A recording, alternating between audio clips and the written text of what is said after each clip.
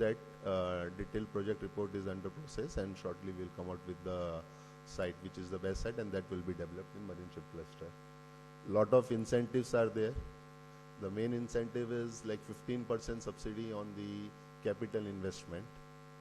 Then for skilling and research and development also, we have incentives covered in the shipyard policy. For passenger water transport, presently, like I told, we are handling around 18+ million passengers annually. In MMR area, Mumbai metropolitan region, traffic congestion is a very big problem. So we have done a pre-feasibility study in which we have identified around 10 potential routes around MMR, and now the detailed study is in progress. And once that is done, then we will develop a water metro in the MMR. That is the plan. Also, for land management and water allotment, we are already working on one policy, which is also under process, and shortly we will come out with that independent policy for land management and water allotment to promote the coastal growth and along the coastline of Maharashtra. Now for State Maritime and Waterway Master Plan, this is the status. We have formed a SMWTC last year only once we received the instruction from the Ministry of Port, Shipping and Waterways. Immediately we had formed, and already we have conducted 2 meetings under SMDC.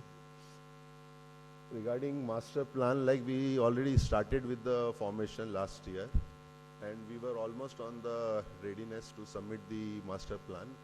But in November, when we received the instruction from Ministry of Shipping that projects which are covered under this master plan will only be funded under Sagarmala. So earlier that approach was not there. So again, we have started working on it, and presently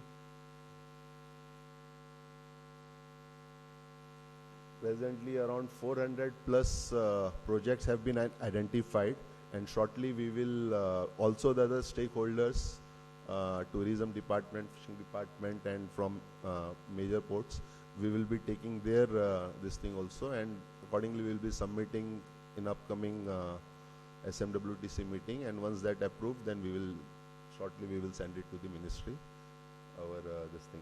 It is almost in the final stages now. For NMHC Lothal, already Maharashtra, like last year, we have already, what was the requisite fund, around 40 CR was this thing for the Maharashtra pavilion in Lothal. We have already transferred that fund, and now in Maharashtra, Archaeology and Department is the nodal agency which will be developing that port in Maritime pavilion in the Lothal. Already now fund is already transferred. We are just awaiting for the position. Like once we get the position, we will develop our pavilion in Lothal. That is almost, we are coordinating with IPRCL, and it is in progress. Preparedness for Maritime Week. So these are the key themes. So already like we have started working on it. For the seminar, theme selection is under process. For exhibitions also, like it is already under consideration. We are working on potential MOUs which we can sign during this Maritime Week. And for policy brochures and the PPT, everything already under progress. For state sessions, already we are working on that, like finalizing event structure, minute-to-minute program, preparation and finalization of dignitary speakers, guest list. So all this, we are already working on it, and by September end, we should be ready with the this thing for the Indian Maritime Week. That's all.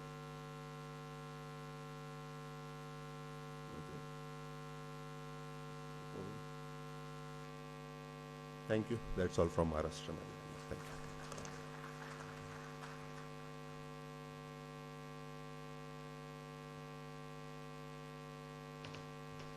Thank you, Captain Praveen Khara, sir, for that extremely useful presentation.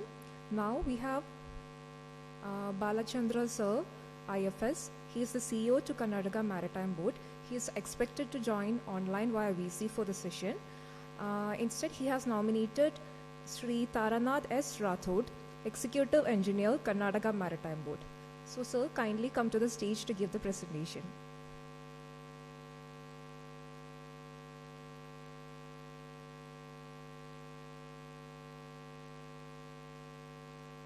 Can anyone please confirm if Sir has joined via VC? CEO, sir.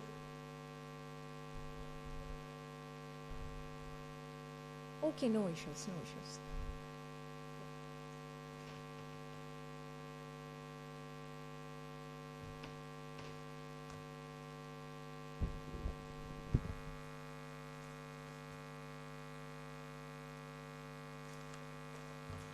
Yeah, very good morning to all. Next slide, please.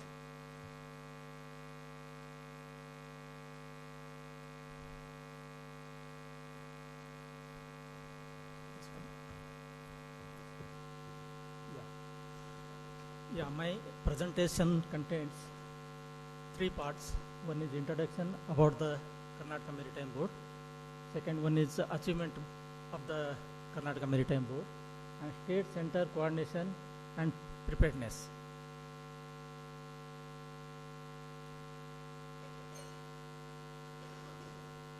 Karnataka Maritime Board was constituted in 2015, but it came into force in 2018 May. This board has 22 members. Honorable Chief Minister is chairman of this board. Minister of Fisheries and Ports is the vice chairman. Additional secretaries and principal secretaries of various departments as ex officio members, and 4 different field experts are in this board constitution. The first board meeting was held on 21st November 2019, and the 11th board meeting was held on 23rd April 2025. Karnataka has a coastline of about 343 kilometers, but handled only about 3% of the total port cargo of the nation in the financial year 24-25.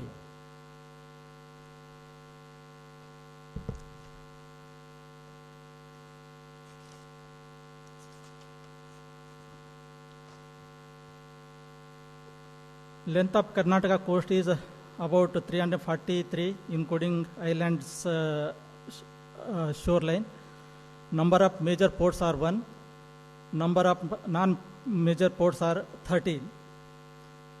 This major port is operated by New Mangalore Port Authority, and 13 non-major ports are owned by Karnataka state. Handling capacity of non-major port is about 3 MTPA. Cargo handled at non-major ports are about 0.6 MTPA in 24-25. This is because there is a hinterland connectivity issue. Once the hinterland connectivity issue is resolved, Karnataka port is able to handle the expected cargo handling capacity. Total port cargo handled in the India 24-25 is about 1,497 MTPA. Cargo handled in Karnataka is 46.61 MTPA. That is, NMPA is a major cargo handling port in our Karnataka. Non-major ports are only handling 0.6 MTPA. To enhance KMB's share in the India's maritime trade, the Karnataka Maritime Board has taken proactive steps for asset management as well as the effective revenue augmentation. The achievement of the Karnataka Maritime Board. The Karnataka Maritime Board is operationalized under the leadership of Honorable Chief Minister, Government of Karnataka, and board has undertaken several key initiatives. Awarded the project development of Greenfield Ford at Keni to the Messrs. JSW Keni Port Private Limited with a project cost of about 4,200 crores. Planned to be handled about 100 MTPA. At first phase to be planned 30 MTPA.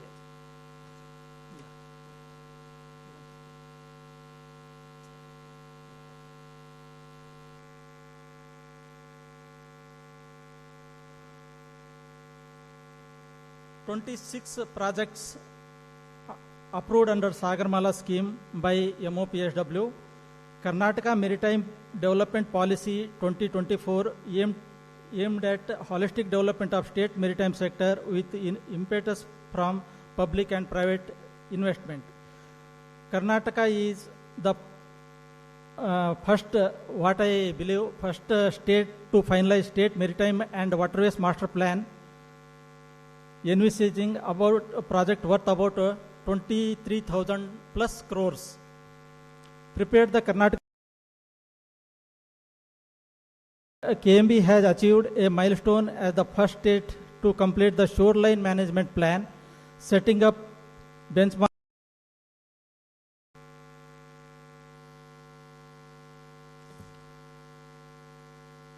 Karnataka has a shelf of investable projects that have the potential to multiply the economy. The other events, conferences such as Global Maritime India Summit 2023, Invest Karnataka 2024, and the Mumbai Roadshow during the summit. KMB solidified collaboration by signing a memorandum of understanding with the New Mangalore Port Authority and Sagarmala Development Company Limited. Karnataka Maritime Board is one of the state maritime board to integrate their port-related data sets into PM Gati Shakti National Master Plan portal, showcasing the commitment to advancing digital integration and maritime development. Karnataka Maritime Board has a prepared comprehensive land information system for all the lands, properties, assets under its jurisdiction under the advanced latest technologies.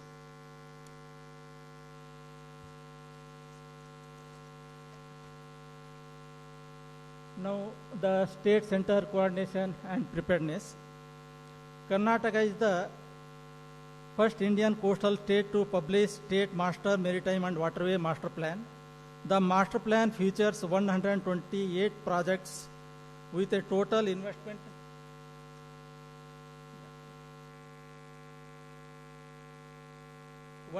proposed projects with a total investment outlay of 23,000 plus crores.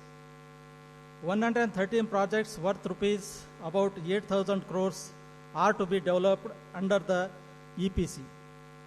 15 projects worth about 15,000 plus crores are planned under PPP model.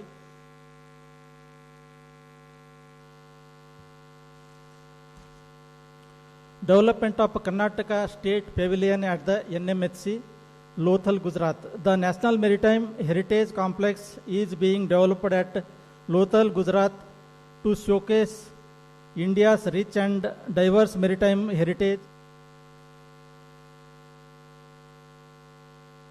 Letter dated in 2023 from Secretary MOPSW, land area of about 15,000 square feet with a tentative build-up area of about 8,000 square feet was identified for the Karnataka Maritime Board Pavilion at the NMHC. In the 19th meeting of the Maritime State Development Council, the state government was requested to undertake the development of pavilion for the state of Karnataka in coordination with the NMHC. Currently, KMB is examining the possibilities of development of Karnataka State Pavilion at the NMHC, Lothal, Gujarat through PPP mode. Issues to be addressed by MOPSW. 26 projects were approved by MOPSW under Sagarmala scheme with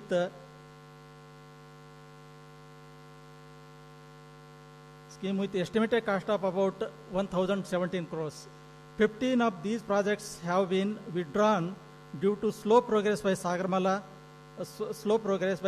cell owing to litigation and delay in obtaining statutory clearances. Out of 15 projects, 5 projects are ready for implementation, and Karnataka Cabinet has also approved to bear all the cost escalation for these 5 projects. Additionally, 4 projects are in advanced stages of statutory approvals. Letter from Honorable Chief Minister of Karnataka has been addressed to Honorable Minister of Ports and Shipping and Waterways regarding resanctioning of 15 projects. Construction of 11 floating jetties at various locations in the Karnataka with 100% funded by Sagarmala.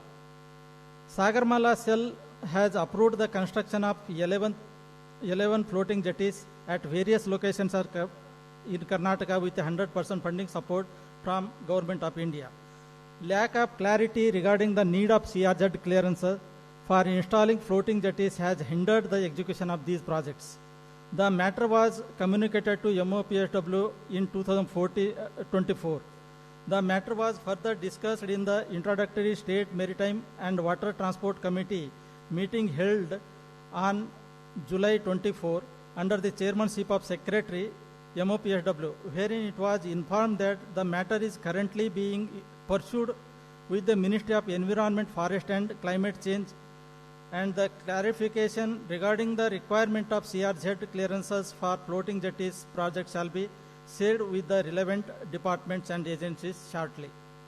However, clarification on the CRZ requirement for floating jetties is still awaited from the MOPSW. Preparedness for IMW 2025. Currently, the matter is being pursued with the GOK for early approval and release of required funds. Awaiting confirmation from MOPSW regarding the charges pertaining to pavilion area. Currently, the pavilion design. Currently, the matter is being pursued with potential vendors, Karnataka State Marketing, Communication and Advertising to finalize the vendors list for procurement of services pertaining to pavilion designs. Pavilion designs will be finalized post-site visit. The marketing materials and collaterals.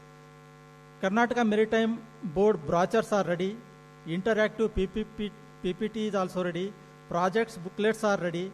Information standees is in progress. Promotional video is in progress.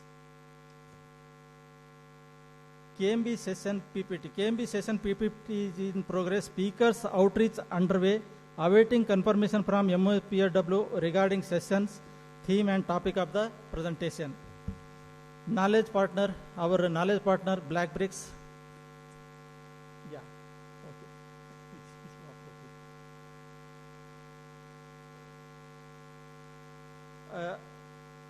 Okay. MOE is definitive agreements. MOE definitive agreements for development of mega projects with the private government entities in the coast state of Karnataka under finalization.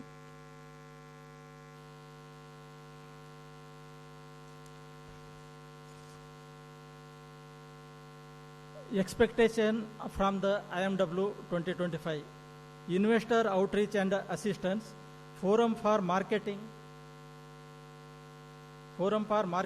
and advertising projects envisaged by Karnataka Maritime Board. Forum for prospective collaboration with the maritime, shipyard, logistics sectors for getting into MOUs. Exposure to new technologies in the maritime sector. Thank you very much, sir.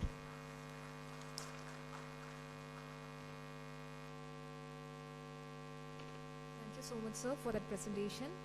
Now, with a small diversion in the minute-to-minute program schedule, we have one more presentation from the state of West Bengal. Now, I would like to call upon stage Mr. Sumit Mukherjee, representing West Bengal Maritime Board, to give the presentation.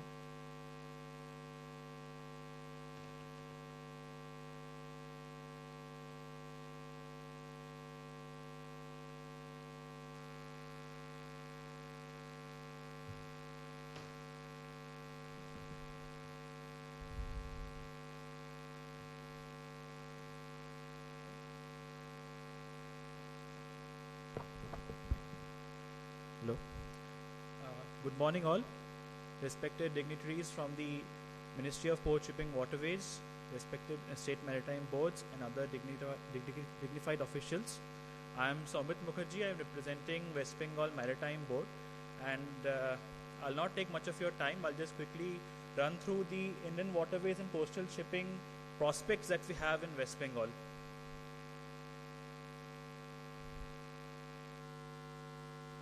So West Bengal is blessed with 16 national waterways, which covers around 2200 plus kilometers, and we have about 540 jetties in the state of West Bengal.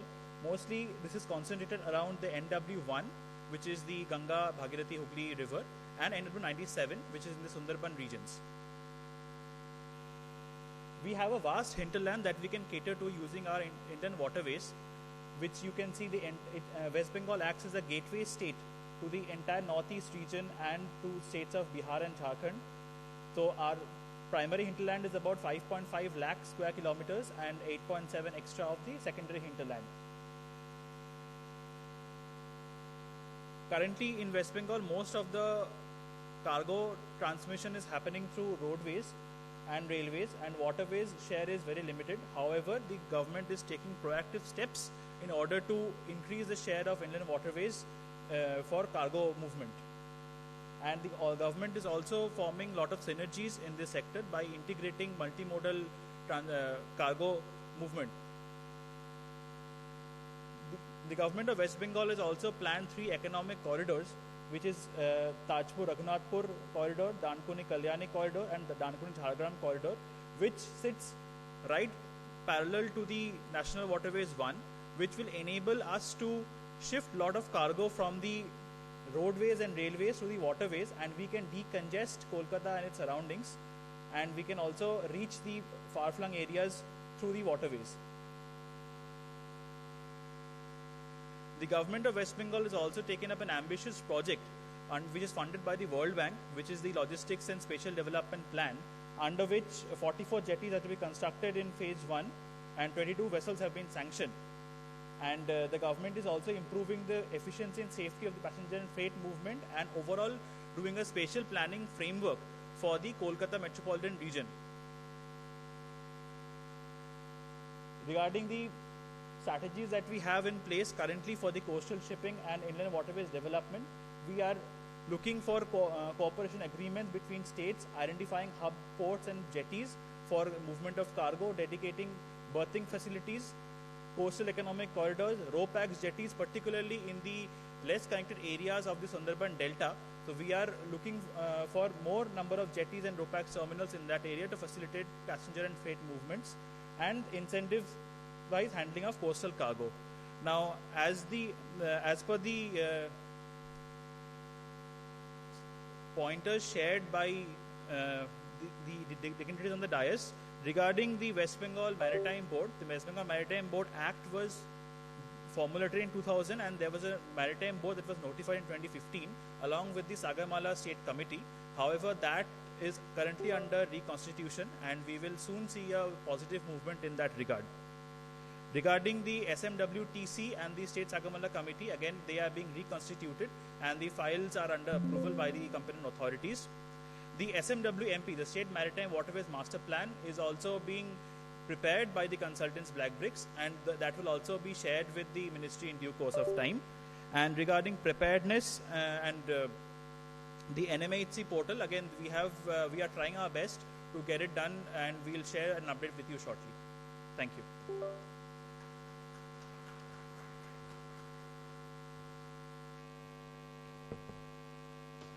Sir, for that presentation. Now moving ahead towards the open forum discussion, I would like to call upon stage Sri P.K. Roy sir to lead the session.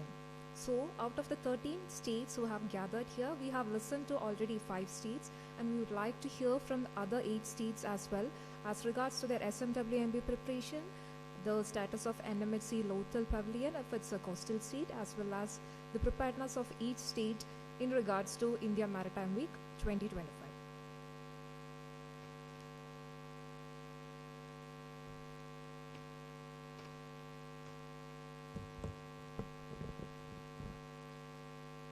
I'm really very happy to see the response and the presentations of the state maritime boards.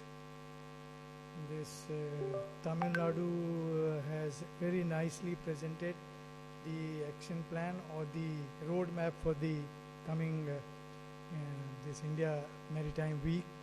Karnataka has also covered extensively not only the presentation about the IMW, but there are issues with the ministry also. We are really grateful, and we'll come back to you very soon with all the queries you have raised. Odisha and Maharashtra. Maharashtra again, they have also covered extensively their IMW and the policies they are making for promoting not only the inland waterways but also the overall maritime trade. West Bengal, once again, it is really a pleasant surprise to see that they are here and they have also made a presentation. I am now giving you some points from the ministry's point of view that we want a kind of a quick feedback from you. As I told that Maharashtra, Tamil Nadu and Karnataka, they have very nicely covered the roadmap of the IMW, but the other states, we request them to also come up with their roadmap and share the same with the ministry as quickly as possible, because that will help us in preparing and organizing the event in a successful manner. As I told you that we are expecting about 1 lakh participants and 500 or more exhibitors. So another expectation from the ministry's side is that as a federal structure, the state and central government are essentially required to work in cooperation and with each other's support. So we will request that you give sufficient publicity to the event among all the stakeholders, industry and the other people who can be interested, particularly not only industry and the investors also, so that we have a good participation in that event. I forgot to tell you that in the last GMIS, now which will be known as India Maritime Week, we have signed more than 360 MOUs. So we are expecting something even of that better level, and the investment also maybe somewhere near more than 5 lakh crores. So that is why we are saying that you please give good publicity to this, particularly among the potential investors from the private sector side.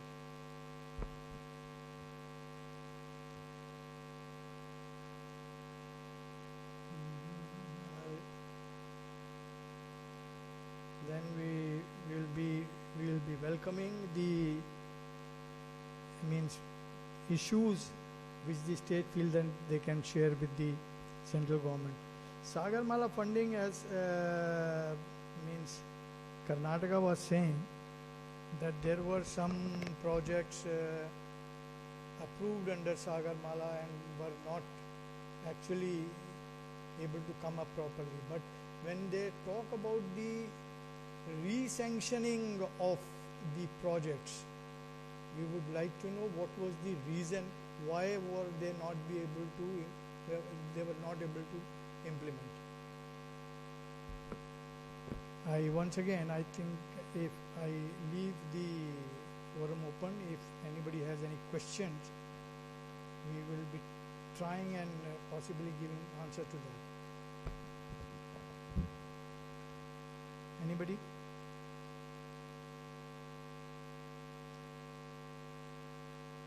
No questions. So I thank you all for your great participation and looking forward for great participation in the IMW as well. Thank you very much.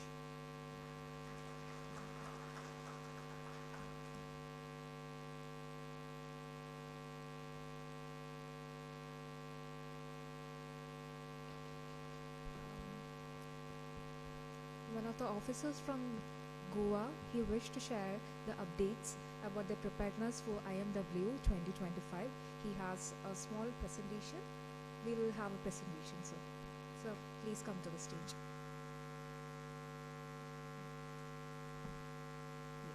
So after this presentation, we will be breaking for tea, and the next session, session number 2, will be starting at 12 noon sharp.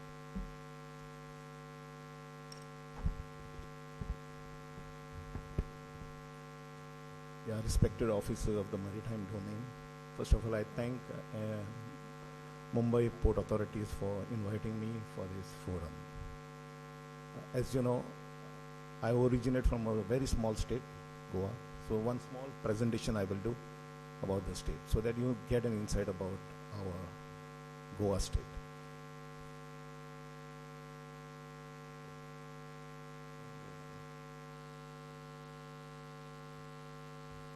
Established in 1912. This is a state ports department known as the Captain of Ports Department.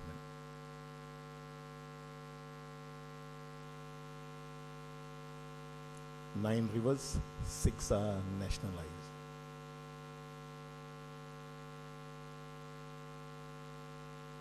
I'm just running through so that you get an insight of it.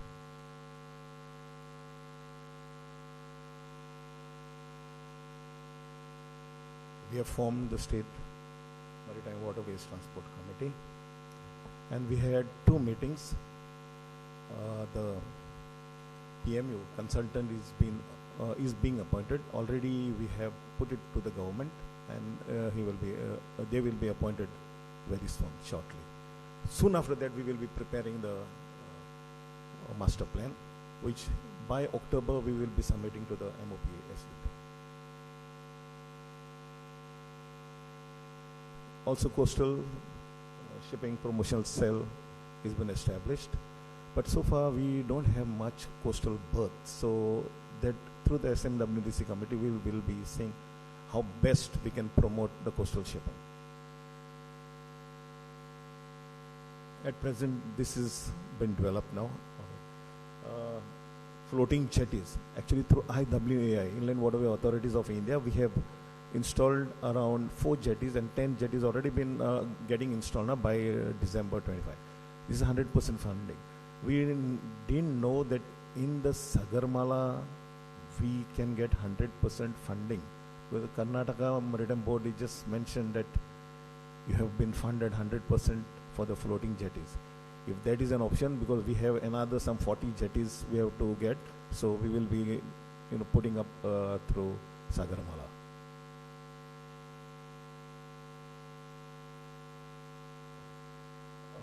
This capacity building, this is a very important role now. We had our maritime school in Goa state that was only catering to the inland vessel crew. Okay, so now we are upgrading it, with and in line with the new IV Act, Inland Vessel Act 2021.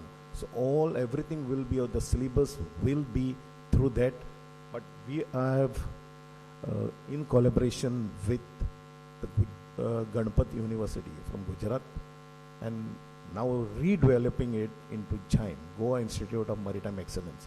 This will cater to all other courses, skilling, upskilling, upgrading our inland vessel crew.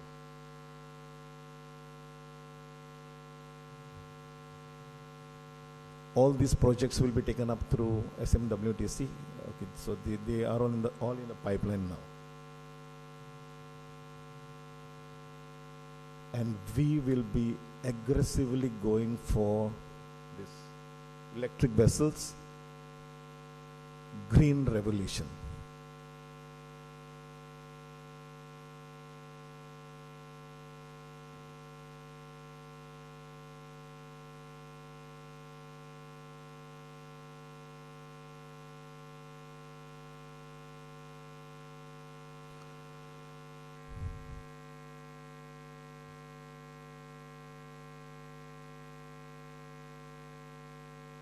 This is the approach to the Panaji port, inside Panaji area.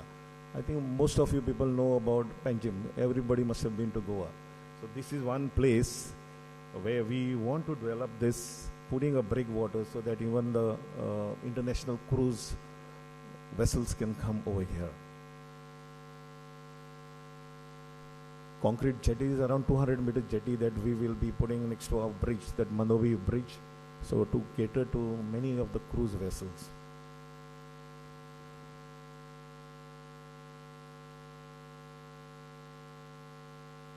Bridge fendering is a must for us, so that we will be taking up, because we got plenty bridges over there, and there is a constant barge movement, which most of the time they bang on those bridges.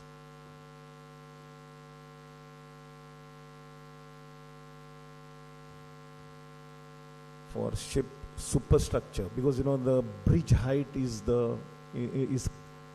constraining the building up of vessels for export quality, export in other countries. They want a high draft vessel. So what we do normally, we are just seeking and exploring an option to get the vessel, the superstructure to be developed on the other side of the bridge, western side of the bridge. This is a problem which is there at all the mouth of the rivers. Okay, so like putting these groins and getting it sorted out. So this also is there in the SMWDC. This is an advanced way because a Panaji port is an anchorage port. So here at the anchorage, this remote operational of buoys. So we are thinking of this option, when the EXIM cargo starts. Though at present, there is no EXIM cargo taking place in Panaji port. The interstate ferries, as most of us know, that earlier there was Bombay to Goa ferry services, but now it is stopped. We used to take this thing before. So now we will be looking for an option to restart it.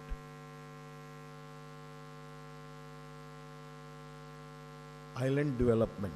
Okay, we will be putting up PPP mode.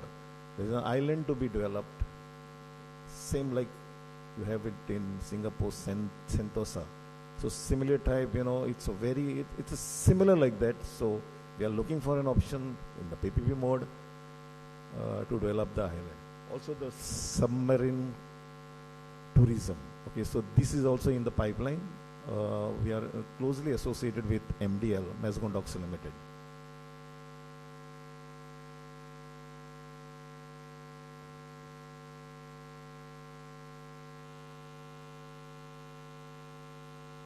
All these projects we will be taking up through SMWTC committee, and we will be giving this master's plan by October end.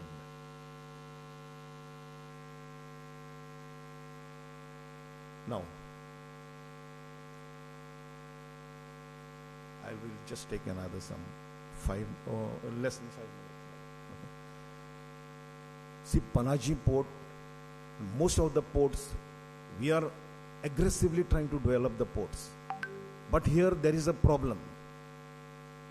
One is that EDI of the customs. We have MPA port, the Marmangoa port, just as adjacent to this is our minor port, Panaji minor port. EDI customs have already set up a cell in MBBA, in Marmangoa port. Now they also want to set up a cell in Panaji port, which is economically unviable because we don't have any much cargo exports are taking place. So this earlier they were handling both the ports together, but now they want a separate cell from one here and one there, which is economically unviable. So I request that the customs has to be told, and they have to integrate both the ports together and operate as was done before. This is one issue. Second issue, Sagarmala funding. We had around some 9 jetties which were given to Sagarmala, under Sagarmala. For the past 5 years, we are just struggling with those Sagarmala jetties. And now still I am struggling. I have reduced it to 7 jetties, but still I am struggling. A DPR is formed, send it to the Sagarmala development cell. They take out some queries, these queries, that queries, all types of queries. So far, we have not received even 1 rupee as the funding for that. This has been taken up with them every now and then. Even now they are saying that it is 1.0 is over. Now we are in 2.0. Will we get for this 2.0 also, or it will be the same like this, up and down? Third point, Regarding CRZ, there is even we have to do the dredging of the rivers. The dredge material, where do we have to throw? There is no clear-cut instruction regarding this. So these issues has to be taken up. Where the dredge material has to be dumped. Is it out in the sea, or is it somewhere for constructive purpose, for filling up some orchard land or filling up or in the road construction? But those things has to become very clear. CRZ also, the places where we need to develop the port, why are they delaying in giving the clearances? CRZ has to be, we have to speak to CRZ so that we become a developed country as per the vision of our Honorable Prime Minister. It will develop only if all our minds come together, we work together, but at the same time we cannot compromise the environment. Then if we compromise the environment, then we are not competent officers at all. By destroying one thing and generating other thing, that is not our aim. Everything has to be in collaboration, and it should be a sustainable growth. Thank you. Thank you so much. Thank you, Captain Octavio Rodriguez, sir. So now we have come to the end of the session 1, and now we may break for tea. And kindly note that the session number 2 IMW Roadshow program will start exactly at 12 noon. Thank you.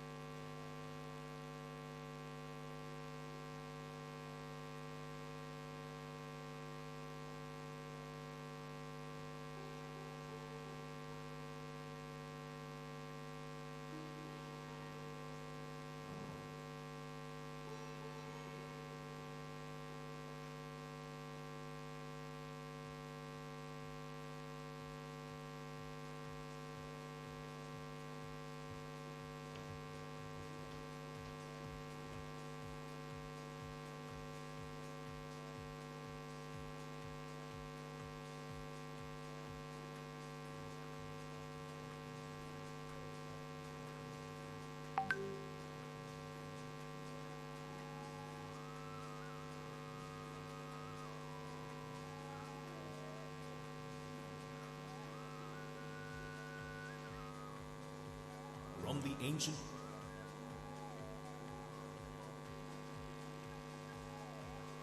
and opportunities. At the heart of this global network stands Mumbai.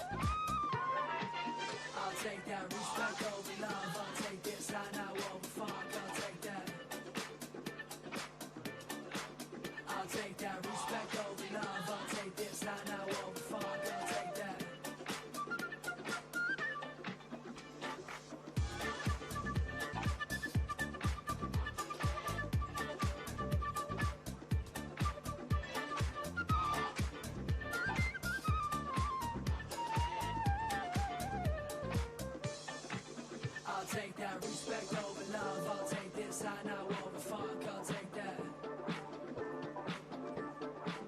I'll take that respect over love. I'll take this high now over funk. I'll take that. I'll take that respect over love. I'll take this high now over funk. I'll take that. I'll take that respect over love. I'll take this high now over funk. I'll take that. I'll take that respect over love. I'll take this high now over funk. I'll take that respect over love. I'll take this high now over funk. I'll take that respect over love. I'll take this high now over funk. I'll take that respect over love. I'll take this high now over funk. I'll take that respect.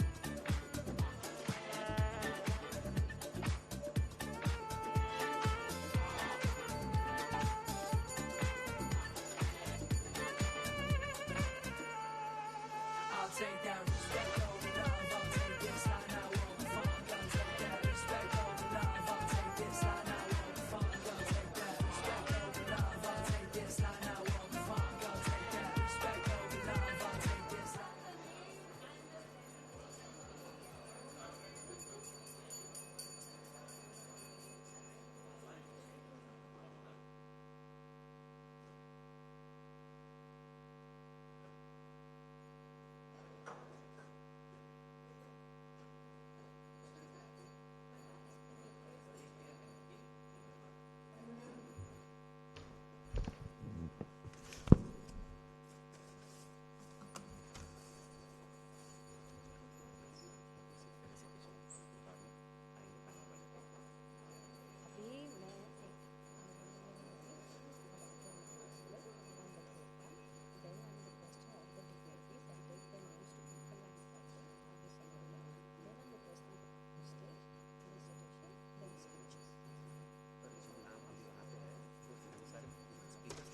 Siddharth? Call Dr. Singh.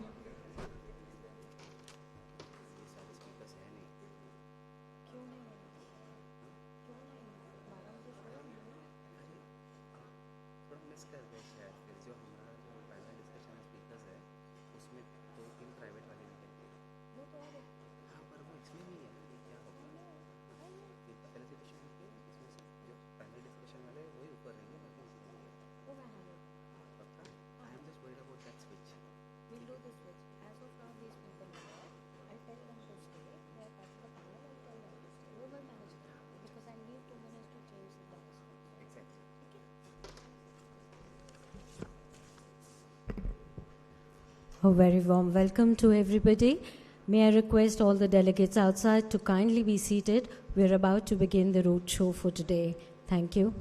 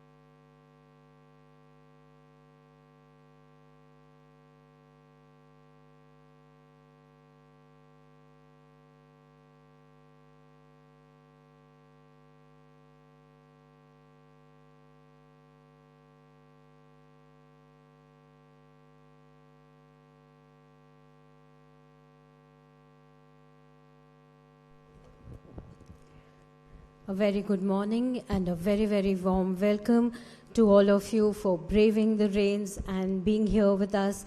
Really appreciate you all being here. Thank you so very much for coming today. So, welcoming everyone to the roadshow of the India Maritime Week 2025. India is actively developing a world-class maritime infrastructure to promote seamless cargo, multimodal connectivity, collaboration between states, and ensuring inclusive, sustainable growth in this vital sector. It's our pleasure to share that the Ministry of Ports and Shipping and Waterways, in the aegis of the Indian Ports Association, is hosting the mega flagship program India Maritime Week 4th edition from October 27th to 31st at NESCO Exhibition Center. India's Maritime Week is India's premier global maritime event, bringing together leaders from the maritime industry, together with the government, the decision makers, innovators, investors, and stakeholders from all over the world. This biennial mega event will spotlight India's growing leadership in the global maritime ecosystem, drive strategic dialogues, unlock transformative investment opportunities across the sector.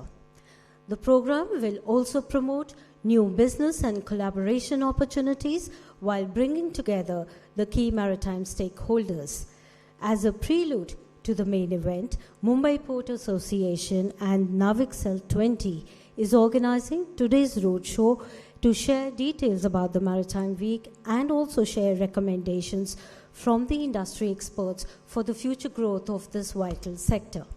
Navik 20, or the Neil Arthur Vision Implementation Cell, is an important platform set up by the Ministry of Ports, Shipping and Waterways, and the main role is to bring together the center, the states and union territories to work on one common maritime vision. While Vibhas gives policy direction, NAVIC 20 ensures things are implemented on the ground.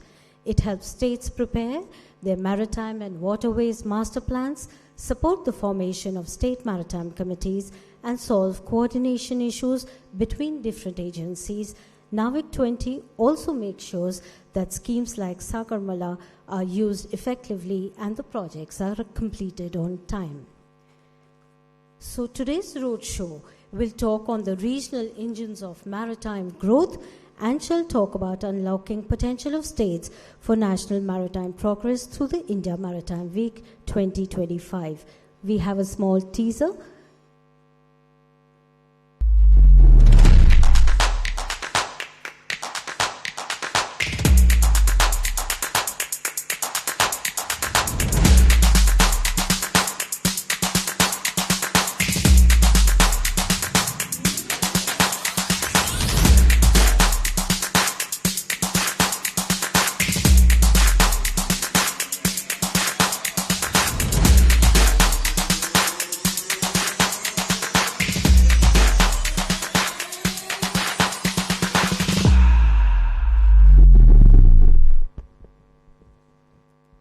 Thank you so much, and we are very honored to have a distinguished lineup of dignitaries who are gracing the occasion today.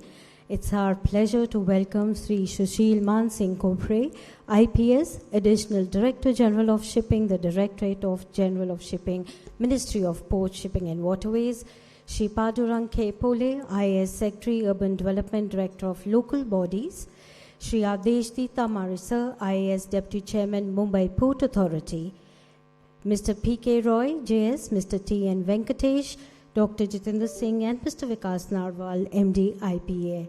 May I request all the dignitaries to please proceed for the lamp lighting ceremony as we commence today's program by spreading the light of knowledge and wisdom. May I request the girls to please hand over the lamp lighting.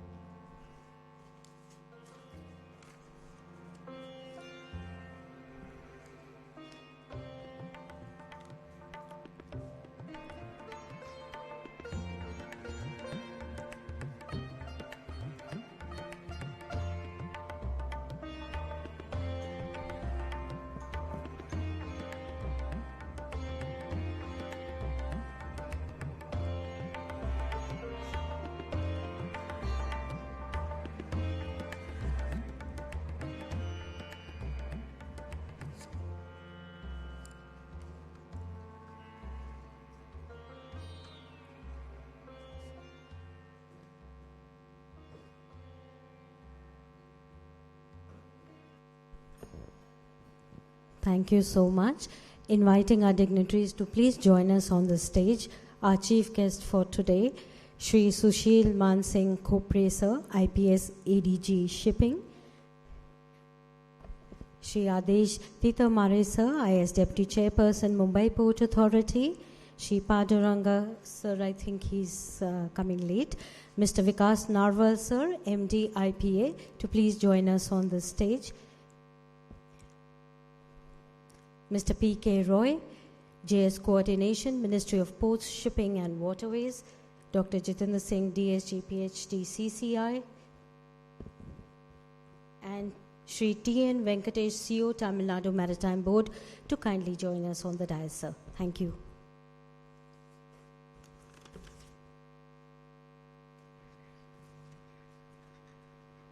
Thank you so much, sir, for taking our time and being here today. Just as a small formal welcome, may I request Mr. Vipin, sir, to please present a small memento and a welcome rose to our dignitaries on the dais. To our chief guest, Sri Sushil Man Singh Kopre, sir. Can we have a big round of applause for our dignitaries, please? Thank you.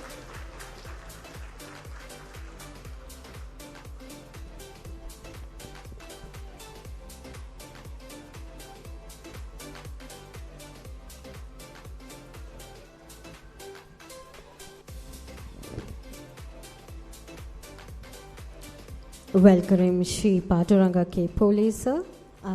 He's not yet reached. Shri Adesh Titamare, sir, IAS Deputy CP, Mumbai Port Association. Thank you for being the force behind today's program. Mr. T.N. Venkatesh, CEO, Tamil Nadu Maritime Board. Thank you for coming all the way, sir.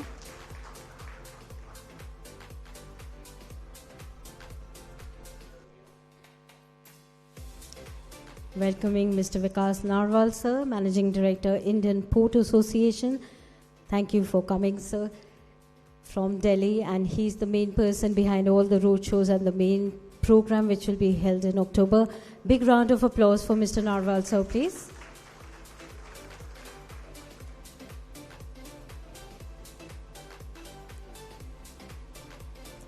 Welcoming Mr. P.K. Roy.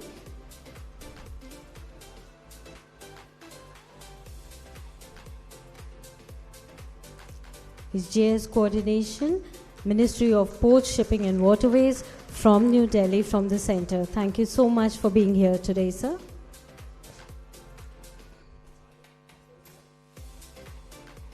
Welcoming Shri Adesh Tita Mare, sir, IAS Deputy Chairperson, Mumbai Ports Association of India, the force behind both the roadshows today. Thank you for your support, sir. Thank you so much.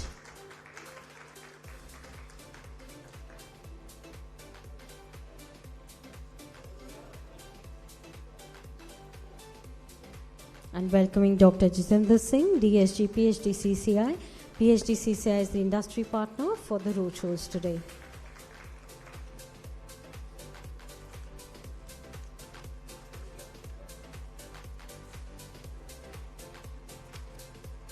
So commence today's program. May I request Dr. Jitendra Singh, Deputy Secretary General, PhD CCI, to please share his welcome address.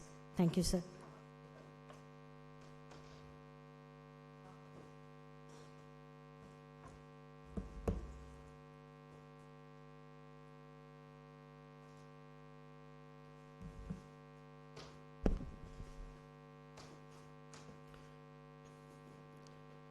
Respected Shri Sushil Mansingh Ji, IPS Additional Director General of Shipping, Government of India, all esteemed dignitaries on the dais, distinguished industry stalwarts, distinguished panelists, on behalf of PhD Chamber of Commerce Industry, which is the industry partner for this very important program, I extend a warm welcome to all of you for this very important roadshow in Mumbai.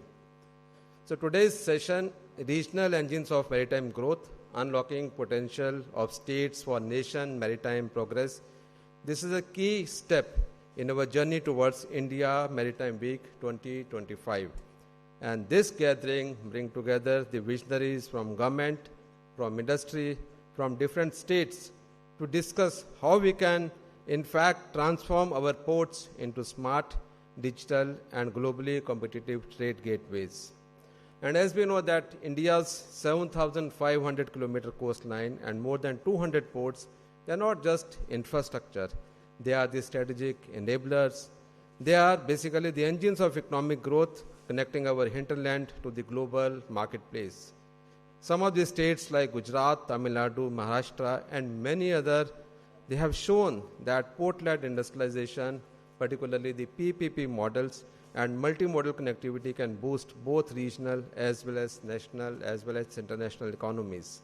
And this roadshow, it aims to create this synergy between the state priorities and national strategies, exploring opportunities in green shipping, coastal economic zones, smart port technologies, and maritime scale development, which is very, very essential for capacity building of our workforce. So it's also an invitation to all stakeholders to participate in the India Maritime Week 2025. And this platform, in fact, it will showcase India's capabilities, investments, and partnerships to the world. So be a part of this very important IMW 2025. So in fact, I invite all of you to actively engage, share ideas, and explore collaborations that will strengthen India's position as a maritime power of the future. And thank you very much. I wish this deliberation a very, very success, and I'm sure that the thoughts that will emerge out of this roadshow will definitely pave a different enabler for the Indian Maritime Week 2025. Thank you very much indeed. Thank you, sir. Now it's our pleasure to invite Captain Praveen S. Khara, sir, Chief Port Officer, Maharashtra Maritime Board, to please share his thoughts with us. Thank you, sir.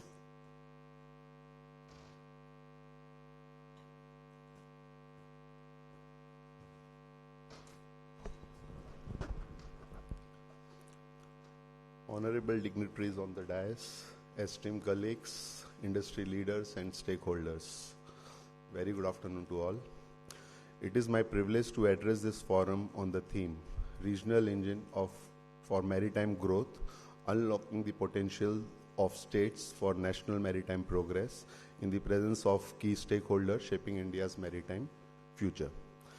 The upcoming Indian Maritime Week 2025 will provide an invaluable platform for all stakeholders, that is government, industries, international partners, to come together and deliberate on the future of India's maritime sector. It is more than just a celebration of our maritime heritage. It is a forum to chart strategies that will shape our journey towards the Maritime India Vision 2030 and Maritime Amrutkal Vision 2047. For Maharashtra, this pre-event is an opportunity to share our policy directions, achievements, while also preparing to contribute meaningfully to the national dialogue during the main event. We must also recall Global Maritime India Summit 2023, which brought together global investors, policymakers and industry leaders. I am confident that under the leadership of MOPSW, the upcoming Indian Maritime Week 2025 will not only replicate that success, but surpass it. Such a world-class event provides excellent opportunities for global maritime community to connect, share ideas, whether on investment, innovative technologies, policy initiatives, or partnership, thereby accelerating the advancement of India's maritime sector. India's maritime sector today stands at the threshold of transformation. Maritime India Vision 2030 and Maritime Amritkal Vision 2047 charts a clear course: world-class ports, reduced logistic cost, carbon-neutral operations, increased coastal and inland waterway cargo movements, and positioning India as the global hub for shipbuilding, ship repair and ship recycling, and also cruise tourism. But these national ambitions cannot be achieved by central initiative alone. Coastal states are the true engines for this growth. They provide the local infrastructure, policies and industry partnership that convert vision into action. When states align with the national framework, collective progress becomes inevitable. Maharashtra, with its 877 km of coastline, 2 major ports and 16 non-major cargo handling ports in Maharashtra, stands at the forefront for this transformation. Historically, the state has been pioneer in India's maritime journey. Right from the era of great Chhatrapati Shivaji Maharaj, strategically located on the west coast of India, Maharashtra has been for centuries a hub for shipping and trade. Today, Mumbai port and Jawaharlal Nehru port continue to be the major contributor to the India's maritime trade, while non-major ports such as JSW, Jaigarh, Angre, Dighi, Karanja are also progressing, complementing to the capacity of major port and expanding Maharashtra's share in maritime economy. In the last financial year alone, Maharashtra has contributed to handle over 231 million metric ton of cargo and 18.3 million passenger transport. This is a testament to the state, the dual role in strengthening both cargo trade logistically and also the passenger mobility. Maharashtra progress rests on the robust policy foundations.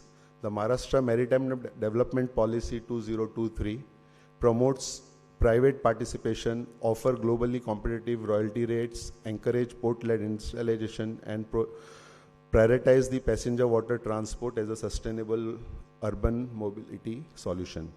The Shipbuilding, Ship Repair and Ship Recycling Policy 2025 positions Maharashtra as the hub for shipbuilding. It envisions modern shipyards, integrated clusters, fiscal incentives, workforce scaling, and eco-friendly shipbuilding and recycling practices aligned with the global standard. Parallel initiatives are underway, such as proposal of water metro project in Mumbai metropolitan region, which is aimed at transforming passenger connectivity in the MMR. Currently, MMB has identified 10 potential routes, and detailed project report is in the process.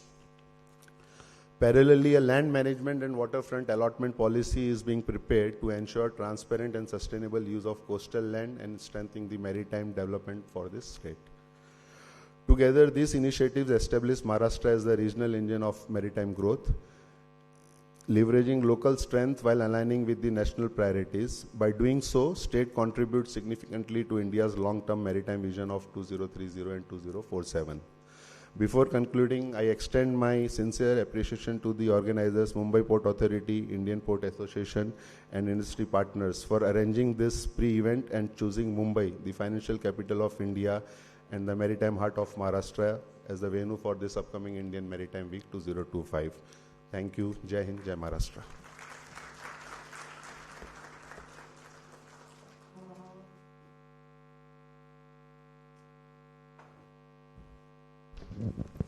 Thank you so much, sir. Now it is a proud privilege to invite our chief guest, Sri Sushil Man Singh Khopre, sir, IPS, Additional Director General of Shipping, to please share his thoughts with us. Sir.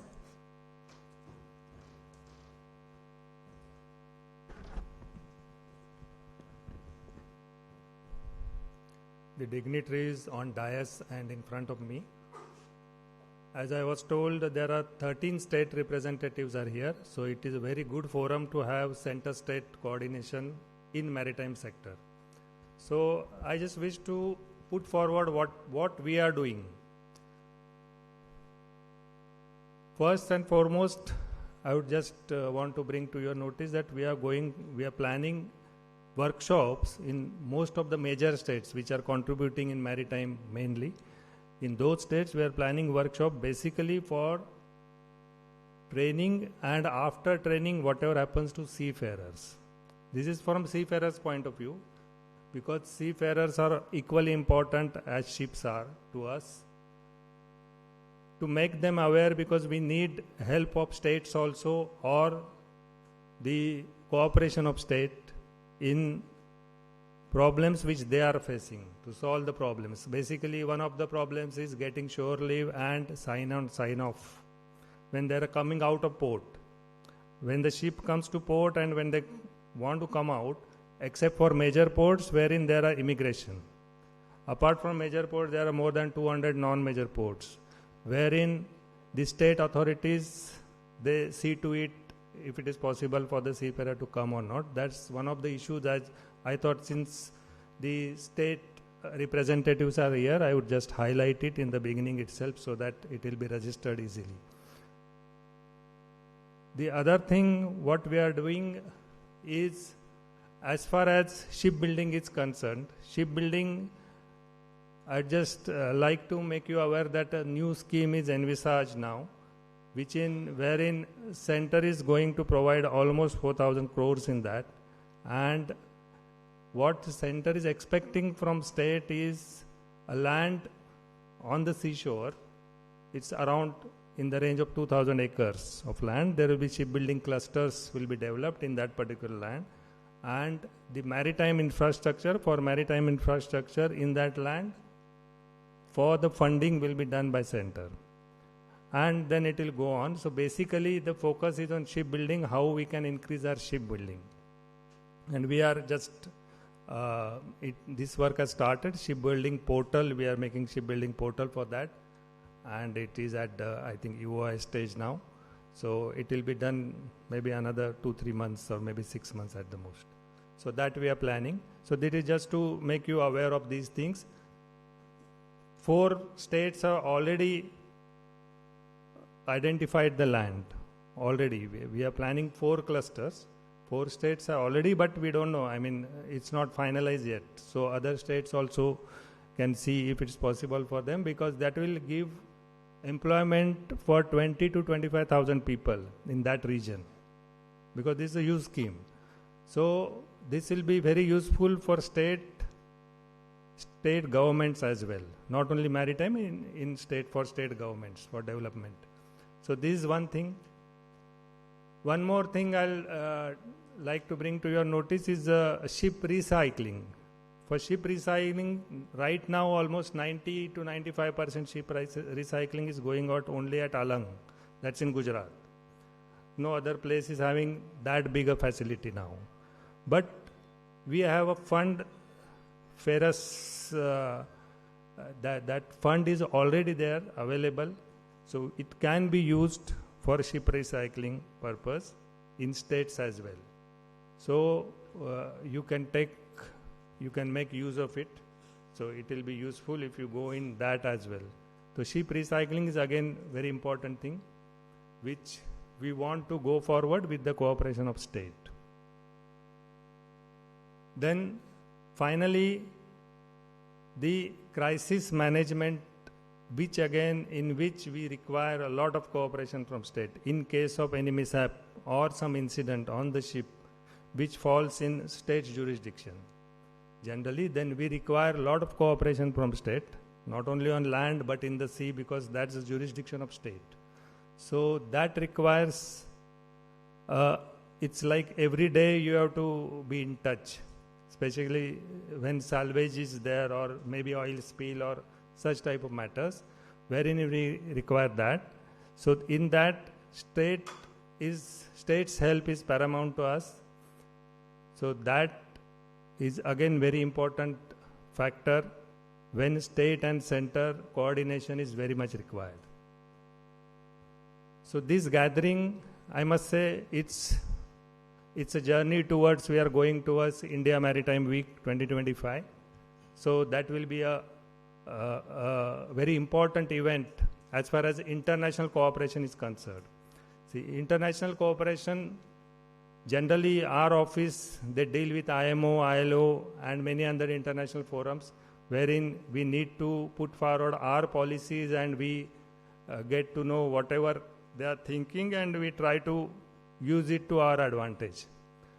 So this event which is coming up, it's a great opportunity for all of us, the state government, the center government, in which we'll interact with many other countries' representative or what they are doing, we'll be knowing, and with the cooperation and for the image building of our nation as a whole and state as state-specific image building, that will be a great event for us, wherein we can showcase whatever you are doing, whatever the best practices are, and there will be it's two ways. We can get something from them and we can give something to them. So that for that event, this is one of the events which is journey towards that IMW 2025. And this is, I must say, this is very well organized, especially when you are getting so many state representatives in one event. It is very difficult to get all the state representatives. Almost 13 means most of the major states are here, which are into maritime. So I congratulate MBPA for organizing these events and I thank them. Thank you.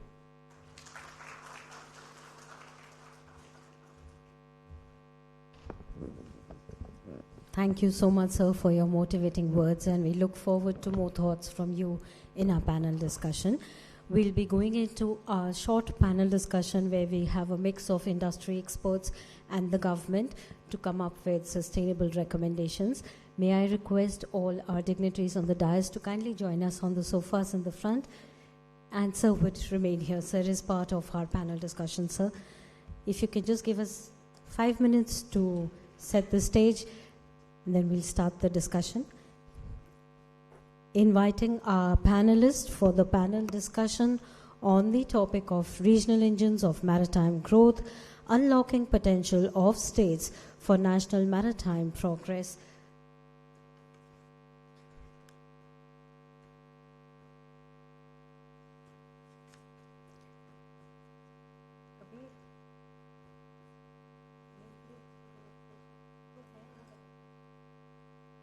So I'll invite our session moderator, Shri Shantanu Bhatkamkar, sir, Managing Director at ATC Global Logistics Private Limited. Sir is an industry expert known for years in the industry. Thank you for being here, sir. Inviting Sri Sushil Mans, co-sir, already on the dais with us, sir. Shri Shantanu Deshpande, Director and CEO, Pace Marine Solutions Private Limited. Captain P.K. Mishra, CEO, Terminals JSW Infrastructure. Thank you for joining us from Bhubaneswar, sir. Representing the Gujarat state, Shri Kalpesh Vitlani, sir, GM Projects, Gujarat Maritime Board, GMB. And Captain M. Ambarasan, sir, State Port Officer, Tamil Nadu Maritime Board, to be on the dais with us, sir. So in this, we'll be focusing on unlocking potential of states for national maritime progress, developing regional ports as smart, digitalized global trade gateways, strengthening multimodal links to hinterlands, and a lot of other areas. I would like to hand the session over to our moderator. We'll just change the things. So meanwhile, we can start the session. Thank you.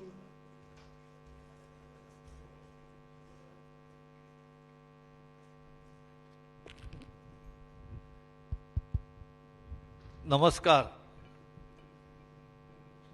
and good afternoon. This is a T20 session.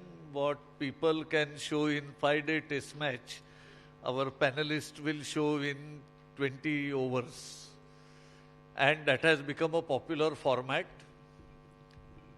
And the theme is extremely important. And congrats Mumbai Port for getting representation from 13 states. That's indeed a great achievement. A big round of applause for this.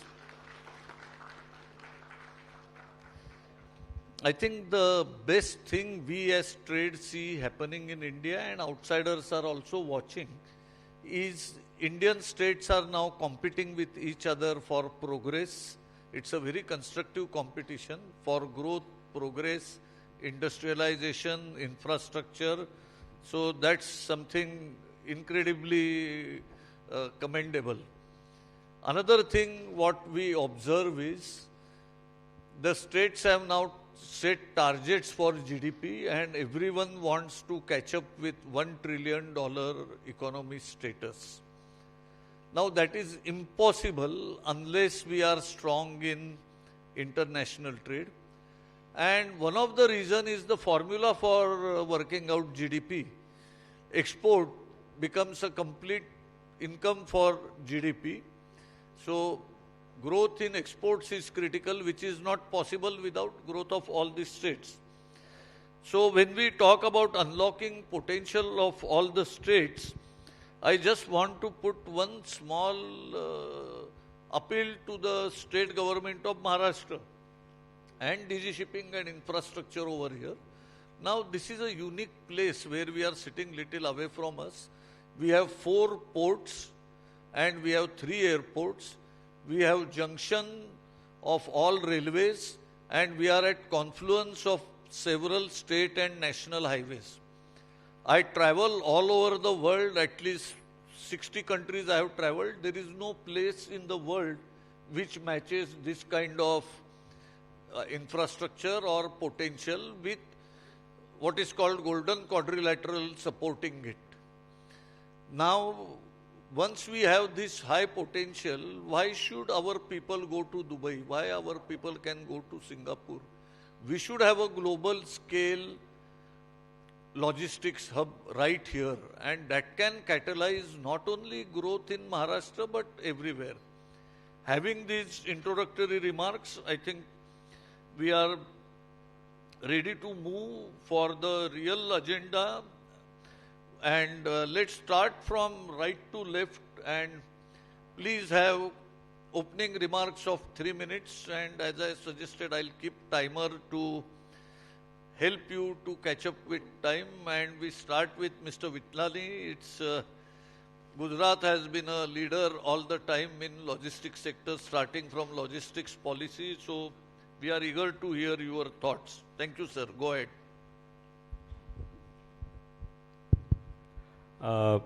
I sincerely thank you, MBPA and MOPSW, for giving us this platform and forum for presenting our views and the state's thought process on the progress made so far. Logistics is very critical if the state is located on the coastal states. So ports are called point of convergence, where railway, road and ports, three modes of transports get converged. And Gujarat being pioneer in forming port policies, logistics policies also, and other relevant policies which increases the output from the perspective of logistics. And recently, in fact, we are coming up with revision of logistics policy, which the state government will do. And we have also introduced one special purpose vehicle to implement the logistics projects, wherein we have identified few projects which are gap basically in logistics sector, and few projects which are related to railways and road projects directly connecting to ports are also identified, which will overall help us to connect our ports and the cargo centers directly towards the market, which are EXIM markets. So these are the things which we are right now working on, and with the help of a Government of India, we'll be able to do this in better way. Thank you, sir, for your quick opening remarks, and that states the foundation for all of us to follow. We'll have a second quick round of 1 minute remarks. In the meantime, we move to Captain Mishra. JSW has made incredible investments in terminal, and let's have your vision of how you will facilitate growth of trade and overall success of India Maritime Week. Back. Thank you. Thank you, Shantanu ji. And thank you everybody present out here, giving us an opportunity to also share our thoughts. So I think this topic is very, very relevant when we are looking at how to unlock the potential of the states, right? So we have a long journey when we started opening our markets in 1990. So if you see today, the states have almost moved to, in terms of cargo handling, they are handling almost 45%, the minor ports, more than 45%. And slowly and steadily, they have improved their market share. But at the same time, when we look deeply at it, we see that almost 5 ports, 5 states out of the 10 states which are coastal states, almost 92% of the cargo is handled by them. Gujarat in itself, where Vitlani Sahab comes from, handle almost 66% of the cargo.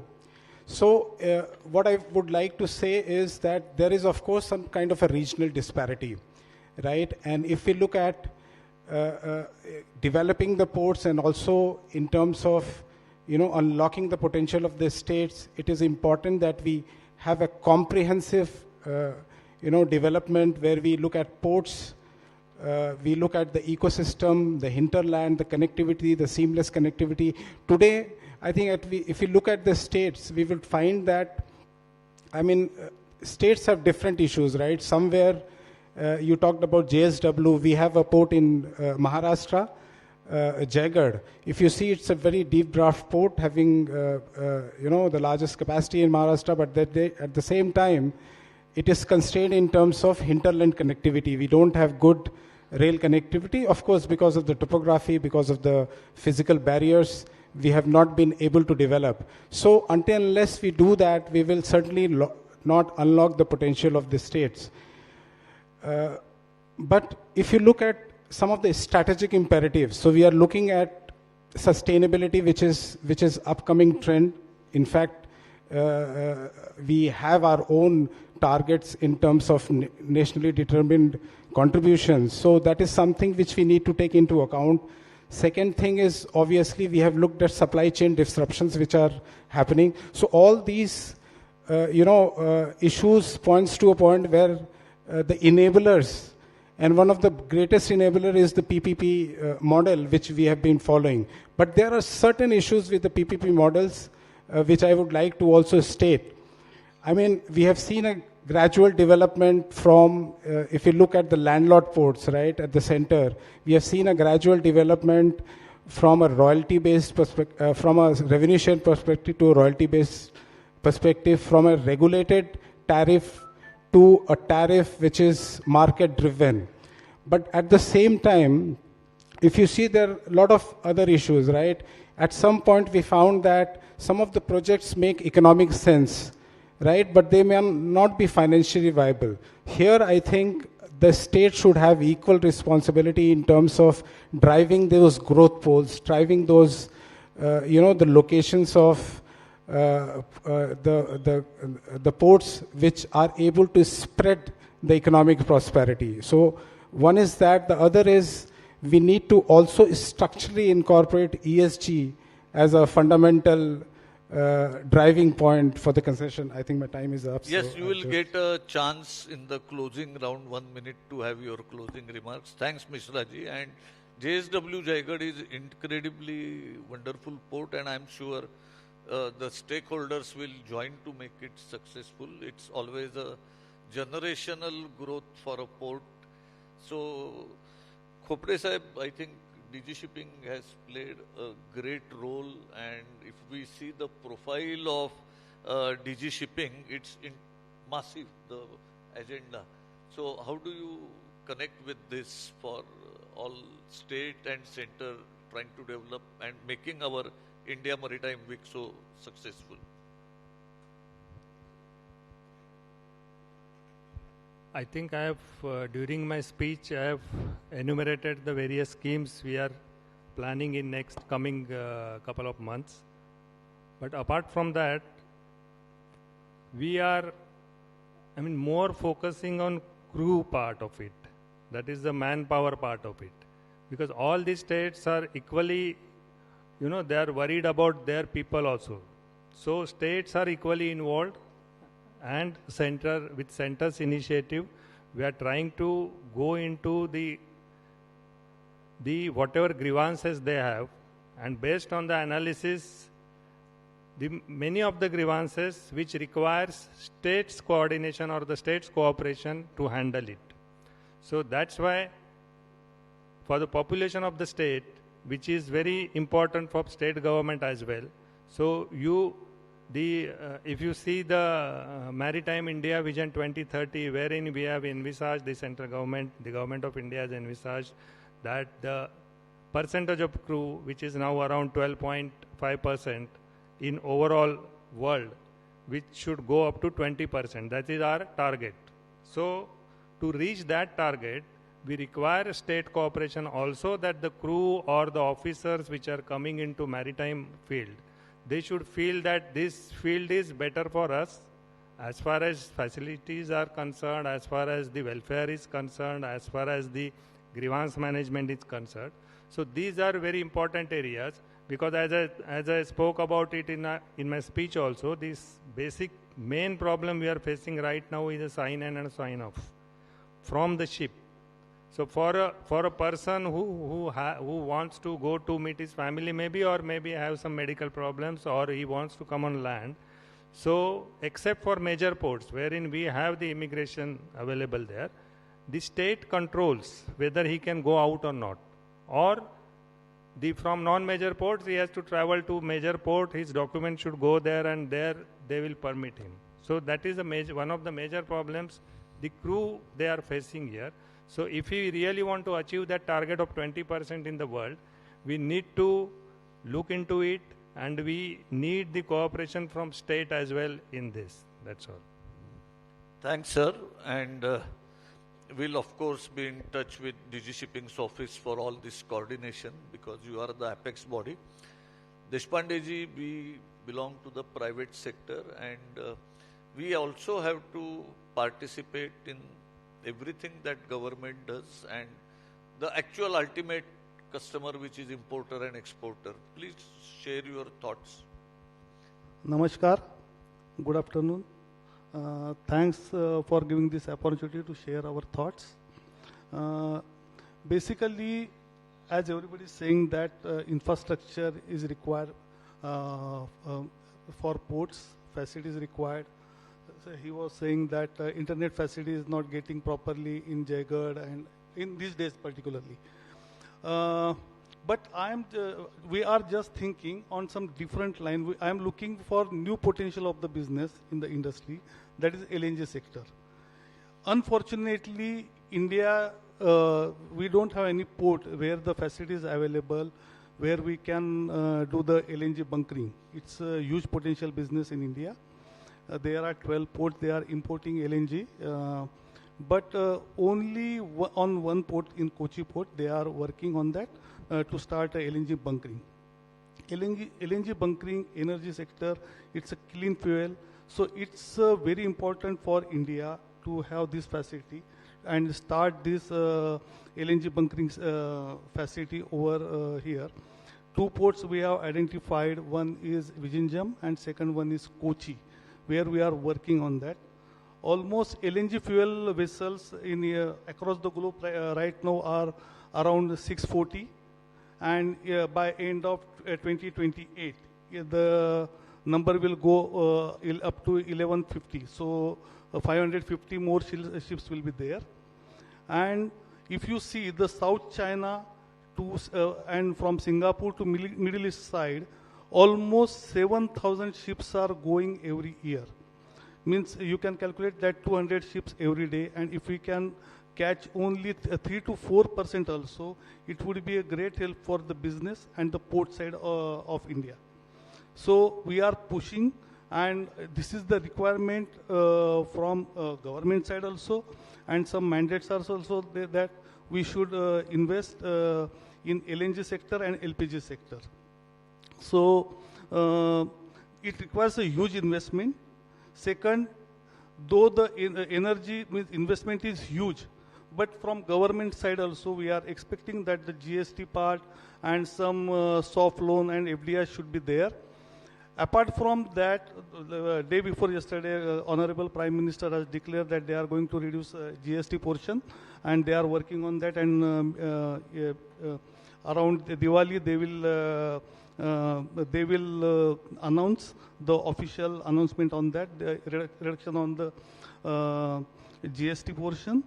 Apart from that, we need to really work on import duties and customs. So the cost of this all energy sector will get benefited, and we definitely can pass it to our common person.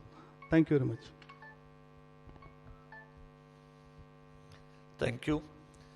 I think we have wonderful presence of 13 states. That's incredible, but we have 3 states present here. And just as Gujarat has pioneering, Maharashtra has leadership. What I've seen in Tamil Nadu, and luckily because of our occupation, we travel all over the country. And the best thing is each state has its own strategy and policy. And I'm also active in Tamil Nadu Apex Skills Center for Development of Logistics. So I've seen that Tamil Nadu government has a very clear vision, very clear focus in 12 sectors. So Captain Anbarasan, we would like to hear your vision and your participation. Thank you, sir. Thank you for the opportunity. I will come to the topic, sir. Unlocking potential of states for national maritime progress. This potential has been unlocked 20 years back. And you can see in 90s, only about 10% cargo was handled by the non-major ports. Today, almost 50-50. Almost 50% of the cargo is handled by the non-major ports in India. It is unlocked, but it is getting pace now. So very soon, it will reach up to 75% non-major ports. You can see it is called non-major ports and major ports. The minor difference is major ports are under the government of India and non-major ports are with the state. So because it is with the state, it is called non-major. But in the new Indian Ports Bill, there's a new port definition is given. It's called mega port. So the non-major ports will become mega ports very soon. Okay. And every state, I will appreciate all the states' contribution because every state has got a deep water port now. And right from Gujarat up to Orissa, West Bengal is yet to start the count on the non-major port. Rest all states have a deep water port, non-major port. And in Tamil Nadu, we are the second longest coastline, 1,069 kilometers. And we have a stiff competition from the major ports. The only state where we have 3 major ports is Tamil Nadu. So all our hinterland cargo is taken care by the major ports there. So, and we are finding it too hard to develop the ports. And next one is the PPP model. PPP model is more or less actually a successful model. A lot of ports have come under the PPP model. And we have also opened an account in Kadalur by giving a PPP partner recently. And we are developing a greenfield port also in Kadalur. So that is one. And almost all the non-major ports have been developed under the PPP model. Few ports are under the captive port model, a port-based industry. And as you rightly said, sir, Tamil Nadu has gone up to a double-digit growth of 11%. And this is first of its kind in India. And though we are a peninsular state, we have a coastline on Bay of Bengal as well as in Arabian Sea. We have identified about 4 locations for development of ports, which will be declared very soon. And we will again still go with the pace of the major ports in Tamil Nadu, and we will try to develop another 3 non-major ports in the state. And regarding the multimodal link, sir, Tamil Nadu state has got a very good road network and rail network. From Chennai to Kanyakumari corridor, and also there is a new East Coast Road which runs along the coast of Tamil Nadu, which will touch upon all the ports. And also we have a industrial corridor at Coimbatore as well as at Tuticorin. So all the coastline is covered with the 4-way road connectivity, and also rail connectivity to entire coastline of Tamil Nadu as well as to all the major cities of Tamil Nadu. So as Sir was saying that we have a good road and rail connectivity in the state, but the hinterland is very minimal, but still we are trying to develop more ports. Thank you. Thank you, sir. It's always pleasing to hear very progressive agenda from states and the progress made by states. I think our panelists have been very strict on time. So one round of applause. And before we close, anybody has 1 minute closing remark we can have, or we can open the floor. Anybody wants to have a 1 minute closing remark? Yes, sir, go ahead. Regarding SAR's requirement on the seafarers sign-on, sign-off, actually all the major ports have the immigration check post. And non-major ports have immigration check post, but not all. And to have a sign-on, sign-off, you need to have the immigration check post declared by the immigration department. And their conditions are very stringent to comply, sir. If there are only 1 ship or 2 ships called a port, and the requirement of immigration officer, 4 officers to be placed, and all the facilities to be given. So this is all becoming a little difficult. But still we are for the ICP. So all the non-major ports are doing it. But in an emergency, we are already addressing all the medical cases and emergency sign-off. We are in touch with the FRRO of Chennai, and it is taken care of in Tamil Nadu, sir. Sir, as much as we travel all around the country, we travel all around the world. Now, India is looked upon for thought leadership and leadership. So, whether small or big, we have to have not just leaders' position, we have to ahead of rest of the world, and that's where we are moving. With this, I think we can, yes. This cannot be concluding remark, but just want to express Gujarat's sincere thanks to MOPSW. And we are already geared up for the coming up IMW 2025. There will be investable list of projects from the state of Gujarat, which will be in the sector of connectivity, will be in the sector of logistics, and greenfield ports also, shipyards also. So we are very much aligned with the Government of India's vision 2047 and the targets given to Gujarat for the port capacity, which is 2,200 million metric ton of port capacity. So we are already in preparation of the details for that. And once again, thank you for this. Thanks, sir, for wonderful closing remark. I think the floor is open. All of you have seen that panelists have been very crisp and very sharp. So any questions or any comments, please be crisp. Please raise your hand so that we can have someone to pass mic to you. Do we have someone for mic? Yeah, let the second mic also be ready. I think please raise hand for the second question so that second mic will be with you.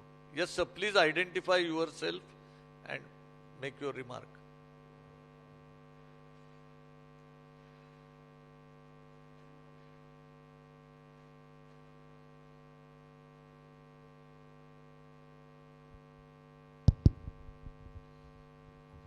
Yes, sir.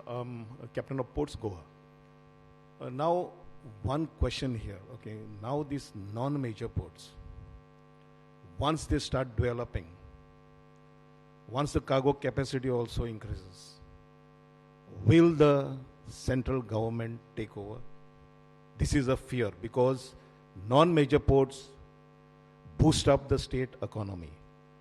And is there any policy like that which has been framed so that these non-major ports are being taken under the central government? Because everything is there in the non-major ports. Immigration, we do the immigration, customs, everything is there. And also the security also. So this is my question to you. See, I would like to just reply to it briefly that there is no such policy that center is going to take over these ports. First of all, that's the first point. And another thing, but what center wants is those ports should be ISPS compliant. What they want. As you said, the security and all immigration, etc., they're taking care. But since as our officer from Tamil Nadu, he has said that it is almost 50%. The trade is almost 50% of the total trade. If you are going to such a level, then all the international conventions, we must stick to them. We should follow them. Otherwise, at international level, 200, more than 200 ports there, if they are not following these international conventions, then it gives bad vibes there. Because we are going towards this India Maritime Week also, wherein we will be having cooperation and coordination between different countries. So wherein our image should be like we are following everything which is proper and as per rule. So that's my request, in fact, to all the states also. Please go and kindly check it up. They have to be ISPS compliant, and then only, because we are in touch with MHA almost every day for this sign-on, sign-off problem. So they are saying they are not ISPS compliant, so getting immigration there is difficult again. Or we should come out with some system so that they should come out of this problem. Thank you. Good afternoon, sir. I am Mehul Dani from FinTech BizNews. Can you stand up and speak? Yeah. I am Mehul Dani from FinTech BizNews. Sir, can you give us some insights in terms of what is India's ranking within the Asian countries as far as cargo handling capacity is concerned, and how we can improve our rankings, matching the global Unless standards? Somebody wants to answer, it is easily available in public media, and you get almost monthly updates of that. So I think we'll give more time for policy related questions. Port ranking, country ranking, it's really available in all the news magazines. So I think you wanted to say something. Okay. In terms of... You will get, I think the organizers, PhD Chamber also publishes this data. You will get that data from PhD Chamber. Okay. In terms of deploying technology, matching the global standards, can you give us some insight how our ports, how our state government, central government improving the technology? So, sir, my question is that is it really necessary that state ports and central ports need to be in competition mode? Can they be in the collaborative mode? Whether there is a true potential that developing many Vadhavan kind of models where central and state government have forged a beautiful alliance with the proper equity share, that such kind of model can be replicated in other parts of the states as well. Because I feel that central and state governments will be the natural allies, where we both can mutually leverage each other's advantages. And I think that will also give a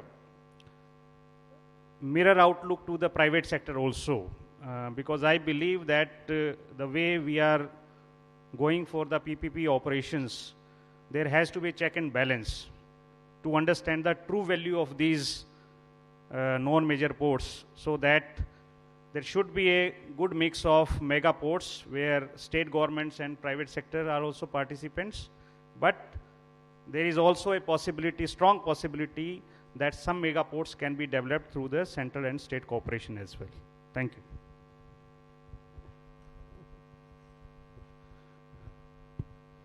I'll just take this and then pass the mic.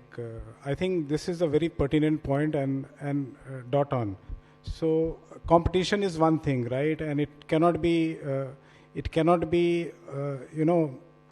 leaving aside the collaboration, which is much more beneficial, right?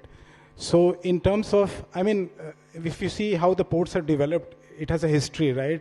They have not been planned. I think they have developed around the industrial center, or the industrial center later had developed there. But I think with this MIV and with this central government planning, etc., now that consciousness is already there that we need to orchestrate the development, right? So that we don't duplicate things, but at the same time there is enough room for collaborating.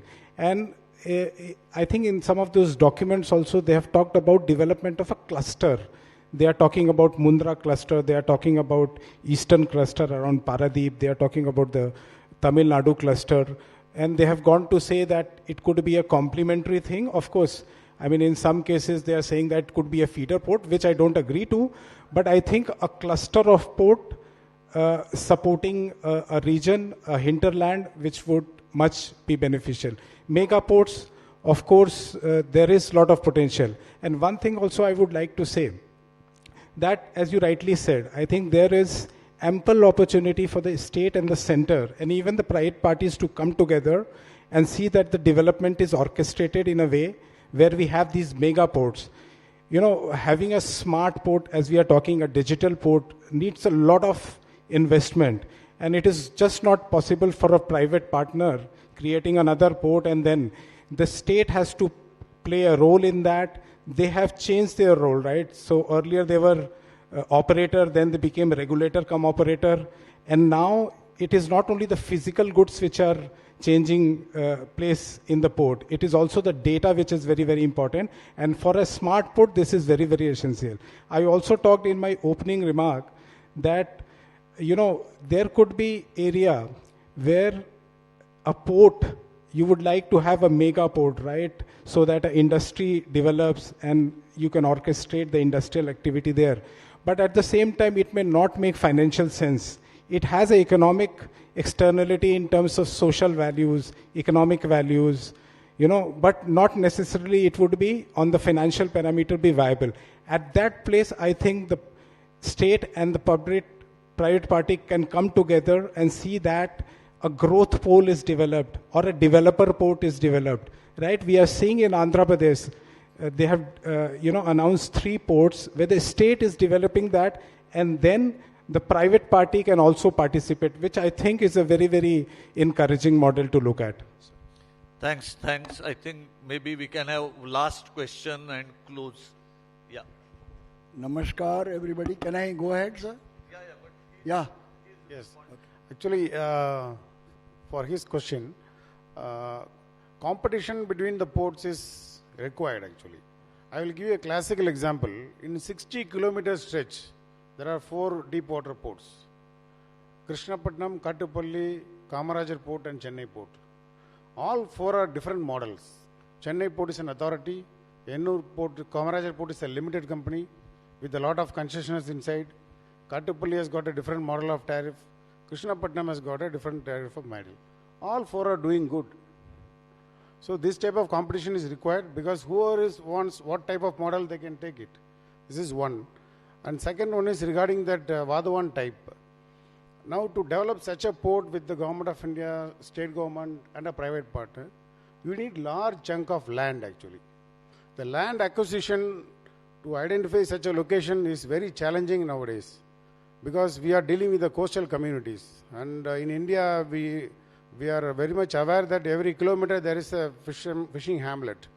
So it is difficult to identify such a large parcel of land of 4,000, 5,000 acres and then acquire the land and go for development.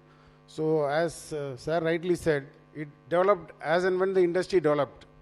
So it's a good model, but it will be difficult to go for land acquisition and develop such model actually. I think the two ports, Vizhinjam and Vadhavan, are in that type of model, but it's a good model. Thank you. Yes. Last question. Yeah. Namaskar, everybody. Thank you very much for giving me the opportunity. And I heard all the eminent speakers on the panel. I am a seafarer, and I am coming from Company of Master Mariners India. And my name is Krishnan. And my question, I have got 3 points to make. One is the safety. Quick one question. No questions. So then just only 3 one points. point. Means Regarding, everyone was crisp. Okay. We can close. There are a lot of hands that have been raised. So we can't be unfair to others and allow you 3 things. Please, quick. So the safety and security of container, the fires that have taken place close to the Indian coast. Of course, thanks to the Coast Guard and the other alert agencies, we were able to control on certain ships. There were loss of lives. So my question is regarding the ports. Will they be allowing the ships to dock in and remove the containers which are misdeclared and are having a peril to the seafarers? This is the question to the port authorities. Thank you very much.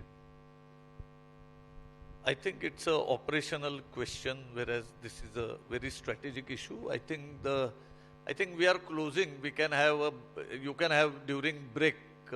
We have one question time or okay. Yes, the mic at the last, please. Yes, mic at the last, please. Whenever a ship comes to the port, it should come in seaworthy condition, fully stable condition. So it is the duty of the master of the ship to bring the ship to the port in a very safe condition. So what else port can do? Port can safely berth the vessel and unload the cargo. Good afternoon. When will rail connectivity start from Dighi port for break bulk cargo? I am Narayanan from Batliba Impex Limited. I think this is a road show for an event to come. I think we can pass over your question to Dighi Port and we can have a different forum to take it up. Okay, thank you, sir. You can take over. Pardon? Sorry? I think a big round of applause before I hand over to the moderator. Pardon? Yeah. I think we had wonderful participation from the floor, and this is one of the event where there was 50-50 participation. Like as much as panelists spoke, we gave great opportunity to floor, and I think that was wonderful because our panelists were crisp. And now with this small closing remark, I hand over to the moderator. Thank you so much, sir. A big round of applause for our panelists for being here, for sharing their thoughts. They will be available, hopefully, for lunch and throughout the day as well, sir. So if you have any more questions, you can please ask them at that time. Before we go forward, I would like to invite Mr. Rajesh Sathi, sir, Deputy Secretary, Ministry of Port, Shipping and Waterways, to please share a small presentation with us. Sir.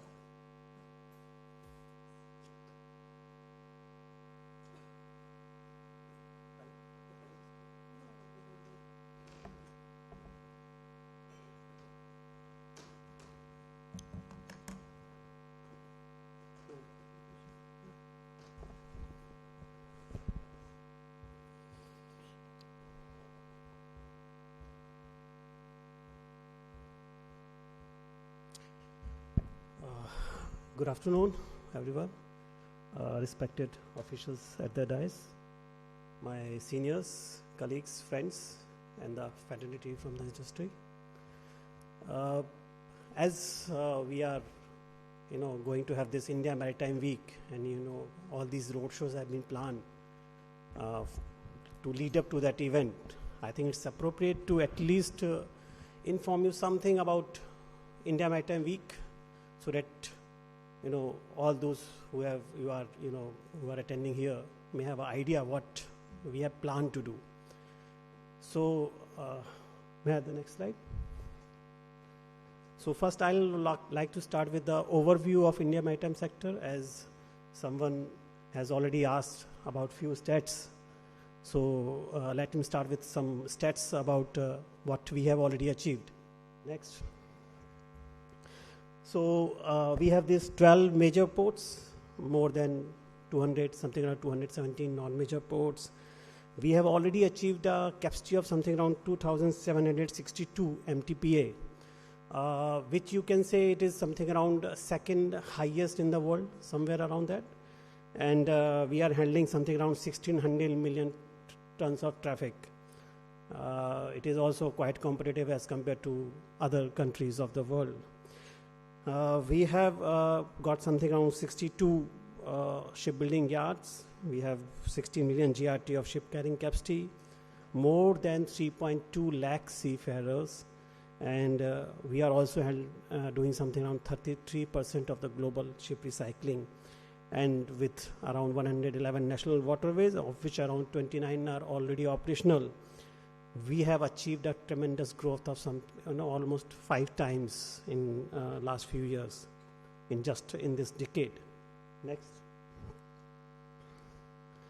So, as far as the global competitiveness of Indian maritime sector is concerned, these are the stats that you may like to have. We have our 2 ports in the global top 30. We have this Mundra as well as Visakhapatnam. We have achieved a turnaround time of 0.9 days, means something around less than 24 hours, 22 hours exactly, something around that. And we are in top 3 in trained manpower, second in global ship recycling, second in highest port handling capacity in the world, as I've already told. 16th in the largest shipbuilding sector, 41st in the world competitiveness index, and that is what we further achieve to get higher on this scale. We have achieved from 71st to 41st. So we are going to, trying to improve it further. We are 14th in the liner shipping connectivity, 30th in logistics, and 4th in global seaborne trade. So these are the facts and of the maritime sector of India. And these are overall facts, and I just want to highlight what we have achieved in just last decade. Next slide. So we have almost doubled our port capacity in just last 10 years, with something around 350% increase in annual cruise passengers, and around 400% increase in national waterways capacity, around 110% increase in value of PPP projects, and 28% increase in ship carrying capacity. So, and the most important, around 1,300% increase in wind and solar power capacity at major ports. We are really onto this renewables. We are, doing exceptionally well in terms of, getting our ports green, as well as the entire maritime sector. Next. So, what led to these achievements? So, we have these flagship programs like Sagarmala. We all know it's going to complete 10 years next year in March. And as somebody has pointed out, we are doing exceptionally well in digitization of our operational processes. Jalmarg Vikas project, that's of IWI, is another brilliant example. Then we have come up with this Harit Sagar Green Port Guidelines that are leading our greening initiatives. Then we have these investment facilitators, like this model concession agreement that we have revised in 2021. Then revised tariff guidelines, priority to Indian built vessels, shipbuilding financial assistance scheme, and Honorable Finance Minister has already announced in the last budget that we are going to have another one, SBFAP 2.0, which will have a more time period as well as more finance to it. And then we have this Maritime Development Fund, the numero uno initiative of Ministry of Shipping, wherein we are going to finance something around 25,000 crores in almost all the areas of this maritime sector in India. And we have these enabling acts, Major Port Authorities Act already there, and then Marine to Aids Navigation Act, Inland Vessel Acts, Merchant Shipping Bill already passed by the Parliament, Coastal Shipping Bill, and Indian Ports Bill that's already been passed by the Lok Sabha, and today it's listed in the Rajya Sabha. Maybe it will get passed today, and then we will have a new Indian Ports Bill this year and the Act. So this is what we have done, and now what we want to achieve in next decade. So we are trying to have 4 times of our port capacity. We want to achieve a port capacity of something around 10,000 million tons. Then we want to be among the top nations in shipping and shipbuilding. Usage of clean energy, fuel, along with we have this global leader in ship recycling. That's what Alang is trying to do. They are upgrading themselves. We want to also be a cruise leader in Asia Pacific with around 10 times of growth in passengers, and wanted to achieve a 12% of modal share in coastal and IWT. That's what we wanted to do. So with these stats, I present you India Maritime Week 2025. Next slide. So next slide. So the journey started in 2016 with the new government, which was a very successful event. Then in 2021 was a hybrid event, almost an online event. And in 2023, the Global Maritime India Summit that we have organized here in Mumbai at the venue, and it was, we all have seen, it was one of the most successful event with more than 350 MOUs signed and 380 investment opportunities given, and there was a participation of more than 50 nations during that event. Next. So this was a story that we have started, and it started well. So with already, I just tell you about the last GMIS. We have something around 8.36 lakh crore of MOUs and 1.65 lakh crores of investment opportunities. And in only these last 2 years, we have achieved something around 50% grounding of the MOUs. Means almost like you can say 5 lakh crore of investment is already grounded within these 2 years. So these MOUs are not only formalities that people sometimes try to signify, but all these MOUs, most of these MOUs are already grounded, and we are working on that. And maybe when we'll come again in 2027 somewhere, I can say that maybe most of these MOUs will be, may have been implemented also. Next. So, as I've told, last time we had something around 50 nations, and this time we are targeting more than 100 countries. More than 100 countries with a participation of something around, 1 lakh delegates, 500 exhibitors, 10 lakh crores of investment opportunities, 10 plus concurrent events, and 200 plus global speakers. So this time, it's not Global Maritime India Summit, it's India Maritime Week, wherein we will have number of co-located events at the venue and other venues also, not only at the Goregaon NESCO Center, but we have also organized few programs at other venues because we cannot accommodate all the things at the same venue. But all in Mumbai, and it will be shown, it will be for you to decide where to go. Next. So this is the layout of the venue with more than 68,000 square meter of space, and big conference hall, and something around maybe something 60 acres of land, and it can accommodate something around 35,000 of visitors, ample parking, everything. So this is the place to go. Next. So what IMW going to feature? It will have a grand staging area, roundtable meeting rooms, VIP network suites, country pavilions, experience zone, mega exhibition space, thematic zones, focus forum halls. So these are only the few things that I am showcasing here, but it will be a grand thing. We have already identified our partner countries. Next. So we have these 7 partner countries with us. We are working jointly. We are going to have some ministerial delegations from these, and most probably the ministerial delegations from more than 20 countries are already been finalized, and let's hope it will go further. Next. It's not only about countries. We have already collaborated with our other partners.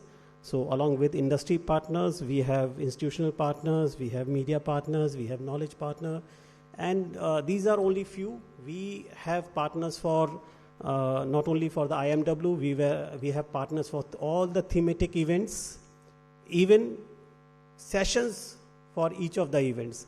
So we have, this time it's not only 1 or 2, it will be more than around 20-25 partners for each and every aspect of the IMW. Next. So this was about the overall IMW. Now in the last few slides, I'll be telling you about the event spectrum, wherein we have identified something around 11 thematic events. So we have this Global Maritime India Summit, our first and foremost event that we do every year, which will be organized by the ministry.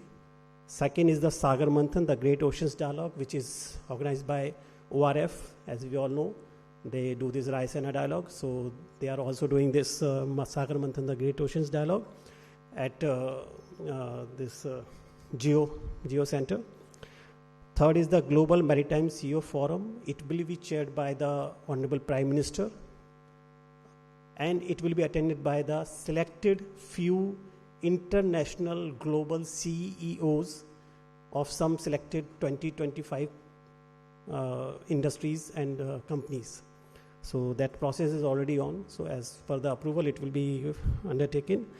Fourth is the Sagar Ratna Award, in continuation to our last award that we have already given in 2023. The awards will be given in various categories.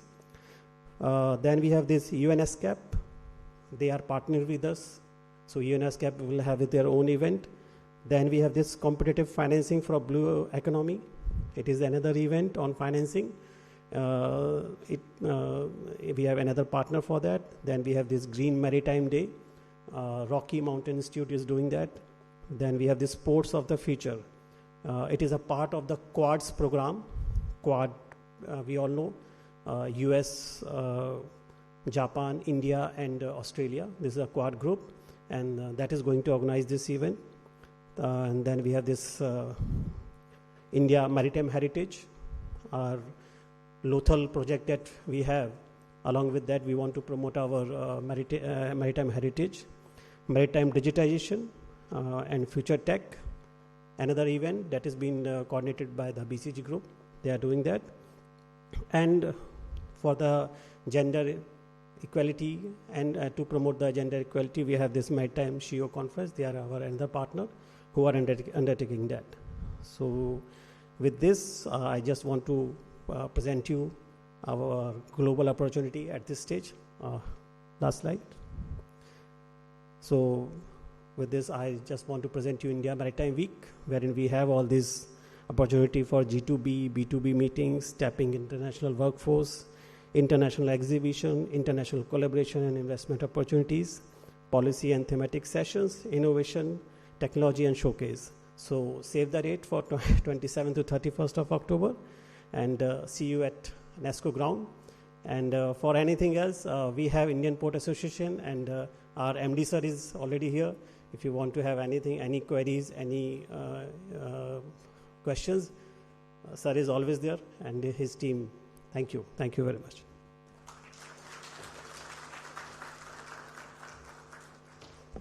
Thank you so much for a detailed presentation. We have a short video before we end the session. From the ancient trade winds to the digital corridors of today, the oceans have always connected nations, cultures, and opportunities. At the heart of this global network stands Mumbai, a vibrant maritime capital where ideas, innovation, and investments from around the world come together. India Maritime Week emerges as a truly global platform for maritime dialogue, where policymakers, industry leaders, and innovators from around the world come together to shape the future of the blue economy. In 2025, the conversations get bigger and smarter, with visionary forums, transformative collaborations, and a shared vision for sustainable growth across the global maritime sector.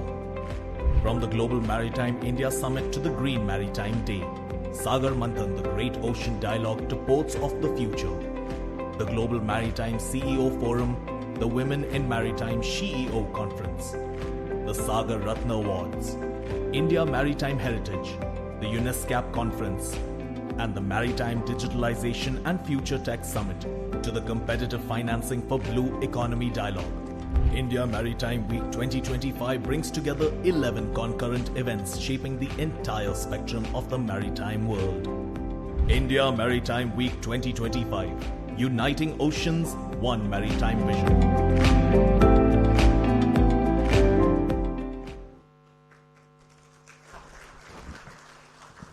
Thank you. It's going to be a grand show. So I'll request everyone to kindly register on the website. There is a delegate and a visitor registration details. For any information, you can contact us at the registration counter also, and you will immediately get your delegate pass also. So inviting everyone to please come and register. Thank you so much. Before we end, a big thank you to our panelists. And may I invite Shri Pavan Bahekar, Sir, Secretary, Mumbai Port Authority, to kindly do the honors and thank our panelists. Sir, please. So, thanking our chief guest, sir, again. Sri Sushil Mansingh Kopre, sir. Please, thank you for being a part of the panel also, sir. It motivates the industry when we have stalwarts like you.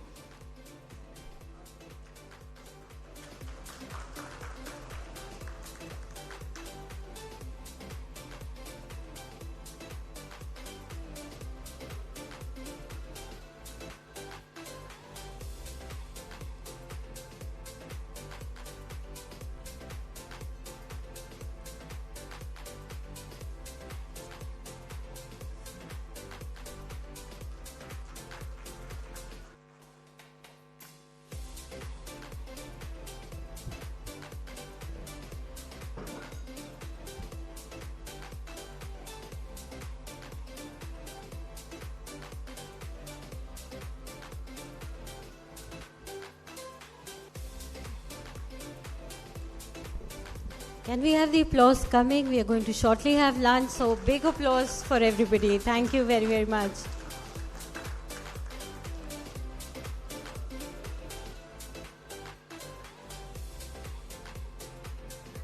Sir, our moderator for the session, Shantanu sir, thank you so much for moderating the session, sir.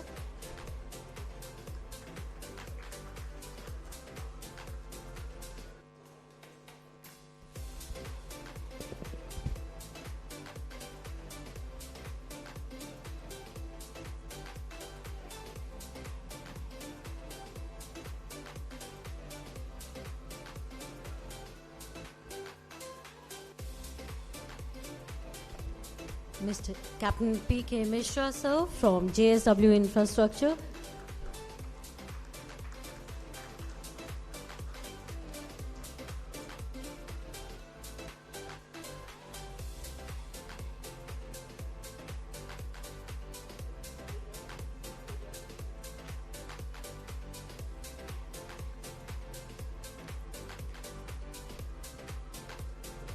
Thank you so much, sir, for being here.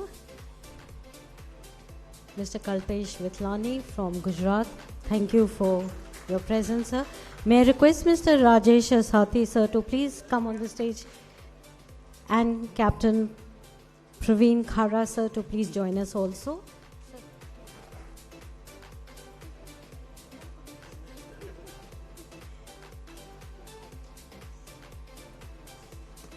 Inviting Captain Praveen Khara, sir, also.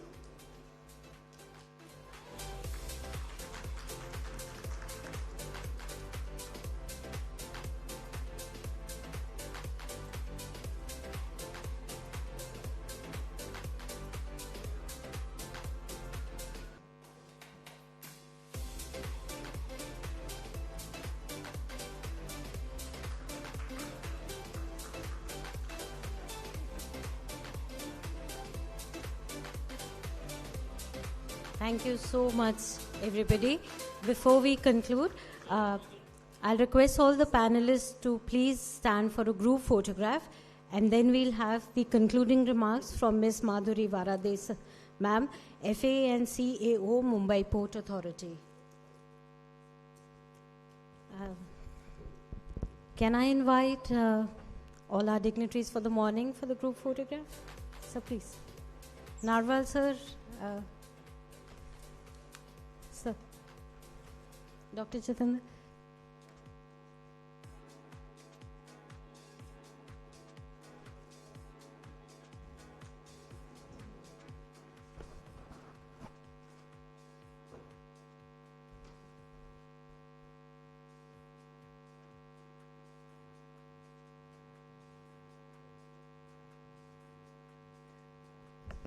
Thank you so much. Inviting Ms. Madhuri ma'am for the vote of thanks, please.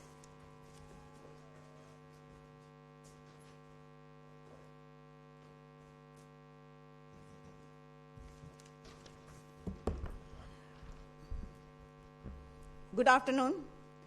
On behalf of the organizer, it is my privilege to extend a heartfelt vote of thanks at the close of today's roadshow for India's Maritime Week 2025. At the outset, I express our deepest gratitude to our chief guest, Sri Sushil Mansingh Khopde, IPS, Additional Director General of Shipping, for gracing this occasion for the sharing his invaluable insight with us, especially sharing center policy on shipbuilding, ship recycling, and allocation of land, approximately 2,000 acres, and setting fund of 4,000 crores, which will help to develop the maritime sector of India. We are equally grateful to Shri Captain Praveen S. Khara, Chief Port Officer, Maharashtra Maritime Board, for their inspiring words and support. A special word of thanks goes to Chairperson, Deputy Chairperson of Mumbai Port Authority, and the entire Mumbai Port team for their generous support in hosting this roadshow.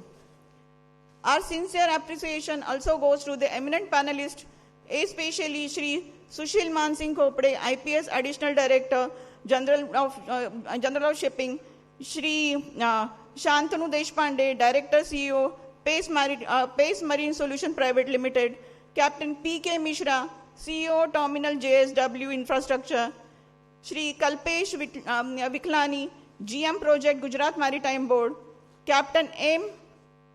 Anbarsan, State Port Officers, Tamil Nadu Maritime Board, for enriching today's discussions with their perspective and experience.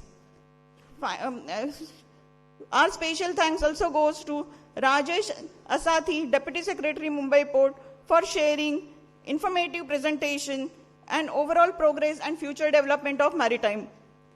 Ladies and gentlemen, today's program has been a curtain raiser for India Maritime Week 2025, to be held from 27th to 31st October in Mumbai. India Maritime Week is the nation's premier maritime platform, bringing together global and domestic leaders to showcase programs across ports, shipping, and waterways, and to deliberate on how we can build a sustainable and future-ready maritime ecosystem. The event will feature thematic sessions, business forum, and exhibitions that will act as catalyst for for partnership and innovation. More than just an event, India Maritime Week 2025 will be an opportunity to reaffirm India's maritime leadership and translate today's India into tomorrow's action. As we participate for October, I warmly invite each of you to participate actively in India Maritime Week 2025 and contribute to making it a landmark success for the entire maritime fraternity. Finally, I place a record my deep appreciations to the organizing team, the Ministry of Port, Shipping and Waterways, the Mumbai Port Authority, especially Deputy Chairperson Shri Adesh Chitarmareji and entire Mumbai Port team, and the Indian Port Association, especially Shri Vikas Narwal, MD, IPA, whose tireless efforts have made this roadshow and upcoming India Maritime Week 2025 possible. I thank each one of you for your time, your contribution, and your commitment to India's maritime future. Thank you. Jai Hind.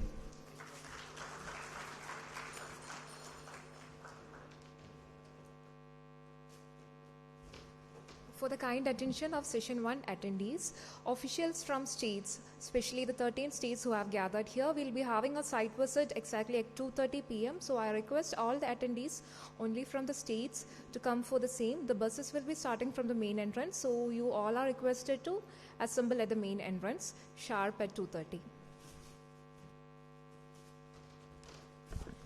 Thank you, Gayatri. Inviting all of you to please join us for lunch. The second roadshow, which is on Tourism Avenues, Waterways to Wonder, Unlocking Cruise Tourism, will start at 2:30 exactly. So requesting all the delegates who have come for the second roadshow to kindly come back to the conference hall at 2:30 sharp. Inviting everyone for lunch. Thank you so much.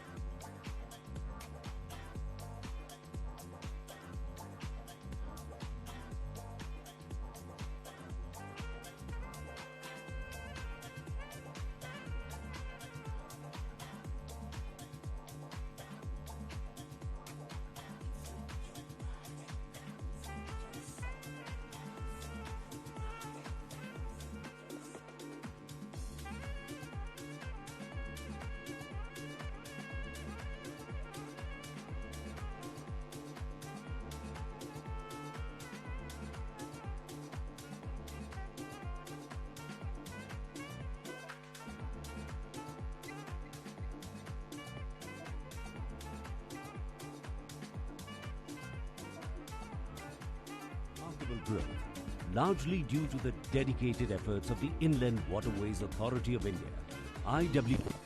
As a result, river cruise tourism is fast emerging as a powerful catalyst for boosting local employment, promoting trade, and fostering regional development across India.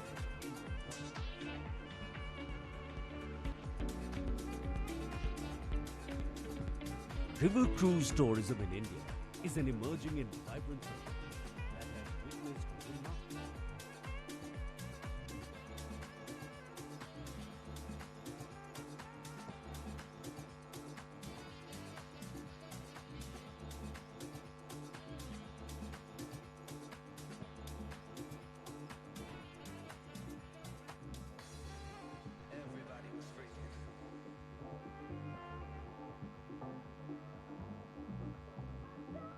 You know, like the way we used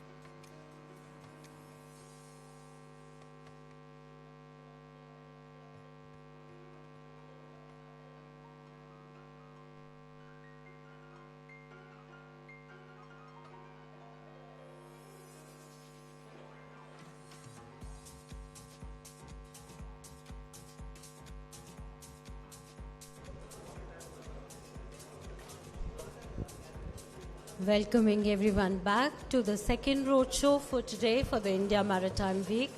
Requesting all the speakers outside to please join us inside so we can commence the session. Thank you.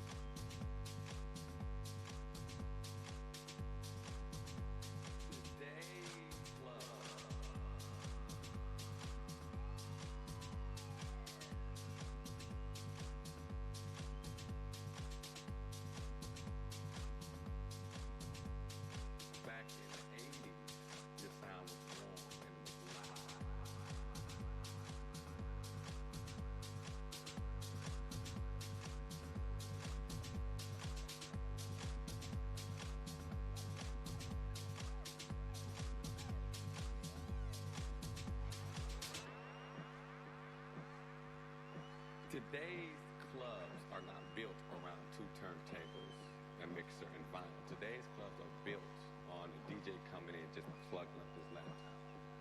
So yes, today there is a different sound with vinyl.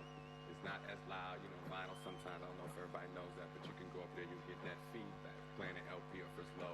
Or back in the 80s, when we didn't have, when DJs used to actually be a disc jockey, a disc jockey, a disc jockey, a disc jockey, a disc jockey, a disc jockey, a disc jockey, a disc jockey, a disc jockey, a disc jockey, a disc jockey, a disc jockey, a disc jockey, a disc jockey, a disc jockey, a disc jockey, a disc jockey,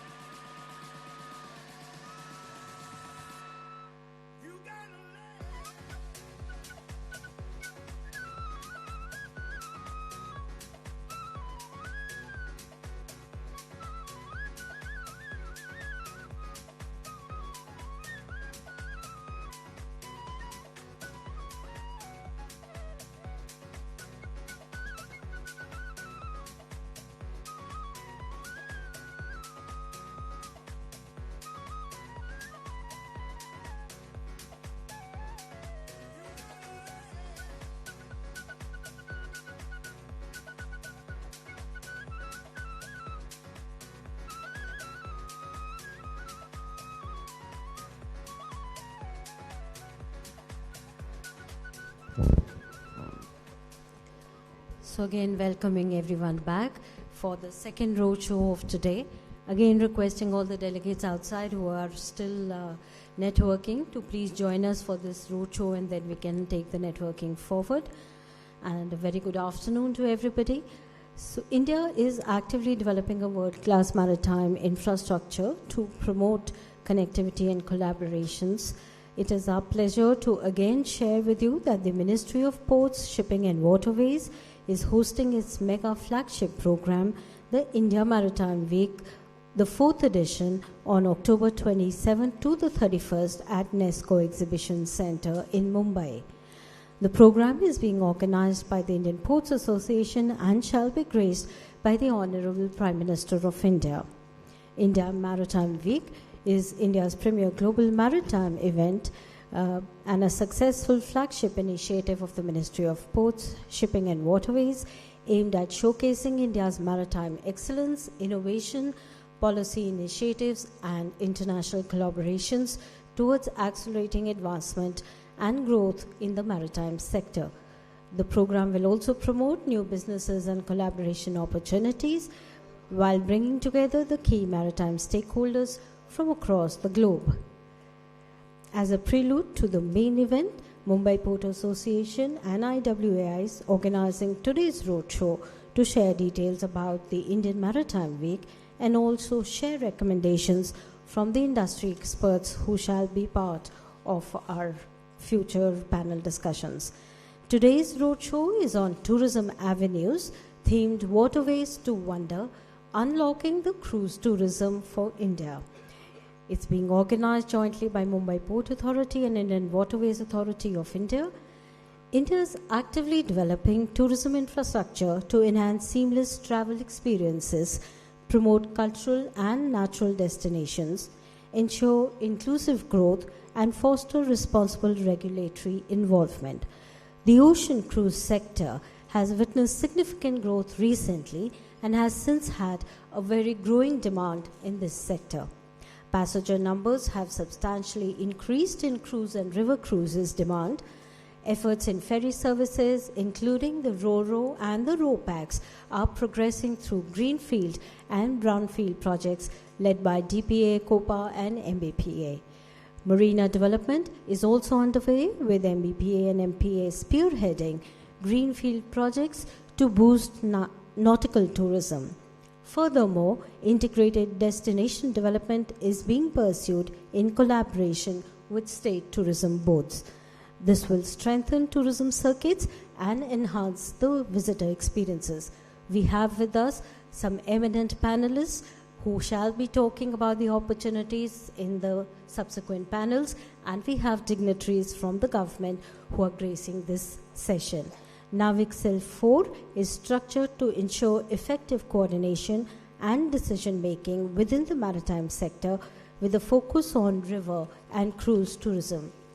There is a diverse representation in this cell, and it facilitates seamless execution of maritime initiatives, fostering collaboration across regulatory, operational, and academic stakeholders.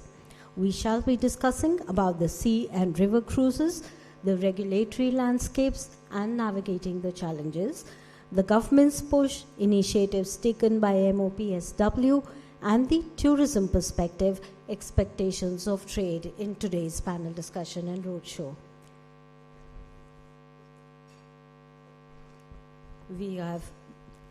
Please give a warm welcome to our chief guest for today, Shri Vijay Kumar, IAS Chairperson of Indian IWAI. Thank you so much, sir, for coming from Delhi.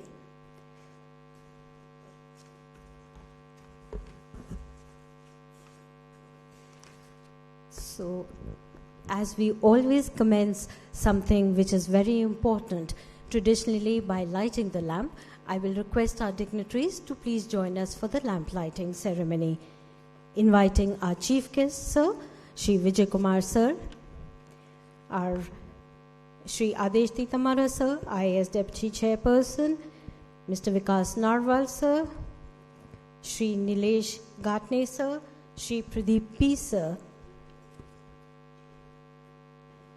Shri Rajiv Jalota ji, to please come for the lamp lighting ceremony.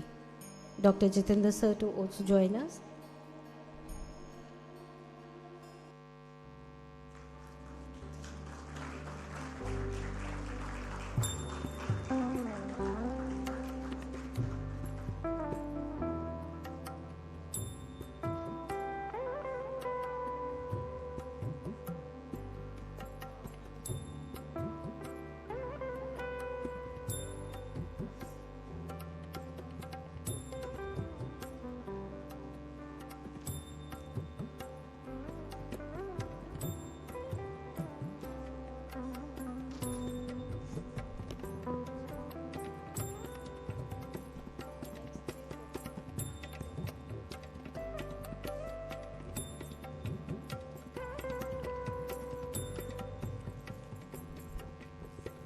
Thank you so much, and I'll invite our dignitaries to please join us on stage as well. Our Chief Guest, Sri Vijay Kumar, IAS Chairperson, IWAI. Sri Vikas Narwal Sir, MD, IPA. Sri Adesh Titarmare Sir, IAS Deputy Chairperson, Mumbai Port Authority. Sri Nilesh Ghatne Sir, IAS MD, MTDC. Shri Pradeep P. Sir, ISCO Maharashtra Maritime Board. Shri Rajiv Jalota ji, ex-chairperson MBPA and advisor Cruise Boat Mission, and Dr. Jitendra Singh from PhD CCI.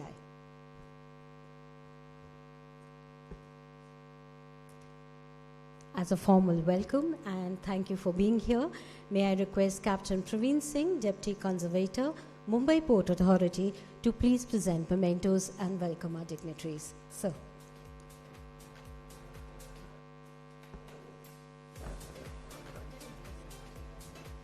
Our chief guest for today, Sri Vijay Kumar Sir, Chairperson IWAI. Can we have a big round of applause for our dignitaries, please?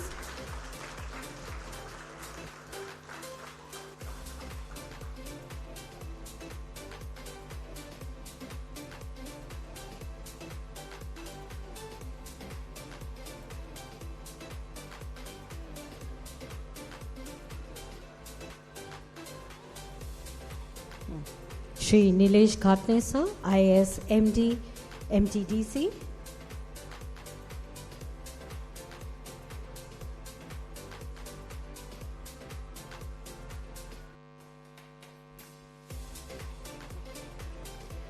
Sir is on the way and he shall be joining us shortly.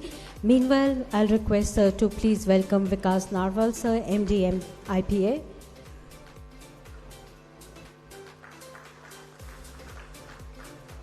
Shri Adesh Titamari Sir.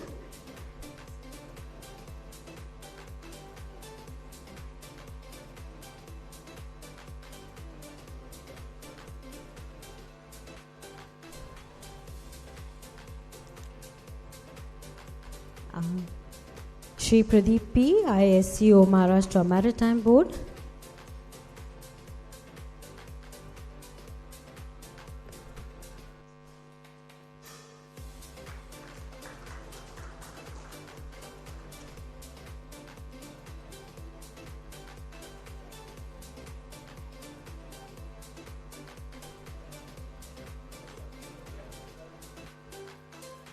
Our special guest today, Sri Rajiv Jalota Sir, ex-chairperson, MBPA and advisor Cruise Bharat Mission. Thank you so much for joining us, sir. Thank you.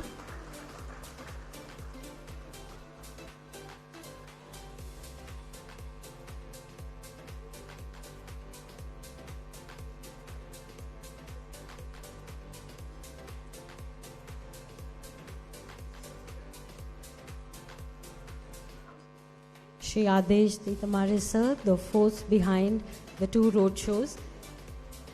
Thank you so much for your support, sir, and thank you for being here.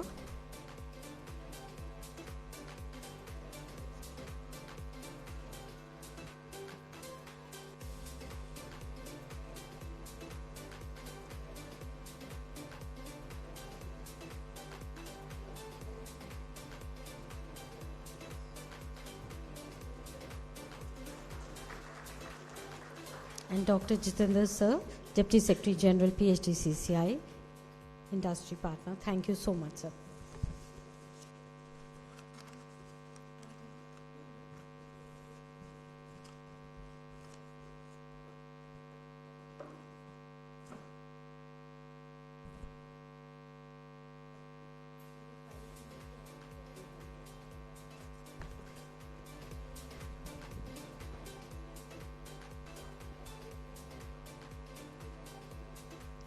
Now it's up.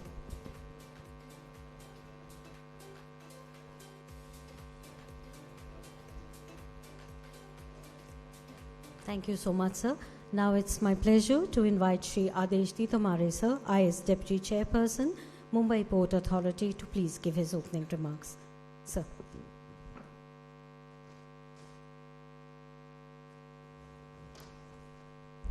Namaskar and a very warm welcome to all the respected dignitaries on the stage and off the stage. On behalf of Ministry of Port, Shipping and Waterways and the Mumbai Port Authority, I extend a warm welcome to all of you at the NAVIC Cell number 4 workshop cum roadshow on India Maritime Week 2025. Today, we come together to share insights, exchange ideas and shape a vision that will define the future of cruise and maritime tourism in our country.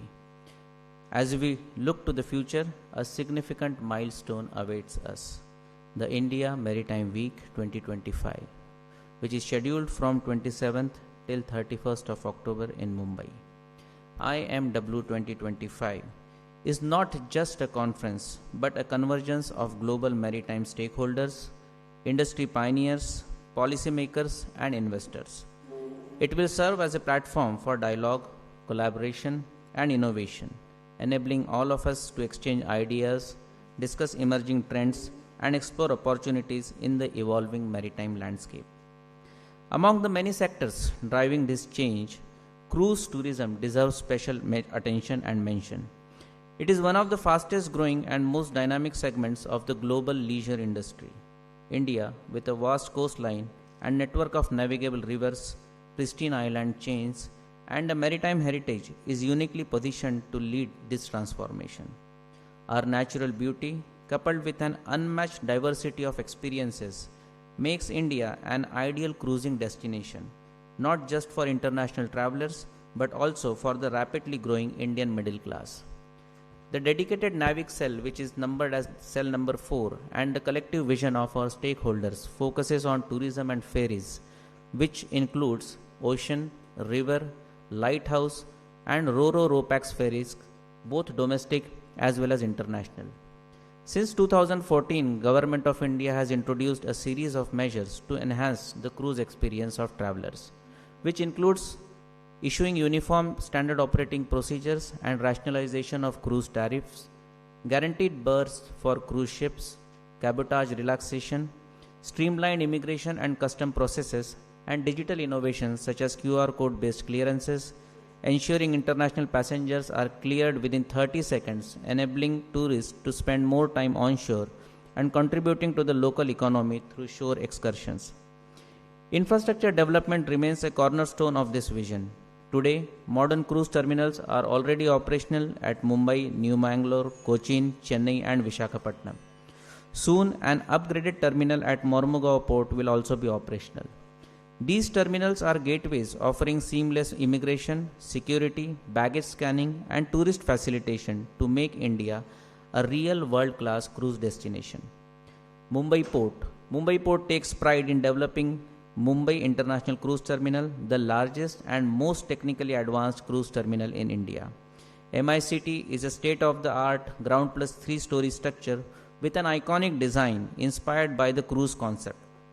It encompasses a total construction area of 4.15 lakh square feet and an operational area of approximately 1.7 lakh square feet. The terminal is envisioned as a world-class facility, integrating cruise operations with commercial and retail spaces for citizens and tourists. Designed to handle cruise ships carrying up to 5,000 passengers, it will have an annual handling capacity of 10 lakh passengers with operations across 365 days. Presently catering to around 200 cruise calls per year, the terminal is projected to scale up to 500 calls in the coming years. To further accelerate this transformation, the government has already launched the Cruise Bharat mission in 2024 as a strategic inter-ministerial approach to building a robust cruise ecosystem. The Cruise Bharat mission aims to position India as a premier cruise tourism destination by developing infrastructure, leveraging technology for seamless experiences, promoting cultural and natural attractions, fostering inclusive stakeholder growth, and ensuring coordinated regulatory support. A robust governance structure of various committees has been formed comprising of an Apex Executive Committee, High-Level Cruise Advisory Committee, Cruise Implementation Task Force Committee, and Destination Cruise Task Force Committee have been set up to drive the successful execution of these initiatives, which will enhance India's global standing while promoting economic growth, cultural exchange, and sustainable community development. Together, these efforts position India as a major global cruise hub ready to compete with the best leading international destinations. The results of these efforts are already visible. Between 2013-14 and 2019-20, cruise calls in India have increased from 102 to 479, and passenger footfalls jumped from 84,000 to 475,000, which is a growth of over 400%. Yes, the pandemic has definitely posed challenges, but the resurgence is strong, and in 2024-25, India has already handled 287 cruise calls with nearly 5 lakh passengers. The ongoing Red Sea crisis has disrupted established cruise itineraries, compelling several international cruise lines to alter or curtail their voyages. This has directly impacted cruise ship calls to India, leading to a noticeable reduction in international scheduled arrivals. In financial year 24-25, a total of 23 cruise calls that were scheduled to arrive in India were already cancelled by various cruise lines due to Red Sea crisis. In the current year as well, more than 20 scheduled calls have been cancelled to date. But we are looking towards a very bright future. According to the Maritime India Vision 2030, by the year 2030, cruise passengers in India are expected to cross 10 million. The number of ships arriving is projected to exceed 1,000, and cruise tourism is expected to generate significant foreign exchange earnings, boost domestic tourism, and create employment opportunities. Ocean cruising is just one part of the story. We are also unlocking river cruising, sailing through the cultural heartland of India, exploring heritage towns and natural landscapes. Lighthouse tourism, turning these historical beacons into unique tourist destinations, is also on the card. Marina is also proposed to be developed at Mumbai port on EPC mode. The estimated cost of the project is around 450 crore rupees, and the tenders for it have already been placed. These experiences will not only attract tourists but also empower local communities, create jobs, and boost our economy. It's about making every mile of India's coastline and rivers count. With India Maritime Week 2025, we aim to forge global partnerships, policy innovation, technology adaptation, attract investments, and unlock tourism potential. Together, let us shape a future where India stands as a premier cruise destination. Let this dialogue be the beginning of many more partnerships that will shape the oceans of tomorrow. Thank you.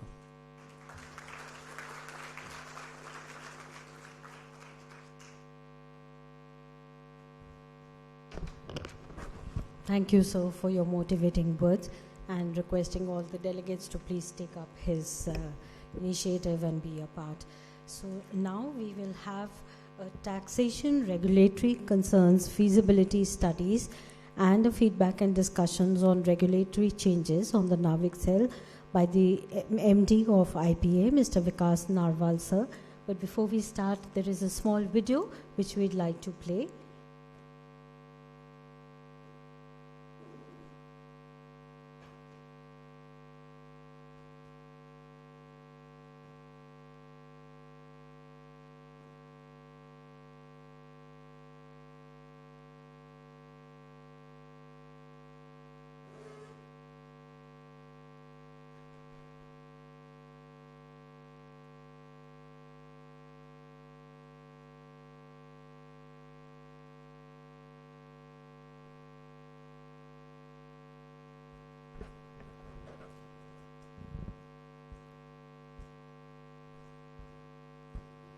Sorry for the delay. I think Mumbai rains are affecting our IT also.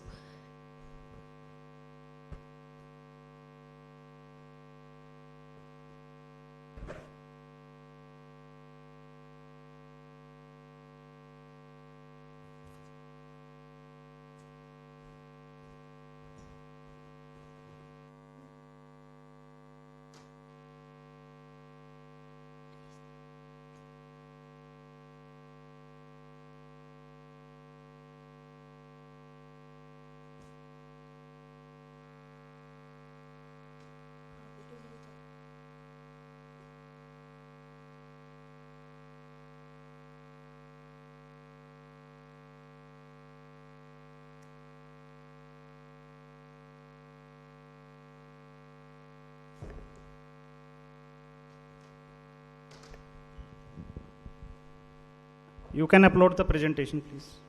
And after that, we can play the video by meanwhile.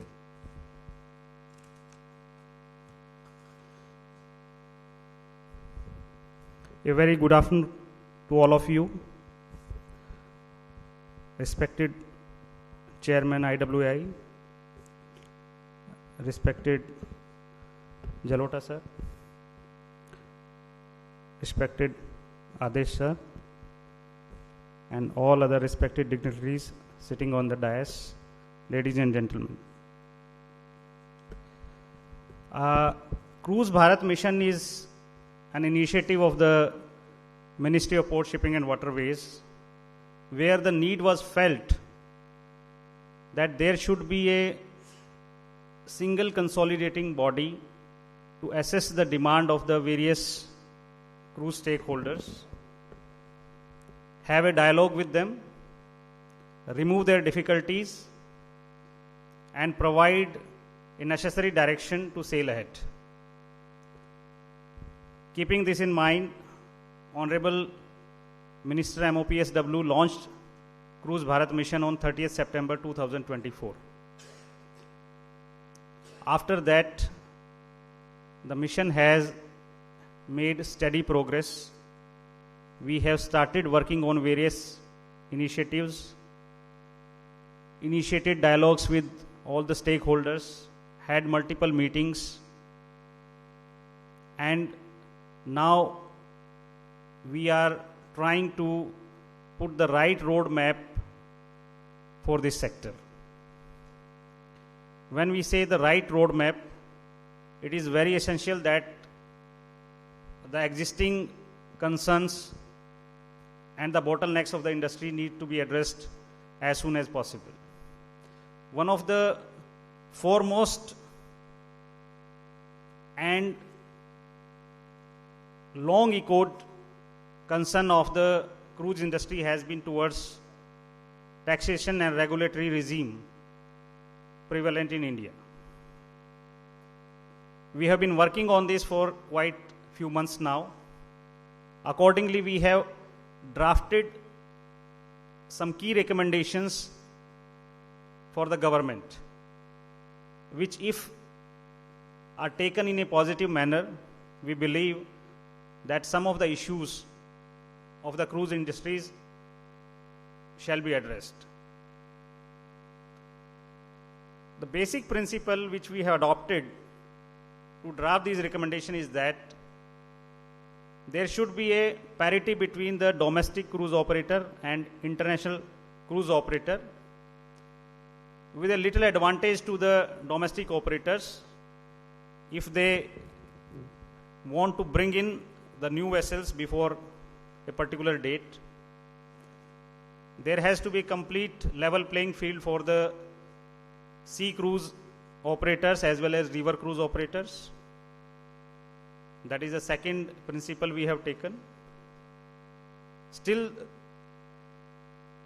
the report is in drafting stage. We can consider it as a final discussion also, so that if there is any last minute issue that needs to be addressed, that can be accommodated at this stage, and then we can take this forward. Next, please.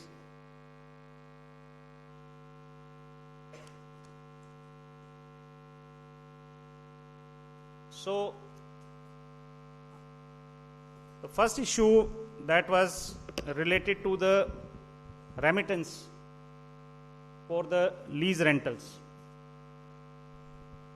So as we can see that earlier there was a remittance up to 50 million US dollars was allowed to aviation sector without a bank guarantee. But no such facility was available for the cruise sector. And RBI was working on this for quite some time, and accordingly on 30th June 2025, the same facility has been extended to the cruise sector as well. So now we can say that cruise sector as well as the aviation industry is at par as far as this remittance of refundable security deposit and advance lease payments is concerned. So that is the first positive step that has happened after the long discussions and a long await. Next, please. Similarly, there are certain issues related to income tax provisions.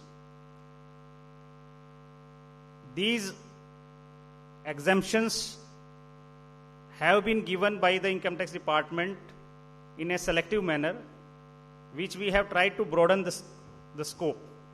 As you can see that the section 10 of the Income Tax Act allows certain kind of incomes to be exempted from the calculation of the income tax. So the exemption in the current stage is available only for the related party transactions, and unrelated party transactions are taxable. That means if there is a relationship of a parent company and a holding company for a non-resident cruise operator, then the exemption will prevail, otherwise it will not. But in the new recommendation, we have relaxed this clause, and we have recommended that this TDS exemption should be permanent and should cover all kind of time, this is the industry comment, that TDS exemption should be permanent and cover time charters to be extended beyond group companies. However, we have tried to broaden the scope of 1015B to allow exemption for any licensed cruise operator in India. That means if there is a non-resident cruise operator who wants to bring in any vessel from any part of the world, from anyone, this exemption shall prevail for them. At present, this is not there. Similarly, the department has taken as the presumptive tax regime as 20% of the total gross revenues to be calculated as the profit under the current regime. While for other ships, for example, if the cruise, the normal ships are operating, then the presumptive tax rate is only 7.5%. So a major grievance of the cruise industry was that the same presumptive tax regime should be applicable for the cruise operators as well.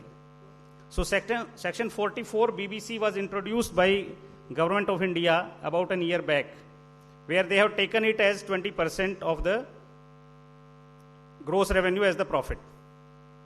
So now we have recommended that the scope of the section 44B, which covers all other kind of ships, should be broadened to include the cruise vessels as well. So that whether it is a normal cargo ship or a passenger ship or a cruise ship or any other kind of ship, the same principle applies to all kind of ships operating in India, provided it is run by a non-resident operator. Similarly, for domestic and international operators, the tax regime at present is that domestic cruise companies have to maintain their books of accounts, and they are governed by the domestic laws, tax laws. So, as per the domestic norms, they have to file their tax returns. So, they also wanted to come into this presumptive tax regime. So, our recommendation is that instead of allowing the presumptive tax regime to the domestic operators, it is better that since it is a domestic company, so they are required to maintain the books of account. So let them maintain it that way. But we have recommended a tax holiday for next 5 years for the domestic cruise operators. So for example, if any domestic company or wants to bring in new cruise vessels, maybe the sea cruise or river cruise, and if they want to operate these vessels in Indian waters, then they may be given a complete tax holiday up to 2030. That is the key recommendation. So that will place the domestic operators in a comparative little advantageous position as compared to the non-resident operators. Next, please. So there was another concern raised by the industry, that what is the definition of the gross collections under section 44 BBC. So whether revenues from onboard casinos or other kind of earnings are included in terms of gross collections. So at present in the law, only revenue from the passenger carriage is explicitly included. This leaves a wide scope of interpretation for the tax authorities, and different tax authorities may take different kind of interpretation while doing the calculations from tax point of view. So now we have recommended that we have to expand the definition of gross receipts to include onboard services like dining, retail, entertainment, as well as any other ancillary services related to cruise, so that it is a holistic definition and there is no ambiguity in the interpretation part. Similarly, this 1015B, which gives exemption related to these incomes as well as lease, TDS, etc. So the sunset clause is up to March 31st. Okay, I can see. So March 31st, 2030. So a general demand was there that it should be extended in perpetuity. However, we have not agreed to that demand because we believe that since a major concession has been granted by Government of India, if required, and if the industry is still growing and there is a need to extend this clause, then the clause can be revisited maybe 1 or 2 years prior to the sunset date. So at present there is no need to have any kind of adjustment in this clause. Then point number 6 is very important. The department has clarified what kind of vessels will qualify under the presumptive regime. So it cannot be that if my vessel is, let's say, 10 meter long or 20 meter long or 30 meter long, and automatically to qualify. So the department has issued certain guidelines under Rule 6 covering the ship size, type of operation, and Indian ports requirement. So at present, no change has been recommended, but we have received certain feedbacks that the current eligibility criteria does not properly cover the river cruise vessels. So accordingly, we are going to make certain changes and recommend the same to the department so that the cruise vessels, whether it is a sea-going vessel or a river cruise vessel, both are covered under this regime. Next, please. Then IFSC incentive timeline is also requested to be extended in perpetuity, but we have taken the similar stand as we took in case of 1015B. that closer to the sunset date, that is 31st March 2030, we should be reviewing it again, and if the requirement is there, then it can be looked into at that point of time. Then there was one issue related to tax collected at source for the cruise itineraries. So we have examined the issue. Basically, 20% TCS is charged on overseas tour packages. So at present, it is not directly impacting the cruise ecosystem. But yes, we are examining it. If there are certain situations where a cruise vessel is starting its journey from an Indian port and going subsequently to foreign ports, or maybe Indian tourist embarks from a cruise port in India, let's say goes up to Dubai, and from Dubai he completes some another circuit of land-based tour or any other kind of composite tour, then what will be the situation? So in that situation, we are considering whether we can recommend some kind of relaxation as demanded by the industry, that to exempt passengers embarking on cruises from Indian ports, whether we'll be able to do it or not. So at present, we have proposed no changes, but since this request has come, we are re-examining the issue, and maybe some recommendation on that will be initiated. Next, please. So these were the issues that were related to the direct taxes, that is income tax. Now, there are certain issues related to GST also. So in GST, the most controversial issue is that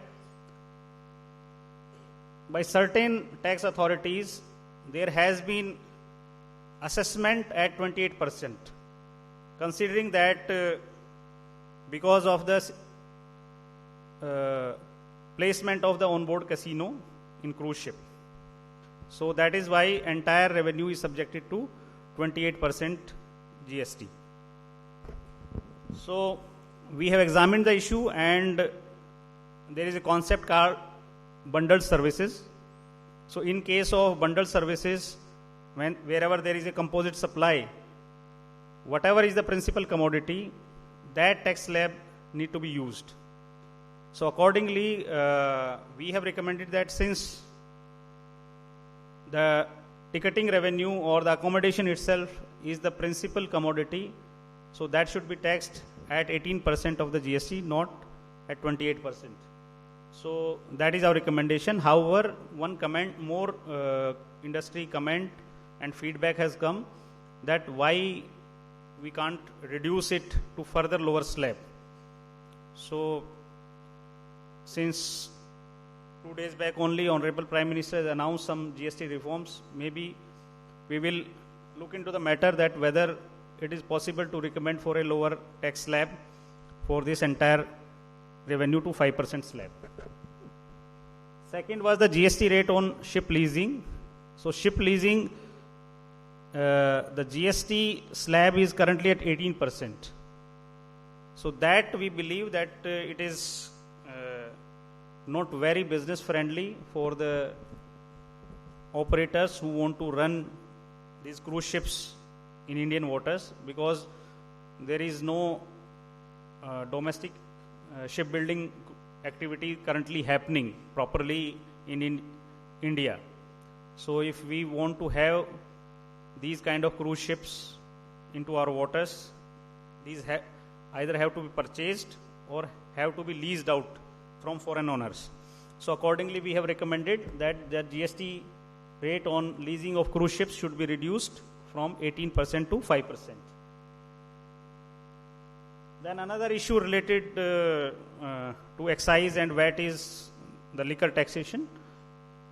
So that we tried to examine comprehensively, but since every state is having its own policies related to excise and VAT, so at present we have not recommended anything on it, considering that it is purely a state subject, and we have not received any major concerns from the industry as well, that this kind of thing is particularly hampering the growth of cruise sector in India. Next, please. Then there is a issue of custom duty on foreign flag cruise vessels. So whenever these foreign cruise vessels come, they do certain consumptions while they are at berth.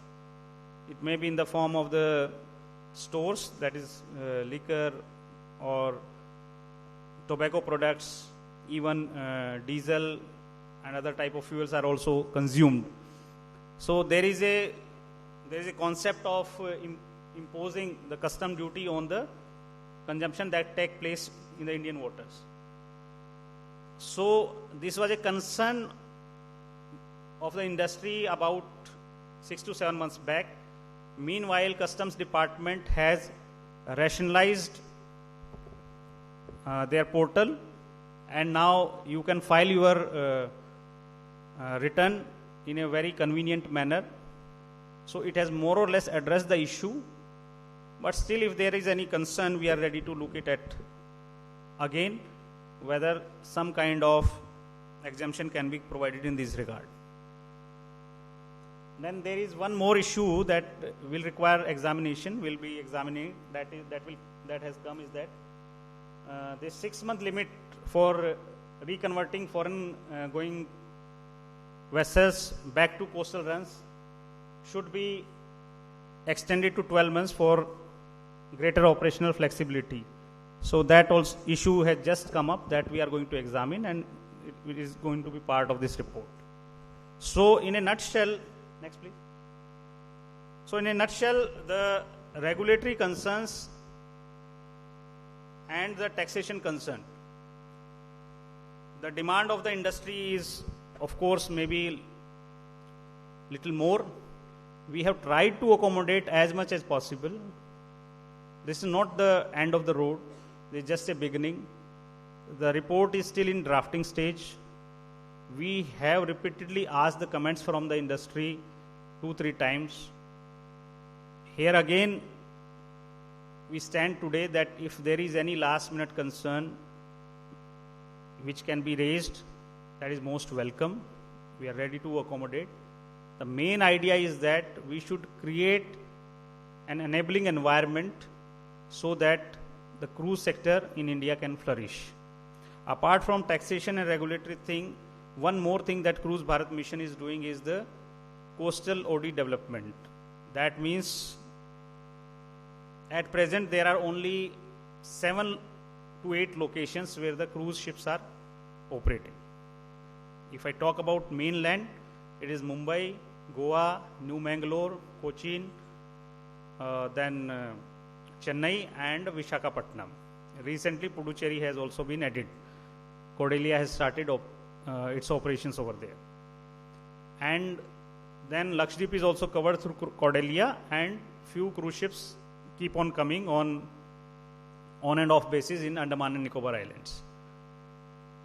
So, India has more than 10,000 kilometers of coastline. So, we offer a very unique opportunity for the tourists to explore India through sea, India through waters. Not only through the coastal route, but also through the inland route. So that way, the ports are taking the lead as far as coastal cruises are concerned, and Inland Waterways Authority is taking the lead as far as river cruise vessels are concerned. So in this line, we are commencing the feasibility study, techno-commercial feasibility study for about 10 locations along Indian coastlines, so that these 8 locations can be made at least 18 or 20. So these new locations, which we can see here, that is one location we are selecting in Maharashtra. So 2 locations are in our mind, Ratnagiri and Ganpati Pule. Then one location in Odisha. So we are doing in Konark and Puri. Then Daman and Div UT also we are trying to find one location. Then one location in Madhya Pradesh we are planning, whether it will be on Narmada or any other river. Then Lakshadweep is of course there, but we need to do the proper feasibility study where the cruise infrastructure can be developed. Similarly for Andaman Nicobar, we need to do the proper feasibility study Already there is infra in Port Blair, but whether this can be extended to other islands. Then one new location in Rameshwaram, that is Tamil Nadu. There we are intending to do the feasibility study. Puducherry also, the location is established, but we need to do the analysis for the infrastructure gaps required over there. Then Kolkata is already on the river cruise circuit. Now, if we want to bring Kolkata also on the coastal cruise map, then it will be one of its first kind, where the integration between the river cruise and sea cruise passengers can happen. And then one in Porbandar, Gujarat, that is Porbandar and that Dwarka area. So these are the 10 new locations where we'll be commencing our studies. Since the industry presence is there, it may be that we are missing out some important locations. The idea of putting this slide is that if the operators feel that there is more commercial viability, more technical feasibility in some other locations, in some other part of India, your suggestions are most welcome. Next, please. Thank you.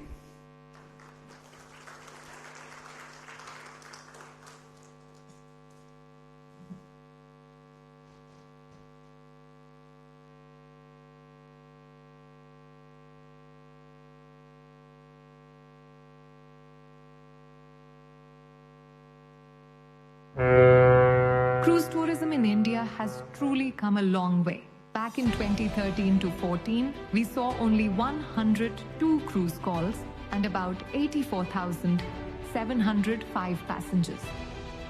By 2019 to 20, that number had jumped to 479 calls and 4.75 lakh passengers. More than a 400% rise in just a few years. And the growth continues. In 2024 to 2025 alone, India welcomed 274 cruise calls and 4.92 lakh passengers. To keep up with this demand, our ports are being reimagined. At Mumbai's Ballard Pier, the international cruise terminal is being built into a world-class gateway with smarter flows and a smooth embark-disembark experience. Goa is developing a modern cruise terminal too, while Chennai, Cochin, Visakhapatnam and New Mangalore are upgrading their facilities to welcome more travelers. Even Puducherry joined the map, launching cruise operations with Cordelia Cruises on the 4th of July 2025. And this is just the beginning. A study is already exploring 10 new cruise destinations. By 2027, Mumbai will also have a marina built at a cost of 450 crore rupees with the capacity to host 450 yachts. Making journeys smoother is also a priority. SOP3 for customs and immigration was introduced, speeding up checks and cutting waiting time for passengers. But it's not only about ships and terminals, it's about people too. That's why new partnerships are training young Indians in hospitality and culinary skills. Through Indian Maritime University, Institutes of Hotel Management, and the Indian Culinary Institute. At the same time, a demand study is working to place more Indian seafarers on cruise ships, both in India and abroad.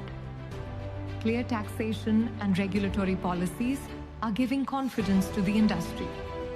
A draft taxation framework has been prepared to support efficient tax administration, resolve issues faster, and attract new investment to boost the cruise sector in India. And the road, or rather the sea, ahead is exciting.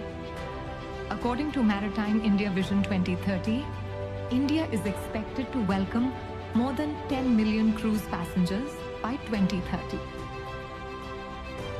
From just a handful of ships a decade ago to millions of passengers on the horizon, India is not just growing cruise tourism. It is shaping a world-class ecosystem of ports, people, and possibilities. The next wave isn't just coming, it's India's wave, and it's set to carry us into a future of limitless journeys.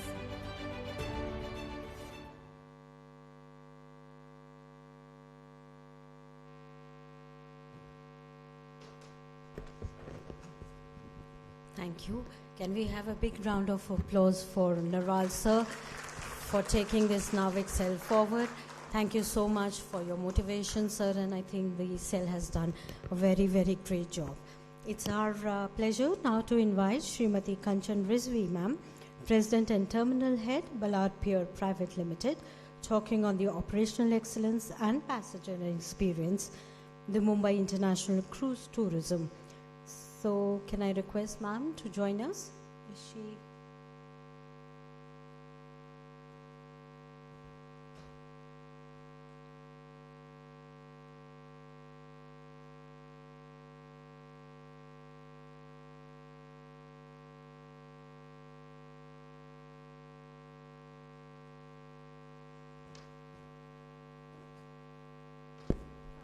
Kanchan ma'am, can you join us on the dais, please?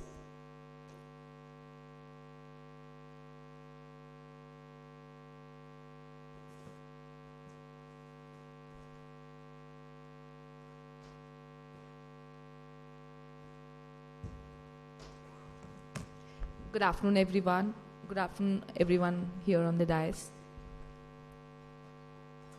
It is my privilege to speak about the operational excellence and passenger experience at the Mumbai International Cruise Terminal, a world-class facility that is just not a gateway, but also a showcase of India's culture, hospitality, and efficiency. Can you pull up the presentation, please?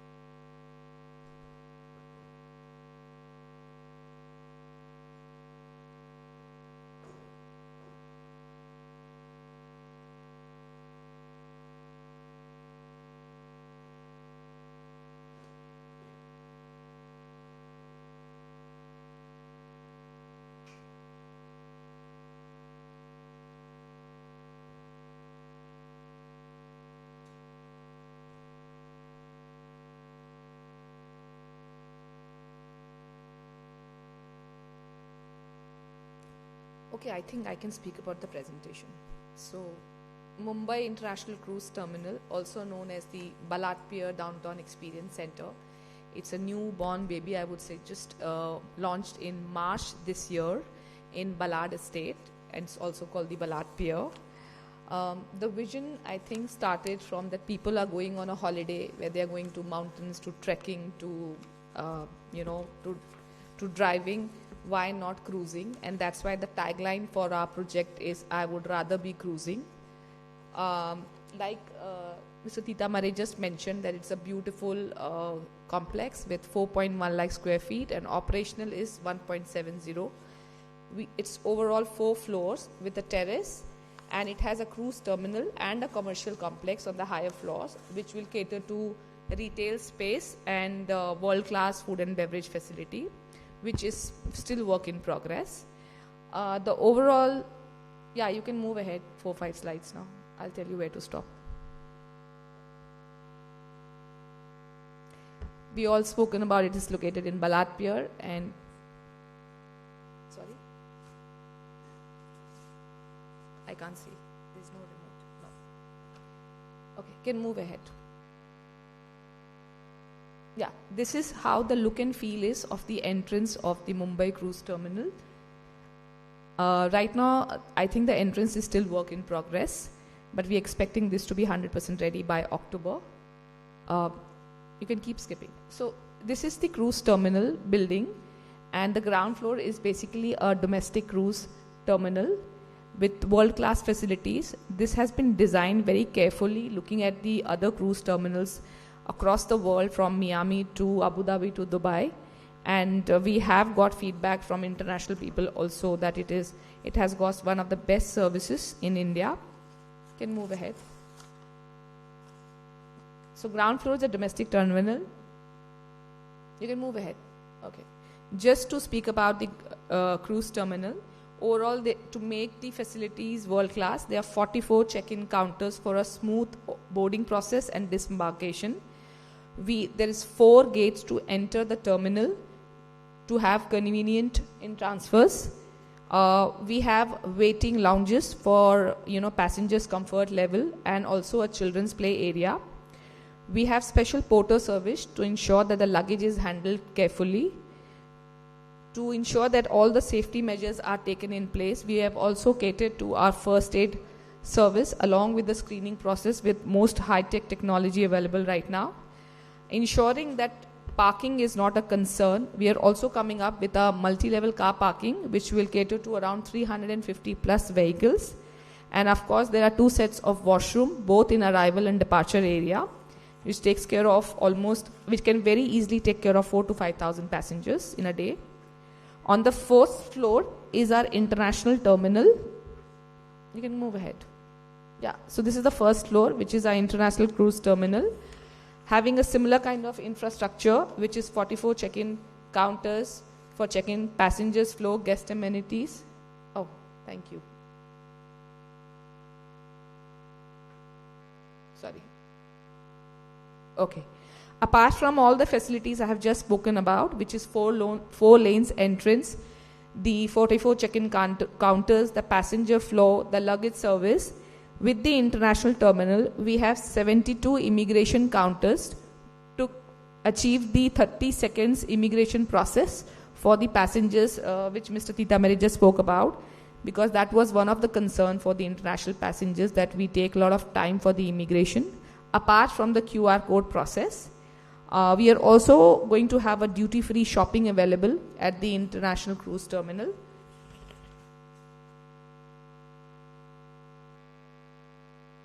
This speaks about taking both arrival and departure. There are 72 counters.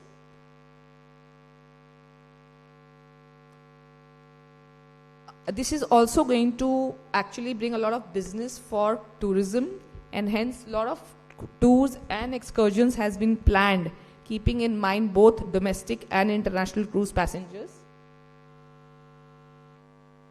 Okay, so this is something which is still pending, and it's going to open new phase in South Mumbai. This is open to everyone in Mumbai as well as to the cruise passengers. It is going to be 2 floors of retail space with a terrace, where we are talking about world-class food and beverage restaurants and shopping experience.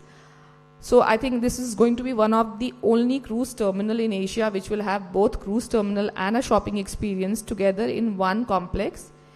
And we look forward to launch this entire complex by next year, March. The cruise terminal is already operational, but to have everything operational, we are targeting March 2026.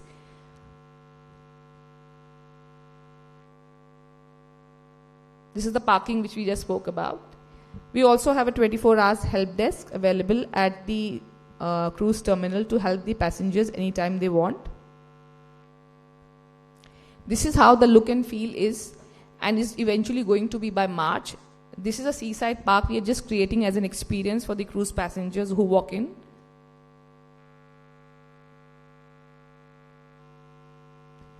So the tagline is, I would rather be. So it is basically, I would rather be cruising than trekking or hiking.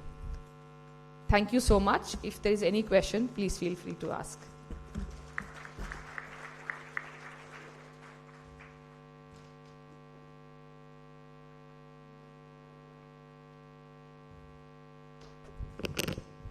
Thank you so much, ma'am. And I think we are moving in the right direction towards the international way of cruise tourism. And now it is our pleasure to invite Shri Nilesh Khatne sir, ISMD MTTC, to please share his thoughts with us. Thank you.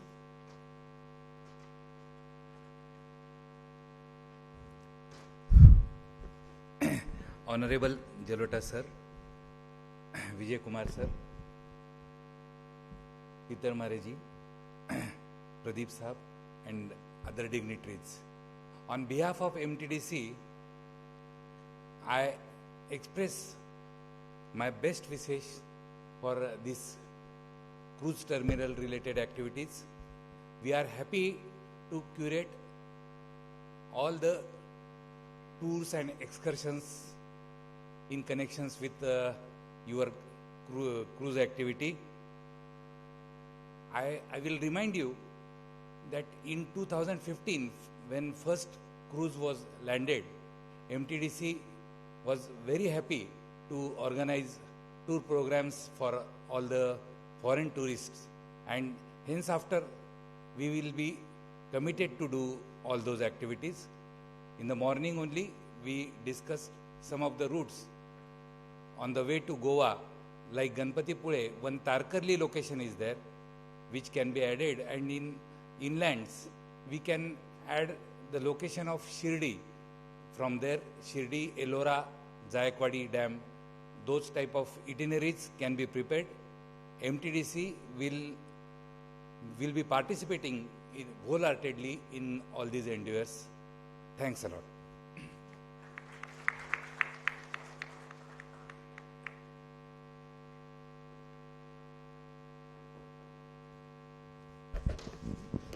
Thank you so much, sir.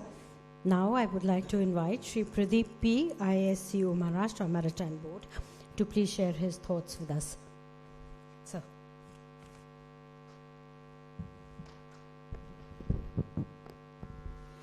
A very good afternoon to all the dignitaries on the dais and after dais. Greetings from the Maharashtra Maritime Board. Cruise tourism in India is entering a new era of growth, with the Cruise Bharat mission launched in September 2024 to double passenger traffic within 5 years. In 24-25, the country handled about 3 lakh cruise passengers, and Maharashtra emerges as clear leader, contributing nearly 57% to this cruise traffic, largely through the International Cruise Terminal, Mumbai, under the Mumbai Port Authority. From the perspective of the Maharashtra Maritime Board, the Maharashtra's 877 kilometers of coastline presents a substantial untapped opportunity for cruise tourism. The state possesses natural infrastructure, historical assets, and cultural richness that can support the development of a globally recognized cruise hub in the future. At present, MMB does not operate a dedicated cruise terminal under its jurisdiction. However, MMB has a strong passenger transport infrastructure with about 37 operational routes, of which 22 are within Mumbai metropolitan region, and 10 additional routes are also being proposed. We handle about 1.8 crore passengers every year. Routes such as Gateway to Elephanta and Mumbai to Mandwa already register high passenger traffic, underlining the market demand for these routes. Beyond point-to-point services, there exists a clear potential to establish heritage-based cruise circuits. Our coastal tourism encompasses forts, pristine beaches, serene backwaters, Sahyadri Hills, ancient temples, mangrove ecosystems, and the state's distinct coastal cuisine. We have a small presentation on the 4 tourism circuit that we have prepared. Next. This is about the Maharashtra Maritime Board. About Maharashtra, we have 877 kilometers of coastline. There are 2 major ports and 1 under development, which is Wadhavan Port. We have 48 non-major ports under MMB, out of which 16 are cargo handling ports. Next. So this is about the Maharashtra Maritime Board, established in 1996. Next. So in the 4 tourism circuit, we have identified about 8 forts. Next. The one is that from Mumbai, we'll be moving to Zanjira, where there are Murud Zanjira port and the Padmanurg fort is there, Murud beach is there. Next. Then from Zanjira, we can move to Dabhol, where there is Suvarnadurg fort and other attractions there. Next. And then from Dabhol, we can move to Jaigarh, where we have Jaigarh Fort and other attractions nearby, including Ganpatipule. Next. From Jaigarh, there can be a movement to Ratnagiri, where we have Ratnadurg Fort, Bhagwati Fort, and other attractions nearby. Next. From Ratnagiri to Vijayadurg, again there is Vijayadurg Fort over there. Next. And from Vijayadurg, Malvan, the final destination, wherein there is Sindhurg Fort. Next. So these are the forts that have been proposed and planned by Maharashtra Maritime Board. One of the cruise circuits can be like this, and out of which the infrastructure has also been planned, out of which some are already present and some need to be developed, the infrastructure, sir. Next. So we have, and this you already know, that existing cruise route is there from Mumbai, Lakshadweep, Goa, Cardelia cruise is there. Next. It is, as you know, Angre Port, which is in Ratnagiri, was the first private port in the country to have a cruise vessel. it received 5 voyages of cruise during 19 to 2020. And Karnika was India's largest cruise vessel with about more than 250 meters of length. Next. So Malvan also hosted a cruise vessel in 2007. Next. So these are all in the cruise in the 4 tourism circuit. These are all the infrastructure already built and the proposed infrastructure that I've already shown to you. Next. I would like to thank the Mumbai Port Authority for convening this important discussion. Maharashtra Maritime Board is advancing coastal infrastructure through new facilities, better passenger services and improved waterways. We're also planning a comprehensive water metro for the Mumbai metropolitan region, which will aid and add to the coastal tourism and cruise tourism that we are planning to. These initiatives aim to unlock cruise circuits, draw global operators and connect maritime growth with tourism, culture and sustainability. Going forward, realizing the full potential of cruise tourism will require coordinated action between various government and private bodies. Maharashtra Maritime Board is committed to working in alignment with such collaborative frameworks to ensure that our waterways become true avenues to wonder. I look forward to our discussions on how we can strengthen cruise tourism in Maharashtra and across the nation and unlock its true potential. Thank you. Jai Hind, Jai Maharashtra.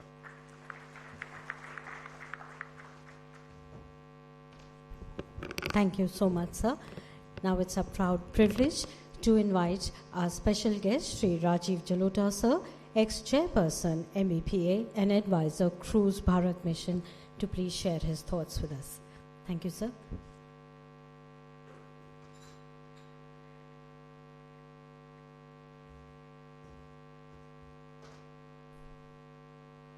Thanks to Mumbai Port Authority and IPA and Inland Waterways Authority of India to organize this session for India Maritime Week at Mumbai.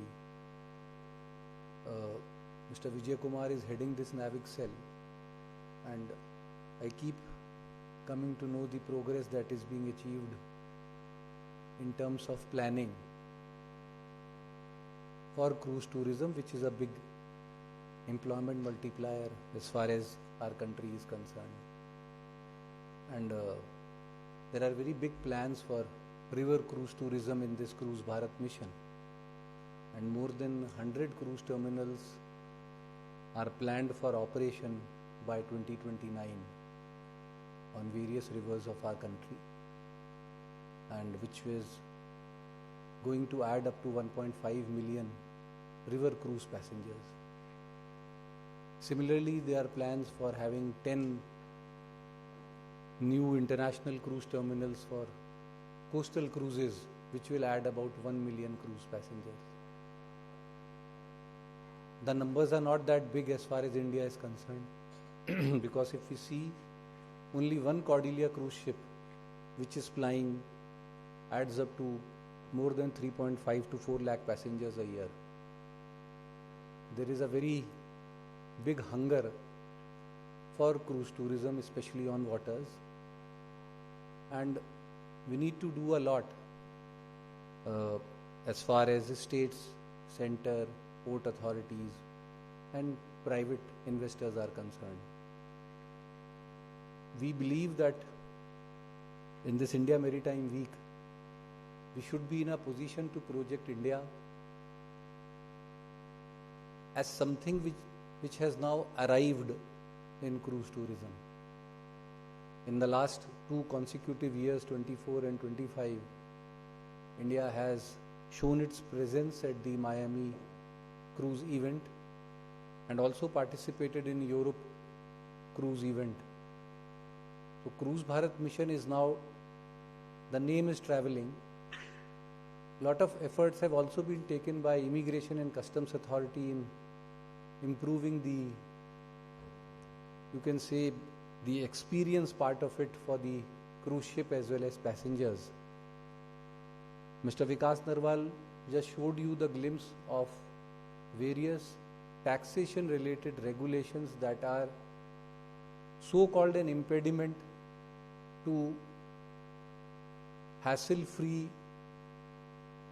taxation regime, because we are seeing that, like especially in the GST part and some in the income tax related part, where interpretations is causing a lot of uncertainty in the minds of the international investors. And that is why we need to ensure that by October, before the India Maritime Week happens, can we project a unified SOP and the major bottlenecks in the tax regime.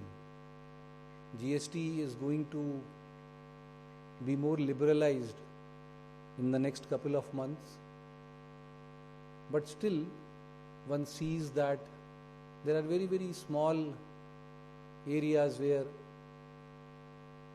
one can do lots of improvements. Today, Maharashtra Maritime Board and Tourism Board officials are here.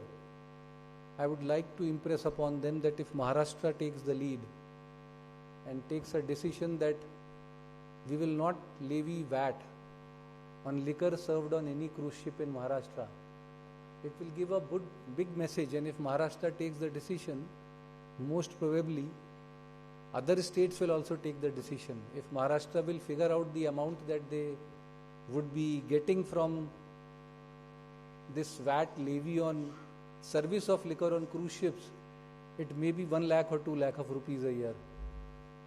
But it really adds to the pain of the industry.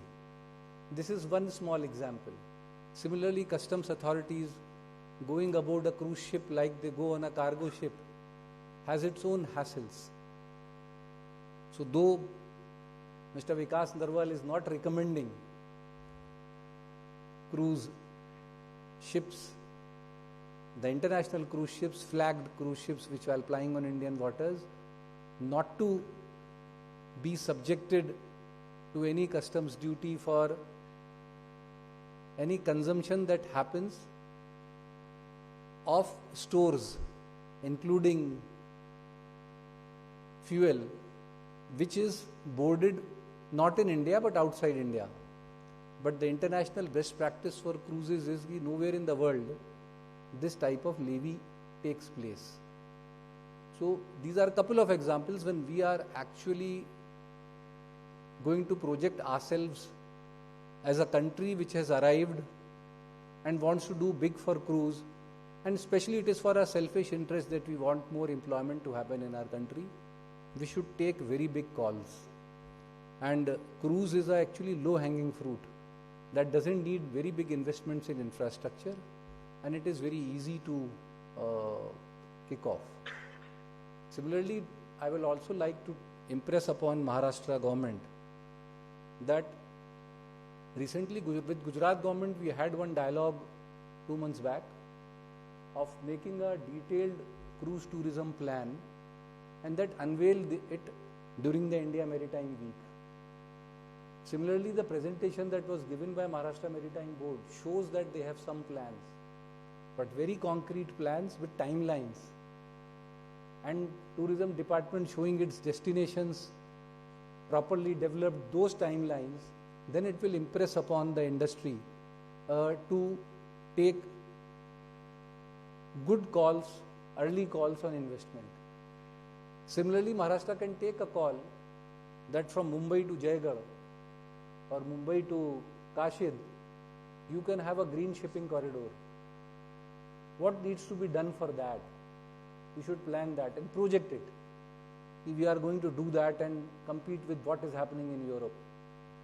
So you have to take some forward-thinking calls in projecting this. Mumbai International Cruise Terminal has its serious limitations. It cannot take on large number of passengers.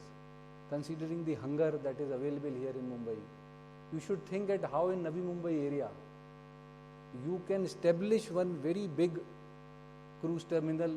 If you plan now, it will happen in 5 to 7 years from now. So that plan has to happen now, and it can be announced during the India Maritime Week. Your Chief Minister can say like that. So this is very good beginning.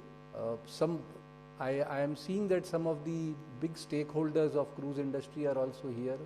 I was talking to Mr. Raj Singh. He told me very good news about 2 river cruise ships which he is building in India.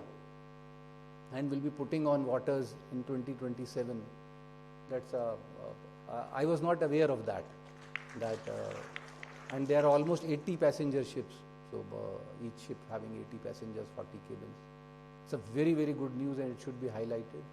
But India is betting big on cruise, and hopefully with political will behind us, we'll be able to take these taxation related decisions quite soon. I wish Mr. Vijay Kumar to be successful in his endeavors through this NAVIC cell. He is working very hard for that, and all of us to support him. And hopefully in India Maritime Week, we get some good announcements for home porting of 4 or 5 more vessels on Indian waters. Thank you very much.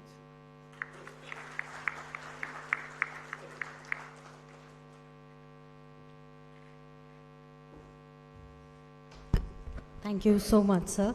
And we all look forward to your experience and to your support.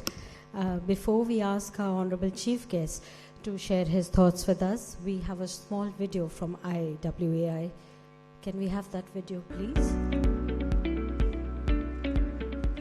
River cruise tourism in India is an emerging and vibrant sector that has witnessed remarkable growth, largely due to the dedicated efforts of the Inland Waterways Authority of India, IWAI, in developing national waterways. In 2013-14, river cruise operations were limited to just 3 vessels navigating 3 national waterways.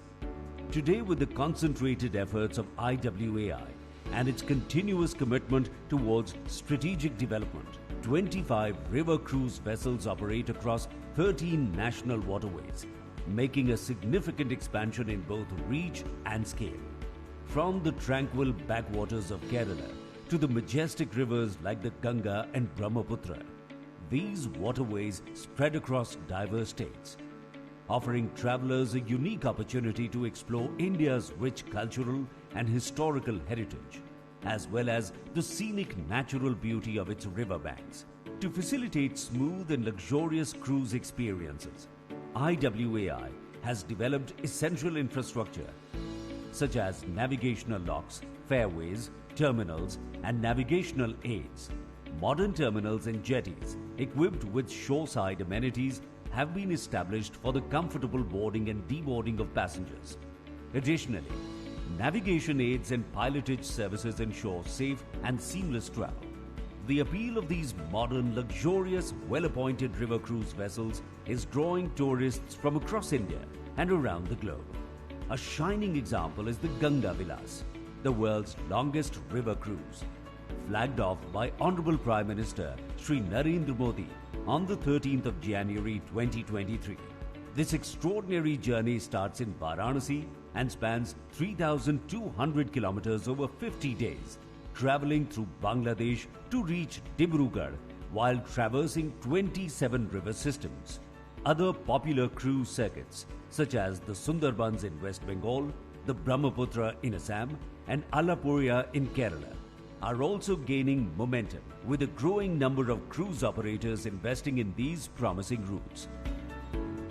Recognizing the sector's rising popularity, IWAI has laid out an ambitious plan to develop 51 new river cruise circuits across 47 national waterways by 2027.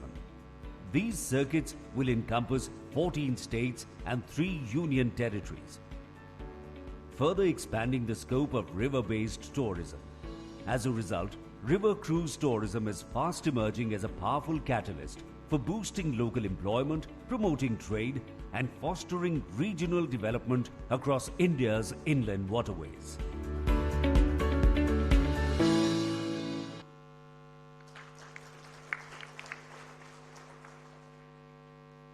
Thank you so much. Now it's our privilege to invite Shri Vijay Kumar Sir, IAS Chairperson IWAI, to please give the keynote address. Can we have a big round of applause for our Chief Guest, please?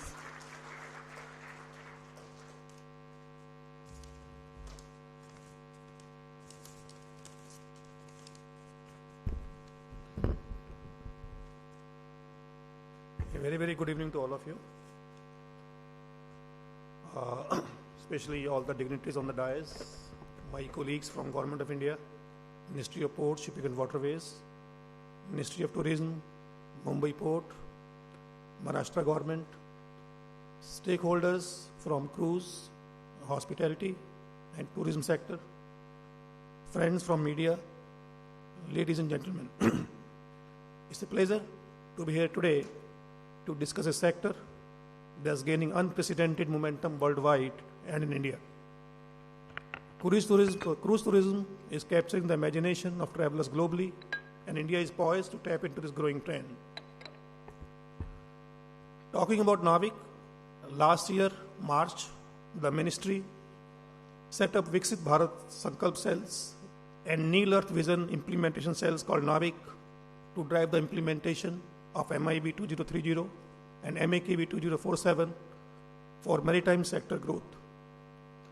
Navik Cell 4, which is responsible for this conference today, it focuses on tourism, including ocean, river, lighthouse, and ferries, with IPA as the convener. The vision is to make India a global hub for cruise tourism. We have been working on developing a blueprint for infrastructure development, greenfield and brownfield projects for cruise terminals, river cruise hubs, marinas, and lighthouse tourism sites. Circuit development for coastal, river, and inter-island cruise routes, ferry connectivity, lighthouse-based circuits, policy and regulatory support, including standard operating procedures, technology integration, and resolution of taxation issues. Capacity building through training programs from IMU and IHM. In short, the aim is to position India as a premier cruise destination. So far, we have been able to make significant progress in many areas. For example, a revised and more streamlined SOP for cruise immigration and customs has been issued. MOUs have been signed between IMU and IHM and Indian Culinary Institute for skill training for the sector.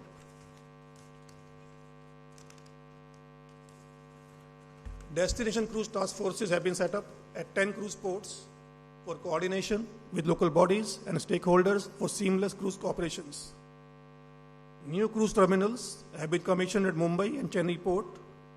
Mormugao port in Goa is currently upgrading its old facility to an international cruise terminal expected to be completed by October this year.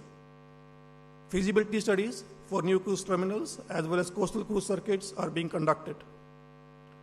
Greenfield and brownfield projects for cruise infrastructure are being planned in Gujarat, Kerala and Maharashtra. And as already Vikas has explained, critical taxation issues have been identified and shortly we will take it up with the Finance Ministry for resolution. As Chairman IWI, I would make special mention about river cruises. As shown in the short movie, we have been working on providing necessary infrastructure in the national waterways to enable cruise tourism. We are providing sufficient draft in the national waterways through end-to-end dredging contracts. We have created a corridor of about 4,000 kilometers of navigable fairways on NW1 and 2 and IBP routes. More than 120 permanent and temporary terminals have been put in place in the national waterways. We are also working on having dedicated river cruise terminals in Varanasi, Patna, Kolkata and Guwahati. Additional jetties are being planned in the northeast region at Silghat, Vishwanath Ghat, Nimati and Goyan. We are also developing ship repair facilities in Guwahati, Patna and Varanasi. We have also come out with Jal Samriddhi regulations, which enable setting up of jetties by private sector on national waterways. We are also in close touch with various state governments to promote cruise tourism.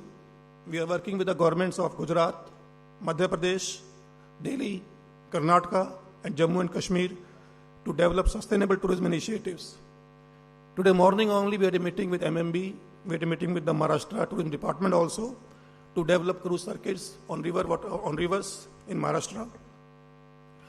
So as an outcome of this, the number of national waterways with river cruises has risen from just 3 in 2014-15 to 13 in 24-25. 15 cruise circuits are operational, and we plan to develop 51 new circuits on 47 national waterways across 14 states and 3 UTs by 2027. So, all these activities have led to a very positive outcome. There has been a 5-fold increase in the number of luxury river cruise vessels on national waterways. In the last year itself, there has been a 19% growth in river cruise voyages on national waterways. And recently, the world-famous Viking Cruises has announced its entry into India's river cruise submarket with Viking Brahmaputra on national waterway. River Ganga now features in the world's best river cruises 2025. This all is a testament to the growing popularity of this sector in India and world. Friends, as today we gear up for the nation's premier maritime event, India Maritime Week 2025 in October, it is time to assess and plan how to realize the full potential of cruise tourism in our diverse and beautiful country with majestic rivers and one of the longest coastlines in the world.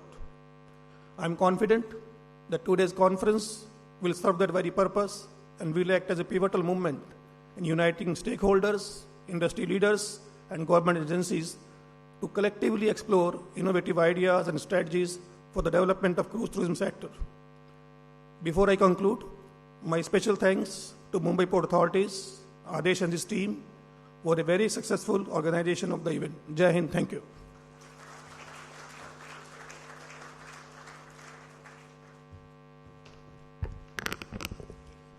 Thank you so much, sir. May I request our dignitaries to please stand for a group photograph and then join us in the sofas in front. We'll be starting the panel discussions wherein we have industry experts. So requesting you all to please stand for a group photograph. And thank you for your time and thank you for being here. Can we have a big round of applause for our honorable dignitaries? Thank you so much.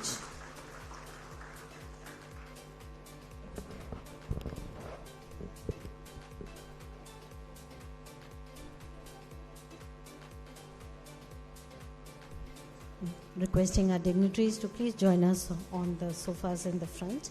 So our first panel will be on sea and river cruise.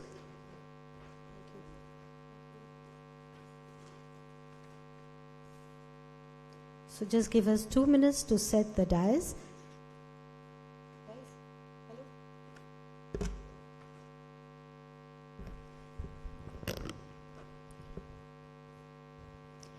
Our first panel, we have Srimati Radhika Parthasarthi, Team Lead E&Y as the session moderator.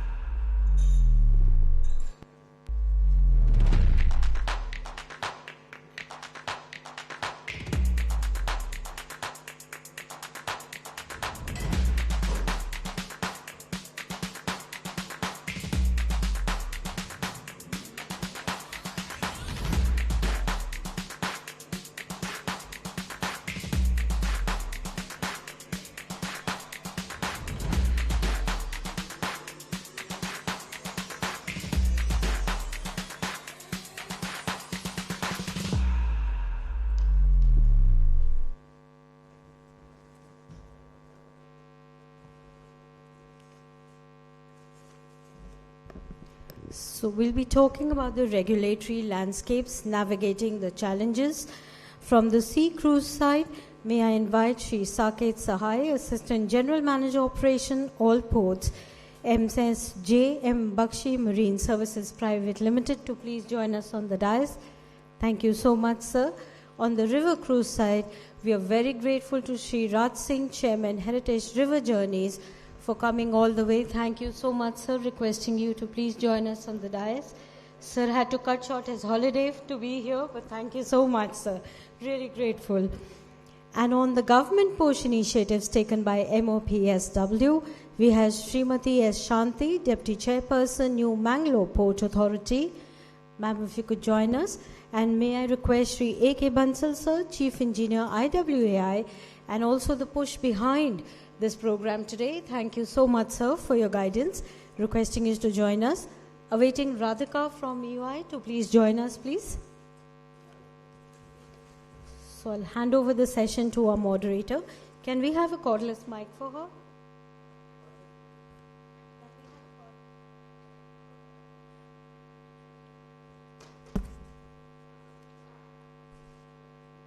Just giving it to you. So I'll hand it over to the moderator and she can take it forward. Thank you.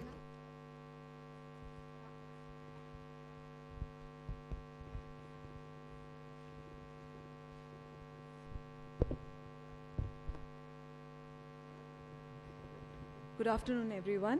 Welcome to our first panel on sea and river cruise, regulatory landscapes and navigating the challenges. In line with MOPSW's Cruise Bharat mission, we'll focus on the regulatory levers that unlock capacity and traveler demand across sea and river segments, as also explained in detail by Sri Nariwal. Joining us, Sri Saket Sahai, Assistant General Manager Operations from JM Bakshi and Corporation, Sri Raj Singh, Chairman Heritage River Journeys, Srimati Shanti, Deputy Chairperson, New Mangalore Port Authority, and Sri A.K. Bansal, Chief Engineer, Inland Waterway Authority of India. In the interest of time, may I request all of you to please keep your responses to approximately 2 minutes.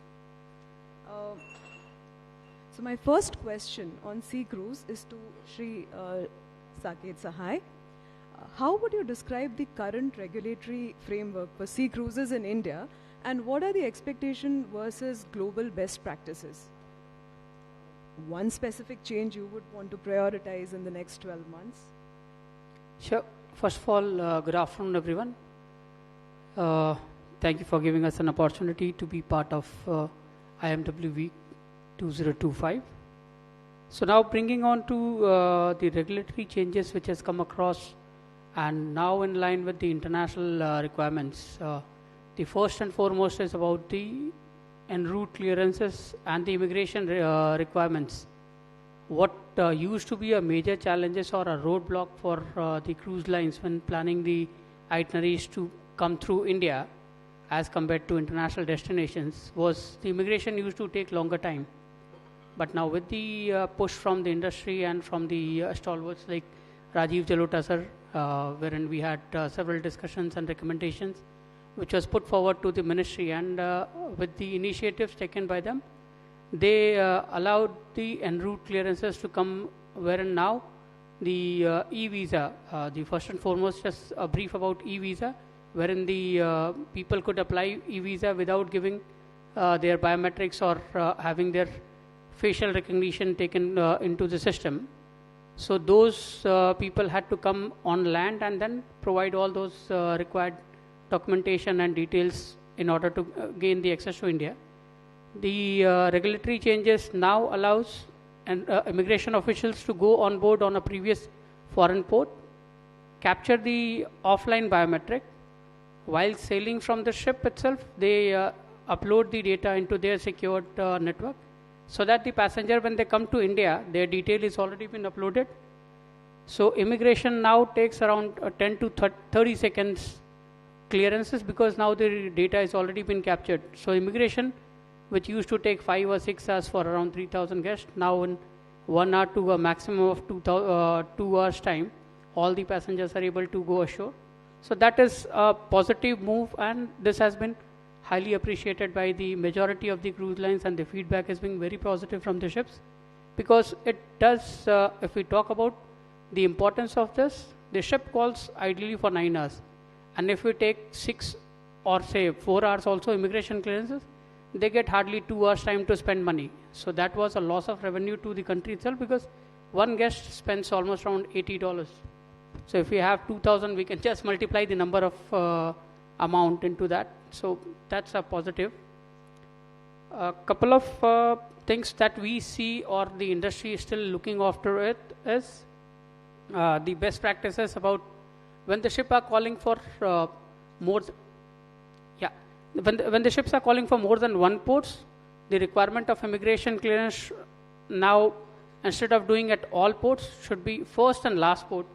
That is what is being done in the countries like US, or we talk about Australia or New Zealand, which would definitely help in progressing more cruise lines attracting in India. Thank you. Thank you, Mr. Sahai. That was insightful. My next question is to Shri Raj Singh. Sir, what key challenges must be addressed to make river cruises a sustainable and attractive option? Some challenges that offer the quickest win if fixed first, if you could quote any of those examples. Good afternoon, everyone. Thank you so much for inviting me, Chairman Sahab, IWI, Jadrolza Sahab, and others, and my panelists here. It's really a privilege and a pleasure to come and speak to you.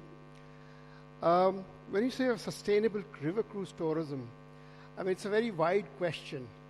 But then the thing is, what I would like to say is that what are the challenges for river cruise tourism in India? And one of the most important things what we have to realize is perception of destination.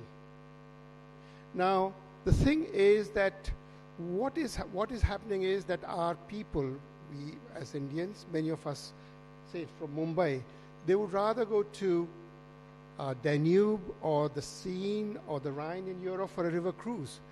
But they don't have the mindset that we have the same quality of river cruises operating on the Ganga, the Brahmaputra, or even on the Kerala backwaters. There are some cruises like that. So what we need to do is that, first of all, the important thing is that we need to have a full-time campaign to educate our own selves domestically that our rivers are there. People are aware of it. Many of the people I come across are not even aware that there are river cruises, in spite of the effort which the government of India is making and all. So there needs to be a joint and concentrated effort by, of course, Ministry of Shipping is doing it, IWI is doing it, but then IWI's job is not there for infrastructure. Their job is not for sales and marketing. And that is something which the Department of Tourism, government in India, or the states have to do it, where the rivers are located. They have to really, really focus on it to educate their people. And once that is done, then only we can actually move forward and do forward. So that's one perception which we have to do. There are two other small points I would like to point out. The other thing is that, of course, my observations, what I'm talking about is based on my own personal observations and what I come across. When it comes to infrastructure, the Ministry of Shipping and Ports, IWI is doing its best. I mean, it does its all the way backwards. They make all the efforts of making all the, not only officially, but personally, if it needs to be done, there are always efforts by the officers, whether junior or seniors, and even the chairman to call and to do the things. Now, if you have to make these cruising, whether it's river cruising or cruising, there needs to be a system that why it should work by itself. We've come to a stage where things should be working, because IWI, for example, the rivers, like Ganga, it goes through 4 different states. And each state has its own compulsions. It has its own rules. So for even IWI as a Ministry of Shipping to get the suitable land or the terminals or that sort of situation is a challenging. So I don't know what, it's something which has been in my mind that we need to evolve a system. We need to think about how we can do things in a better way, where good things can be done by the IWI for river cruise tourism, and though they have to be conferred with the states or with the ports, for example, Calcutta Port, it's been a challenge to get the terminal there being, operational. When it will go, it's a different thing. So we need to think about, for IWI to have more sort of involvement directly with the states and powers that it can do these things for infrastructure, for that sort of situation, so it can go forward. As Sure. I think we are now into building these new ships for international companies, and more are on the way. For us to move forward into that direction, they need to have those facilities, and so there needs to be some kind of thought process. I'm sure when it comes to perceptions, the first question, there must be some kind of a document in the government somewhere that how it should be done, but it has not been done. That's the thing. I'm sure that maybe tourism department may have it, others. So the idea is to have it done. Right. My third and very small third point, which is I think is also very important, is that we have now the new IV Act, Inland Vessel Act, which has been enforced. Now the Inland Vessel Act has been there, but it's for the different states to rectify it or to make it. Is there any time limit for that to happen? Because if it doesn't, there is already a little bit of confusion, as some states are following it, some states are in the process of following it. So there's no time limit. So either there has to be a time limit, or there has to be some kind of guidelines that, with a certain thing, that, okay, IV Act is there, it's been enforced from 2025 now, 23 or 24. So all the ships are today, the ships which are registered in 2025, are they following the IV Act? Are we supposed to follow IV Act for our new ships or not? So when it is going to be there, and suddenly it comes, so I think there needs to be that kind of deadline or some kind of a thought process for it to make it happen, because that is very important internationally. Sure. For any of the companies to come. Of course, the ships we are making would be international standards, we are following it. But what I'm saying is that is also important for safety, security, and some of these other things. Sure. So these are the only small things which I would like to So point out. quickly recapitulating whatever you said, so marketing and sales, so the perception. No, perception. That's the correct one. Perception, how you perceived. Yeah. And policy level interventions on integrating this. And lastly, on what you say as it flowing top down and integrating together. So continuing that point, over to Srimati Shanti, what are the key initiatives by MOPSW to boost cruise tourism, especially those impacting 2025-26 year? Respected Chairman IWA, respected retired Chairman Mumbai Port and IPA, ladies and gentlemen, good evening everyone. As Sir was raising, as you said, see, first of all, we having a road show here itself shows how interested is the MOPSW in improving the cruise terminal and cruisism also. Because I had joined port 10 years back. 10 years back, when I was not aware what was cruise. Only we know that somewhere in Mumbai and Goa it was happening. But today it is not the reason. Today, including New Mangalore port, we doesn't have a domestic cruise also. But everyone is aware that cruise tourism is developing. Like railways and air. If you see the airlines 10 years back, we were not all traveling by airline like this. Now all people are now coming forward to travel by air because it's of the convenience, cost economy and the duration. Similarly, the cruise may take some more time, but ministry thinking of all these, the Cruise Bharat Mission. Everybody says, what is Cruise Bharat Mission? Basically because of these cruise to develop, all the various ministries have to come forward. See the Cruise Bharat Mission, the main aim is to bring all the regulatory framework policy people like customs and then the administrative coordination, district administration, CISF, police, immigration, all these people to come together is not so easy. This thing has to happen. So this Cruise Bharat Mission itself is first step towards which the government is moving ahead very well. It has got 3 phases. In the first phase of 24-25, it studies partnerships, upgrading the existing terminals and alliance formation. In 25-27, it aims towards the building new cruise terminals, unlocking the high potential circuits. And 27-29, integration across subcontinent, large-scale digitalization and global branding. For all these things, as he said, we require an infrastructure development. However, the government has already planned 45,000 crore of investment, and 35,000 crore is towards the river cruise vessels and 10,000 crores was the terminal infrastructure. Already there are terminals at Mumbai, Kochi, Chennai, Goa, Visakhapatnam, New Mangalore. However, river terminals, 100+ terminals, major upgrades in Varanasi, Patna, Kolkata and Guwahati is expected. Cruise circuits, as already sir told, 51 new rivers cruise circuits are going to be identified and being developed. Vessel modernization, nearly 25 electric vessels are going to get done.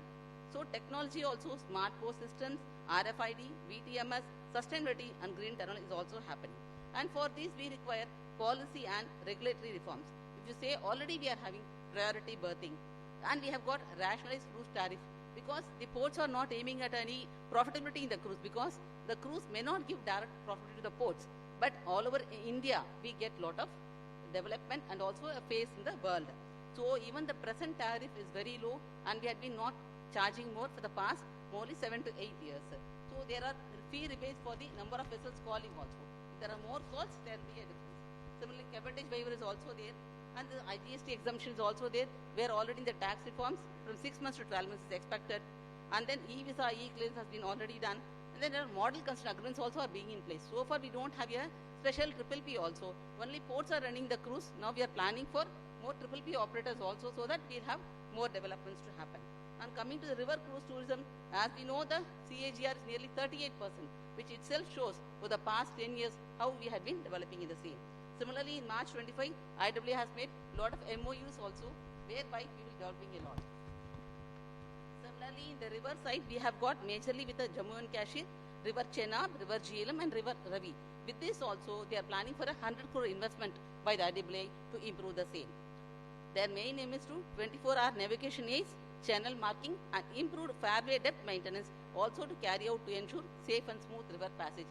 So basically people have to be very clear that they are very safe in the cruise tourism.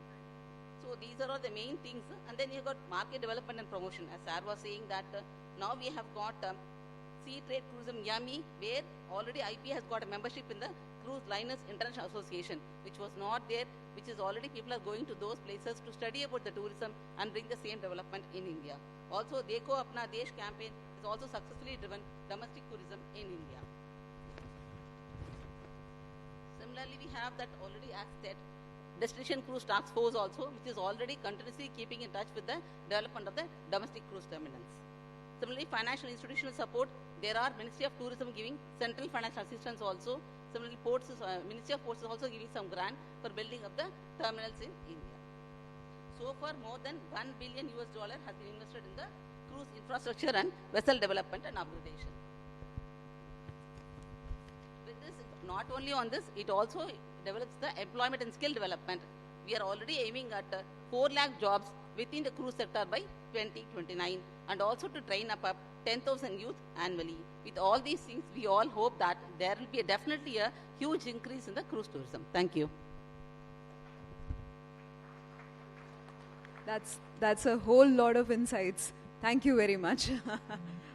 My final question to you, sir, Shri A.K. Bansal. How is IWAI facilitating river cruise growth via infrastructure, MOUs and Cruise Bharat mission linkages? One river stretch you consider ready to scale in the near term? Inland Waterways Authority of India is adopting a multi-dimensional strategy to transform India's inland waterways into vibrant river cruise ecosystem. Our initiatives are aligned with the Cruise Bharat mission and focus on 3 key drivers. One is robust infrastructure, strong partnerships and policy supports. On infrastructure front, our chairman has already said that we are doing end-to-end dredging on National Waterway 1, National Waterway 2 and 4,000 kilometer corridor has been created. The dredging contracts are in place for the entire National Waterway 1 of 1,640 kilometers from Varanasi to Haldia. And we are providing the required navigation depth for the vessels to ply in the rivers, NW1, NW2 river Brahmaputra, Kerala, National Waterway 3, and any other national waterways where cruise tourism is flourishing. We have developed the terminals and jetties for embarkation and disembarkation of passengers at various places. as per the demand and of the river cruise operators. Electric shore connections has been provided at many terminals as suggested by the river cruise operator on National Waterway 1, National Waterway 2, 3 and 5. To enhance safety and efficiency, round-the-clock navigation system, river information system, electronic navigation charts have been introduced. In addition, pilotage services and assistance to the cruise vessels whenever they need the tug assistance is being provided. These measures not only ensure smooth operation but also build confidence in the operators, and the outcome is in front of all. In last 1 decade, number of operational national waterways has increased from 3 to 13, and number of cruise vessels has been increased from 5 to 25. In last 1 year only, river cruise voyages has been increased from 371 to 443, nearly 20% increase. The world's longest voyage journey created a buzz around the globe, and announcement of Viking Cruise to deploy their cruise vessels in collaboration with Antara Cruise is its live example. A 24-bedded river cruise vessel has been launched in Varanasi, whose owner is also here today. He will come in the next session. Vessel named Gangotri. And one more vessel, El Fresco Royal, is being launched in the this first month of the January 2026 in Guwahati. That is also ready to launch. In addition to this, we are also have strategic MOUs with private operators and state tourism boards, state tourism departments. IWA is encouraging investment in luxury river cruise vessels by developing integrated itineraries connecting iconic heritage, wildlife and cultural sites. The 4.5 kilometer stretch of river Yamuna in Delhi from Sonia Vihar to Jagatpura is ready to be inaugurated maybe by end of this year. And we have also have MOU with the state government of Jammu and Kashmir for creating this river cruise tourism as well as the urban water transport system over there. In future, we are also planning to put in place the river cruise terminal of world class at Varanasi, Patna, Calcutta, Guwahati, and 4 terminals above the Seal Ghat, Vishwanath Ghat, Nimati Ghat, and Guizan are being developed shortly, for which the proposals are already in advanced stage. Finally, as part of the Cruise Bharat mission, we are working closely with the Ministry of Port, Shipping and Waterways to position India as a global river cruising destination.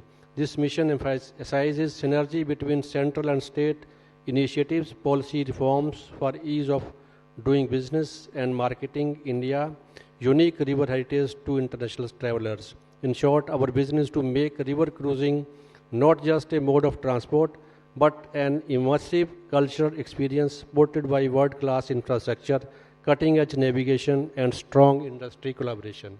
Thank you. Thank you very much, sir. That was detailed. Do we have time to take some questions from the audience? Any questions from the audience, please?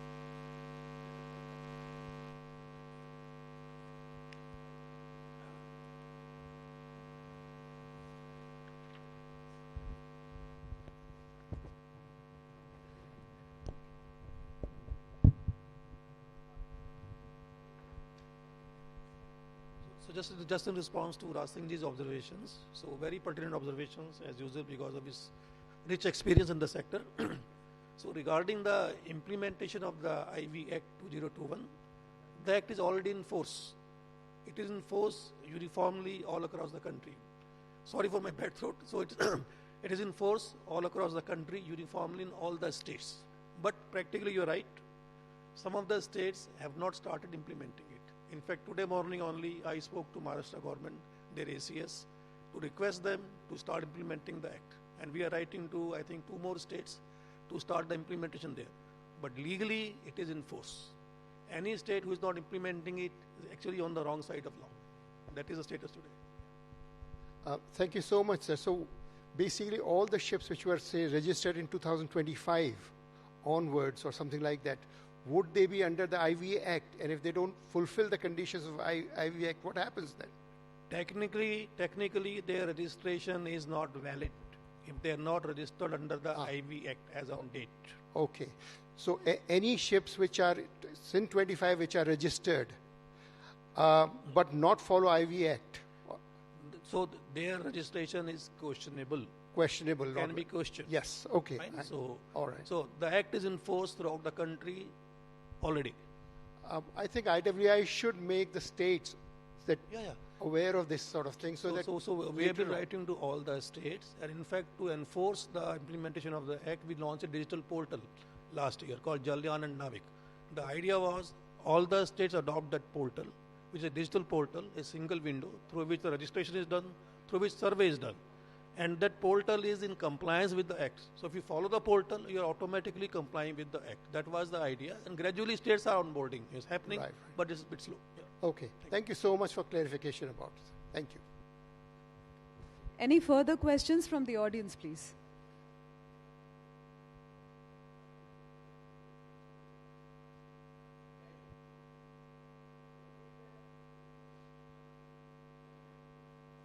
I would request the panelists to keep the responses short, please. Thank you. My question is to Mr. Bansal, Chief Engineer, IWAI. Sir, here, sir. So basically, I am Chief Engineer Drainage Punjab. In Punjab, we are not doing any river cruise. The problem is that there is no flow in the rivers because of the dams constructed. The water is being taken into the canals. And one thing is there is no flow. And then the bridges constructed. We have the bridges constructed. I don't think we are having any long stretches where the vessels can be taken. So can you just guide us how we should proceed? Yeah, we have this Pong Dam in Punjab. Upstream of that dam, there is small stretches which can you can do the small river cruise tourism. In Himachal also, above this Bhakra Dam, you have certain places, certain stretches of 10-20 kilometers where certain boats can ply. So these kind of stretches we can take up for cruise tourism, small boats, 20 seaters or 50 seaters boats can ply over there. So this kind of structure we can infrastructure we can develop, because there are bridges, so longer boats cannot ply. Like you talked of dredging, can we do dredging or something like this too? Dredging can be done if the stretches are clear, so that has to be seen that the vertical clearance below the bridges is enough to cross the boats. Okay, sir, we will need your detailed guidance on this. Yeah, we will be there to guide you. Please, we have our office in Delhi, and we have dedicated staff for these national waterways in Punjab, Himachal, Haryana, or all the states. We can guide you. You can send your representative to our office. We will guide them. Thank you. Yes, please. Sir, any place where we can get cruise updates for Ganga, Yamuna and south from here to what you call Sri Lanka, etc., so that local people in India can have updates and they can travel by cruise? Or is it that Indians are not allowed, only foreigners can go, any other thing like that? Yes, there are updates about cruising on the Ganga, on the rivers Yamuna, Brahmaputra. So there are these. If you look on the internet, you will find everything, including Andhra, are there. And of course, we are also going to do something in Karnataka. So river cruise. This is what I was saying: perception, education, to let everyone know that this is already existing. And that is where the states and the tourism department can come together. So there is a procedure and there is a system, and that's what the government is going to do, and that's what I'm trying to emphasize here. Yeah. Thank you. Thank you, sir. Thank you so much. Yes, sir. Please go ahead. My name is Anand Sharma. I have a question to Mr. Bansal, and maybe Mr. Raj Singh could help me out. See, in India or IWAI, we do not have a proper definition of the word cruise.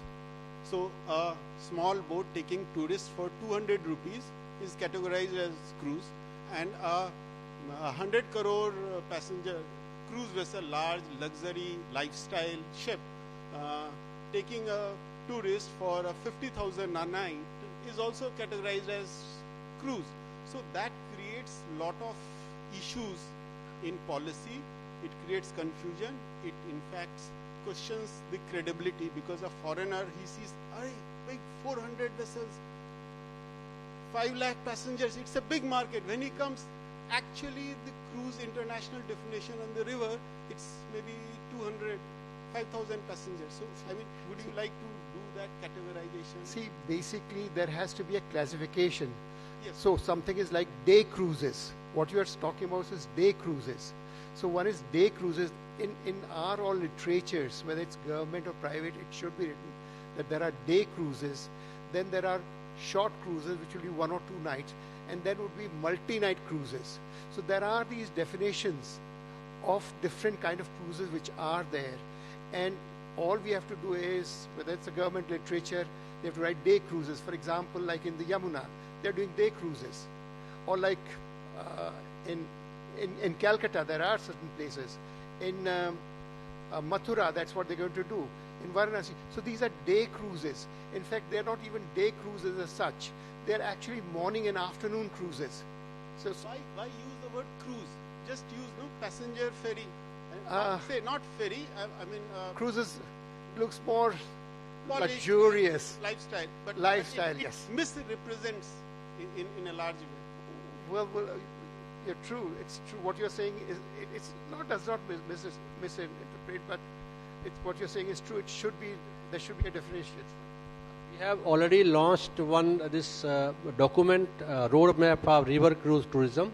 It has clear definition of day cruise, night cruise, budget cruise and luxury cruise.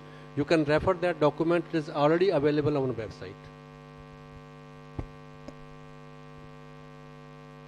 Okay, we'll not be able to take any further questions from the audience. Thank you very much to the distinguished panel and to the audience.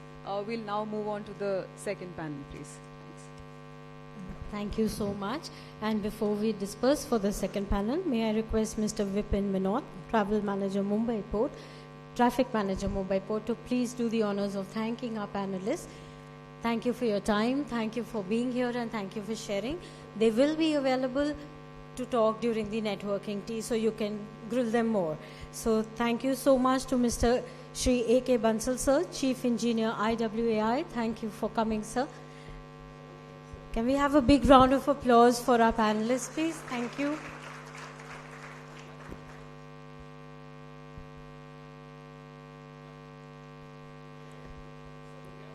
Thanking Srimati Shanti, Deputy Chairperson, New Mangalore Port. Thank you very much, ma'am, for being here today and for sharing your thoughts.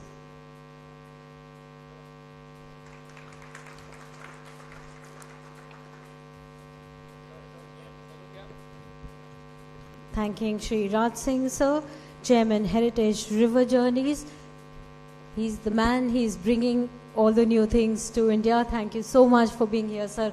Big round of applause for sir. Thank you so much.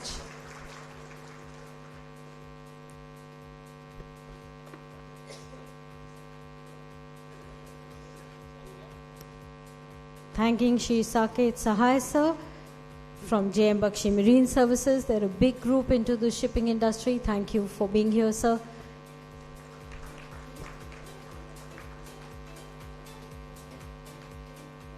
And last but not the least, our session moderator, Shri Radhika, Team Lead ENY. Thank you for being here and being a part of the last minute. Thank you very, very much.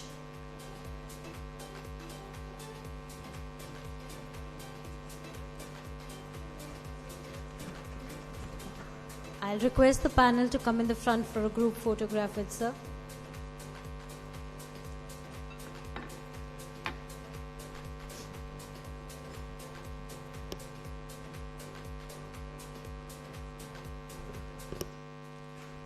So our last panel for today is on the tourism perspective, expectations of trade. We have with us a very senior partner from ENY India as the session moderator. May I invite Shri Mihiji Shah sir to please join us on the dais. And talking about tourism activities that captivate travelers, we are honored to have Shri Vijay Kumar, Director, Directorate of Shipping Services, Andaman and Nicobar Islands. Shri Shekhar Jaiswal sir, GM Maharashtra Tourism Development Corporation, Shri Mohammad Farooq sir, Regional Director Western Central India Tourism, Ministry of Tourism, Government of India, and Shri Vikas Malviya sir, Director Nordic Cruises, the other big cruise company in India. Thank you so much for coming. Can I request you to join us on the dais, please? Thank you very much.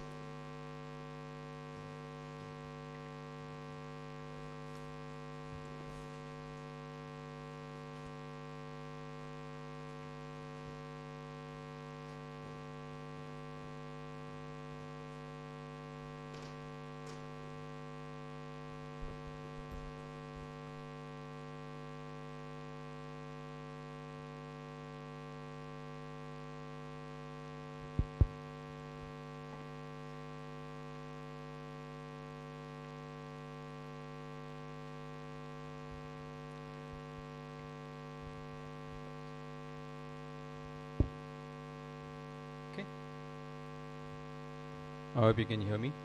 Yes, I can.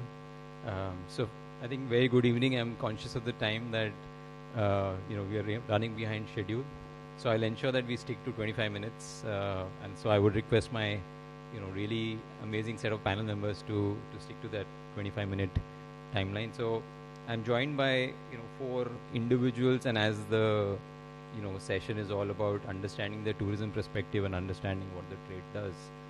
So Mr. Vijay Kumar, who's Directorate of Shipping and Services, Andaman and Nicobars.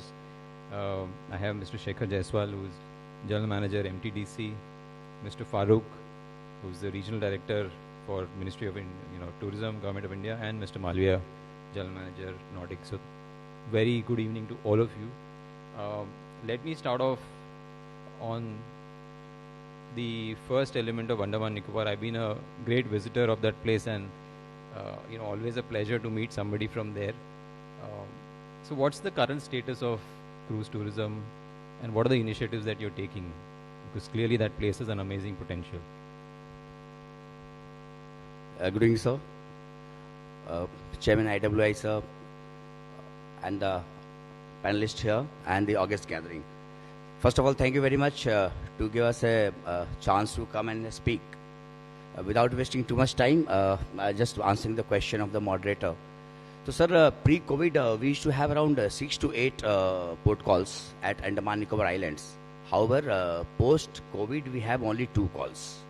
So, for regions, but as I was seeing the presentation by the senior officers, I understand that pre-COVID, we were in a better situation, and after we reduced for maybe slightly regions. But all the efforts are on by IWI and the concerned authorities to increase the numbers. So our current status is that we are having only 2 port calls. However, all the efforts are on to increase the cruise tourism and the tourism. If I can just give you a wide perspective of Andaman Nicobar Islands. So it's a beautiful place. I'll not dwell too much how beautiful and pristine environment we are, nature. So I'll not dwell too much, but I will talk about the infrastructure development and what is in the pipeline for next 6 months to 1 year. So basically, we are in the process of augmentation of our existing infrastructures. The jetties, we have located 9 ports, which we are increasing the present existing infrastructure, and we're increasing the size of the jetty, reconstructing or addition of it. So ships approximately a length of 100 meters plus with a draft of around 8 meters will be able to call on these boats. At the same time, we are creating cruise terminal facilities, will be AC terminal, and we are looking at the world-class facilities to build up. And for that, I'm thankful that MOPHW has already sanctioned a lot of projects of ours, which is in the pipeline. Also, some of the projects which is in the pipeline, if I can just tell you, is that we are in touch with Cochin Metro. We are having a water metro project in Port Blair, in Srivijayapuram, Harbour Cruise, cruise trips to pristine islands. We are in the process of opening few islands. As we know that we have almost more than 800 plus islands. Some of all the islands are untouched, unvisited. We have never even gone and surveyed those islands.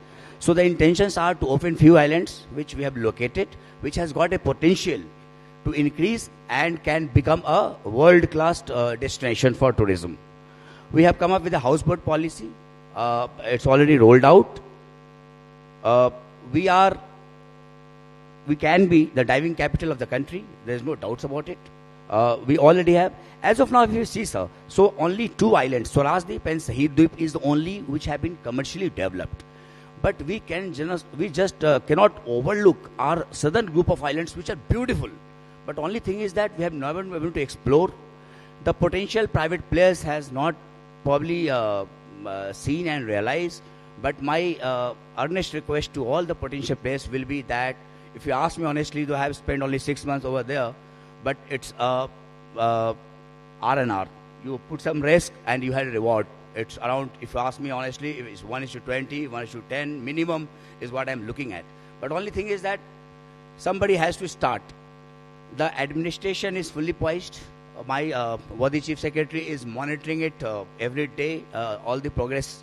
Some of the more projects which we have taken in just, I'll just tell you. So we had floated an expression of interest for yacht marina, and we have got positive responses to it, and soon we should be coming. Cruise terminals, I already spoken. We can be a gateway to South Asia, and if you see the countries coming from Malacca and coming to India, calling on Chennai and Mumbai, we can be a big booster to that support. Or anybody coming from India, going down south, crossing Malacca, I can be, because I am sitting in a static location. Only will was not there, which has come. Ministry is helping us, IWA is helping us, and I can assure you that soon we are going to augment all our infrastructures. As far as development of infrastructure of jetties are concerned, Ministry has already sanctioned approximately 600 crores rupees, which is in the pipeline, and some of the works will start maybe within a month or so. So these are some of the developments. Only thing is, my request is that all the potential players, some of you are big players sitting here, you may have a look at Andamans, and believe me, Andaman will not disappoint you. Thank you. Thank you very much. I think that was a pretty passionate pitch for Andamans, and I remember coming to Andamans 3 years back, and Port Blair and Havelock, and while I was a tourist, I did give my feedback directly to the ministry of what needs to be done, and I hope, because I think that place really needs massive amount of support, and I think passionate people like you, so brilliant. Thank you very much for that excellent insight. Before I go to Mr. Jaiswal, I think I must definitely congratulate IPA for having tourism in the room, and I think more often than not, I do this day in and day out for a living. In cruise tourism, discussions, we really miss tourism per se, and I think that's really big realization. I think kudos to IPA for having the state and the tourism department. So, Mr. Jaiswal, I put you on the spot. How do you see collaborating with IPA, transport department, MTDC, operators? What do you see that area of collaboration? Shri Jalota sir, Shri Vijay Kumar sir, and Adish ji. So thank you very much for inviting us here. And I should say that since the day one, when the cruise tourism whole thing started, we have been, we have witnessed this exponential growth of cruise tourism in Mumbai, especially in Maharashtra, and the country at large. So since almost 14 years, I've been, since the whole thing started, and we had a lot of people like Mr. Dey and everybody, and with Sir, we worked on every aspect, smaller. We have a small share into it.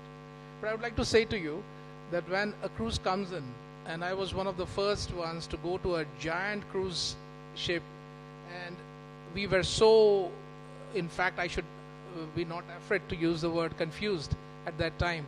So I had to be present there at 5 a.m. myself with a group of people. All we did was we started doing namaskar to each and everyone. I had seen that particular day around 700 to 800 people getting down out of this 2,003 or 3,000 odd tourists, and we were bombarded with several questions. This was in 2015, early 2015, and where Parag Jain sir was at the helm of affairs at MTDC. So what we have done over the period of time, I'll tell you something very important. MTDC, or the Maharashtra Tourism, has worked on a very iconic project. In fact, we are trying to curate some very good experiences some very tailor-made experiences. So we have something called as ICH, which is Intangible Cultural Heritage. This is the first project in our country where a company called as Contact Base, an agency called as Contact Base from West Bengal is working in Maharashtra. And we are able to, in fact, identify the repository of tourism and the experiences we have in Palghar, which is and the district of Nasik. So we can have this short tours to these places. Then we also have community-based tourism, and in community-based tourism we have identified one very important place for cruise tourists that is called as Saguna Park, and of course the ISKCON Wada at Govardhan Eco Village, which also is very coveted. And one more thing I would like to inform the audience here and everybody here, Narwal sir, namaskar aapko bhi, that there are times, because we hardly look at Mumbai we have different priorities also at the same time, but tourism does its own job. You'll be surprised to know that the most coveted walk in South Asia, or a heritage walk, is none other than the BMC Heritage Walk, which is run by MTDC. And this is so, you'll be surprised to know, till April 2026 we are sold off. And we have only 40 people we allow, and one of the best done by Kaki, MTDC and BMC.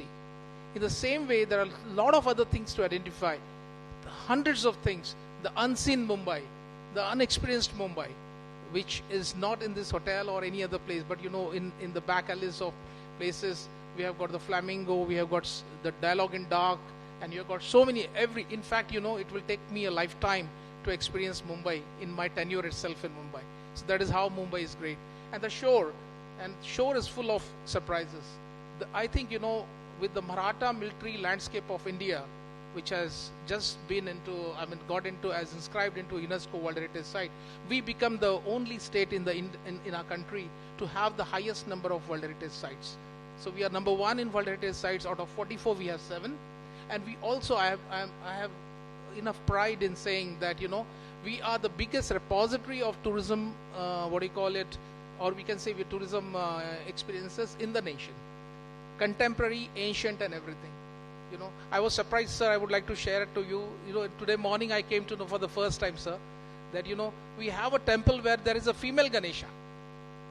A sculpture of female Ganesha exists because Ganesha is coming, so it is existing here. And somebody, this didn't come to me automatically. Somebody from UK texted us, right, saying that, do you have something of this sort? Sir, day for yesterday, another man called up and said, my ancestors were slain in one of the battles in Jalna district, and we never knew it. It was called as the Battle of Asai. It is a repugnant battle, but Asai sappers, the Asai naam ka village jo hai, Asai sappers is a big sapper, in UK. And somebody called up and says, we want to see the Kingfisher factory. Somebody says, we want to see these are the experiences we would like to also bring it to the cruise tourist. Hundreds of things. I have got so much to talk to you. But then, I think I should limit myself to this. But I'm sure that, the kind of image which the state of Maharashtra has as far as tourism is concerned, right? And the one which we try to project when we go abroad and we try to do that should match with the expectations of the tourist. And we're trying to do that and trying to make both ends meet. Thank you so much. Fantastic. I always have a bias for people who are very passionate about tourism because I am the champion of tourism as far as the EY is concerned, and but Shekhar, fantastic. So anybody wants to see Mumbai, you need to call Mr. Jaiswal. But as I said, right, I look at strategy for tourism in India, and the numbers are mind-boggling. I mean, we are looking at 2 billion domestic travelers going to 10 billion, right, in the next 15 years. I mean, those numbers itself mean so much for India's industry itself, that there is no need for demand generation, there is demand as such. So I think tourism per se is going to be a great driver. Let me go to Mr. Farooq yourself. As Government of India, how do you see cruise kind of captivating the domestic audience, foreign audience? What is your views on that, on Government of India? Good evening, everyone. I think there are two things. One is the river cruise and the ocean cruise. So let's come to ocean cruise. I think the the only constraint the cruise passengers have is the time. With that limited time, what are we going to offer them? And the latest trends says that nobody in any tourism, nobody wants to see the structured monuments anymore. Today's world, every tourist is interested in seeing experiential tourism. And I'm sure no other country in the world can offer kind of experiences that Incredible India can offer. Every city, every street, every village has numerous experiences for this discerning tourist. So it is a matter of curating these experiences in a manner that we encapsulate and package it in a form that this tourist with that limited time enjoy their experiences and take back good memories. So this is actually a very, very challenging work. It is the work of the tour operators, the state governments, and everyone who is involved in the tourism segment to offer this package in such a way that I'm sure we don't have to think about the depth of tourism products that we have. 44 world-class monuments, UNESCO World Heritage Monuments India has. For any tourist who want to come, whether others as a cruise passenger or any other form of tourism, have to spend at least, in my view, 12 months to see all these monuments. And there are lakhs of monuments still which are lying, not listed as per ASI or state monuments. And apart from this, we have this intangible cultural heritage which India possesses. So I want to say that the regional festivals, the dance and music, the art forms, the handicrafts, all these packaged together along with these experiences will go in a big way to attract and captivate tourists for a long time. And I also want to say that we have a geographical advantage where we can combine both as a hybrid tourism product, where we can combine both ocean cruise and river cruise. I think Kolkata has that advantage. I'm sure if we can have that advantage, I think the time the cruise passengers want to spend in our country will be extended, and thereby we can reap the actual benefit of cruise tourism. Thank you very much, Mr. Farooq. I remember reading somewhere that Indians spent $40 billion outbound, and I think Government of India, Ministry of Tourism is trying to tap, saying that how can that at least be spent over here, and cruise could be one of the areas that could capture that. I think over to you, Mr. Malviya. I think as the industry voice on the panel, how do you see, or how is India seen from the outside as a premium cruise destination from an operator's point of view? Namaste to everyone from Kashi, and thanks to Chairman IWI sir, Jalota sir and Adesh sir for organizing this excellent event here today. It has been an honor to be here and invited for this event. For being premium cruising destination in the world, small answer is we have all the necessary ingredients for the required recipe to make it the perfect dish. We have all the diversity of India, the diversity of geographical locations, everything. We have one of the best island tourism, one of the most beautiful coastline, and one of the most beautiful rivers in India. So it is a huge potential. Till now it has been untapped, but everybody is now taking care of required infrastructure is being developed in a fast manner, so in river cruising, in coastal cruising, everywhere. So we are very bullish on this, and we see a great future and huge volumes coming to India. And one small correction, that we started in 2018 with the name Nordic Cruise Line, but we understood our mistake and we Indianized our name, and within 6 months we changed our name to Alaknanda Cruise Lines Limited. It is now Alaknanda Cruise Line. Very good. And we started with one small vessel having capacity of 60 passengers, and it was a day cruise, short duration cruise tours. And now we are operating 4 day cruise vessels in Varanasi. Soon we are adding Ayodhya and Mathura as our next destinations. And recently, for residential cruising and longer duration cruises, we have recently introduced Gangotri, our new vessel, a literally world-class vessel, the first river cruise vessel having a lift for differentially abled or elderly passengers on board.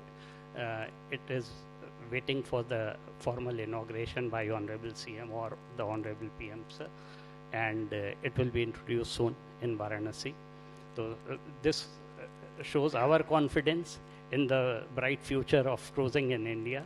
And as somebody was telling why short duration tours are being called cruise, that I would like to define.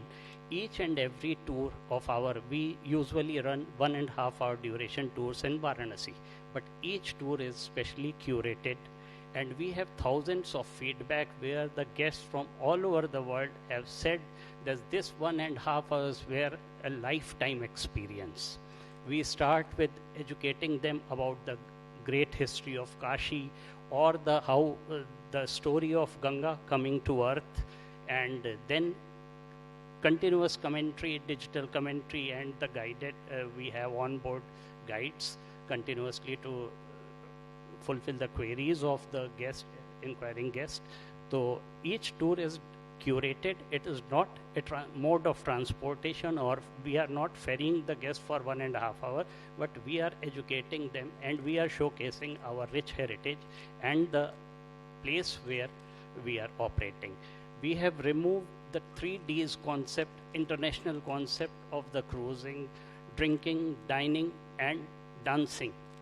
Our tours don't have any of these Ds, and like we shift the attention to the place, the specialty of the place, like in Kashi, we have replaced 3 Ds with only 1 D, that is divinity of river Ganga and the Lord Vishnu. Brilliant. I think this is innovation at its best and Indianization at its best. So thank you very much for that. Excellent. So I'm conscious that I've kind of consumed 20 minutes of the panel's time. Maybe for 5 minutes, if there are any questions in the panel, I think it should be they should get a chance to speak to you. So anybody wants to have any questions for the panel members, you have 5 minutes. I hope you have 5 minutes. Yes, we have. Good.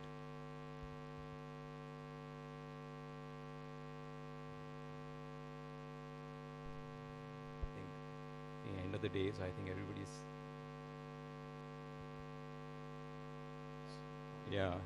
but I think I can only assume by the silence that everybody is kind of completely pleased with the proceedings.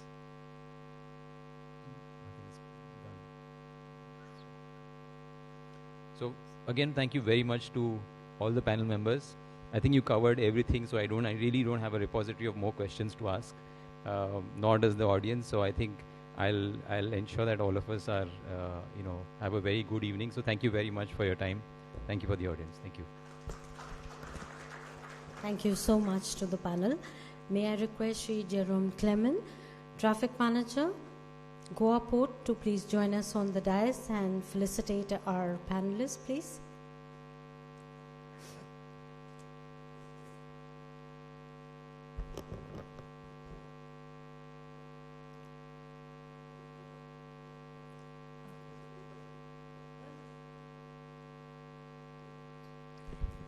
A big thank you to our session moderator, Shri Mihir Shah, partner EY. Thank you for being a part, and we look forward to more interactions with you. Can we have a big round of applause for the panelists, please?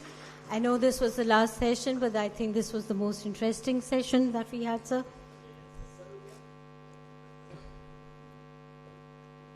A big thank you to Shri Vijay Kumar, sir, Director, Directorate of Shipping Services, Andaman and Nicobar Islands.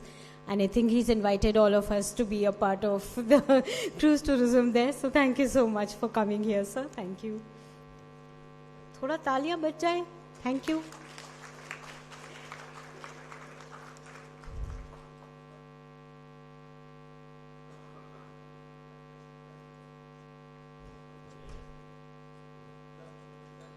Thanking Shri Shekhar Jaiswal, sir, from MTDC. Thank you so much for being a part and for a wonderful presentation. Thank you, sir.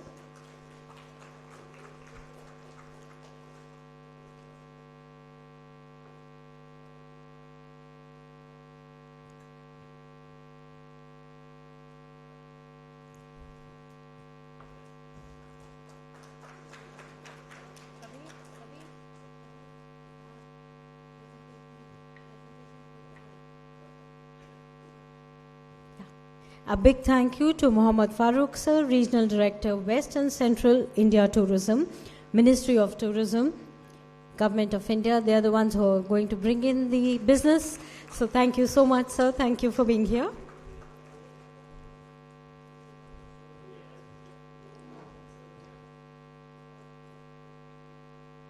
And last but not the least, Shri Vikas Malviya sir, Founder Director, Alaknanda Cruise Line Limited. Thank you so much for doing such a wonderful job. So thank you very, very much.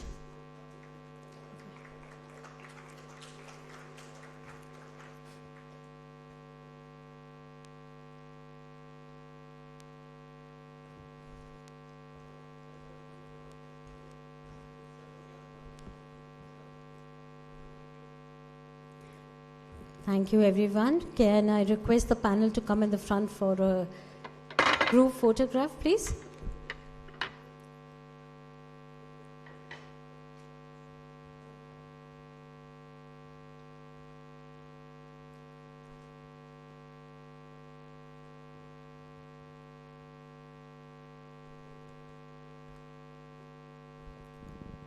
Taliyan, please. Thank you so very much. So before we let you all go, I'll request the panelists to please just share.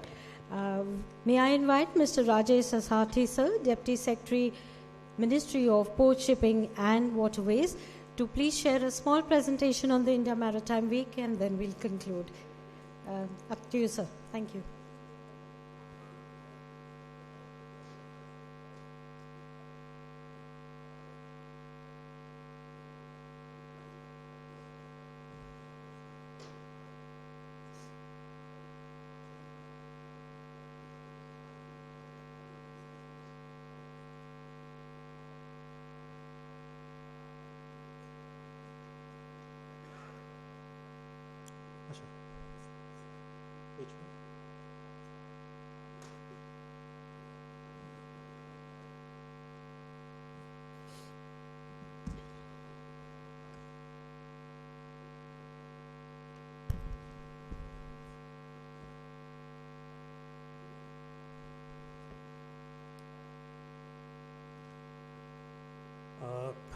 Respected Chairman sir, Chairman Ayodhya sir, respected Jalota sir, my seniors, colleagues, friends, good evening. I think we are at the concluding session and almost finished the program. So I will be brief and fast. So this is about India Maritime Week. But before going to the main event, I just want to show you some stats and some facts about the sector.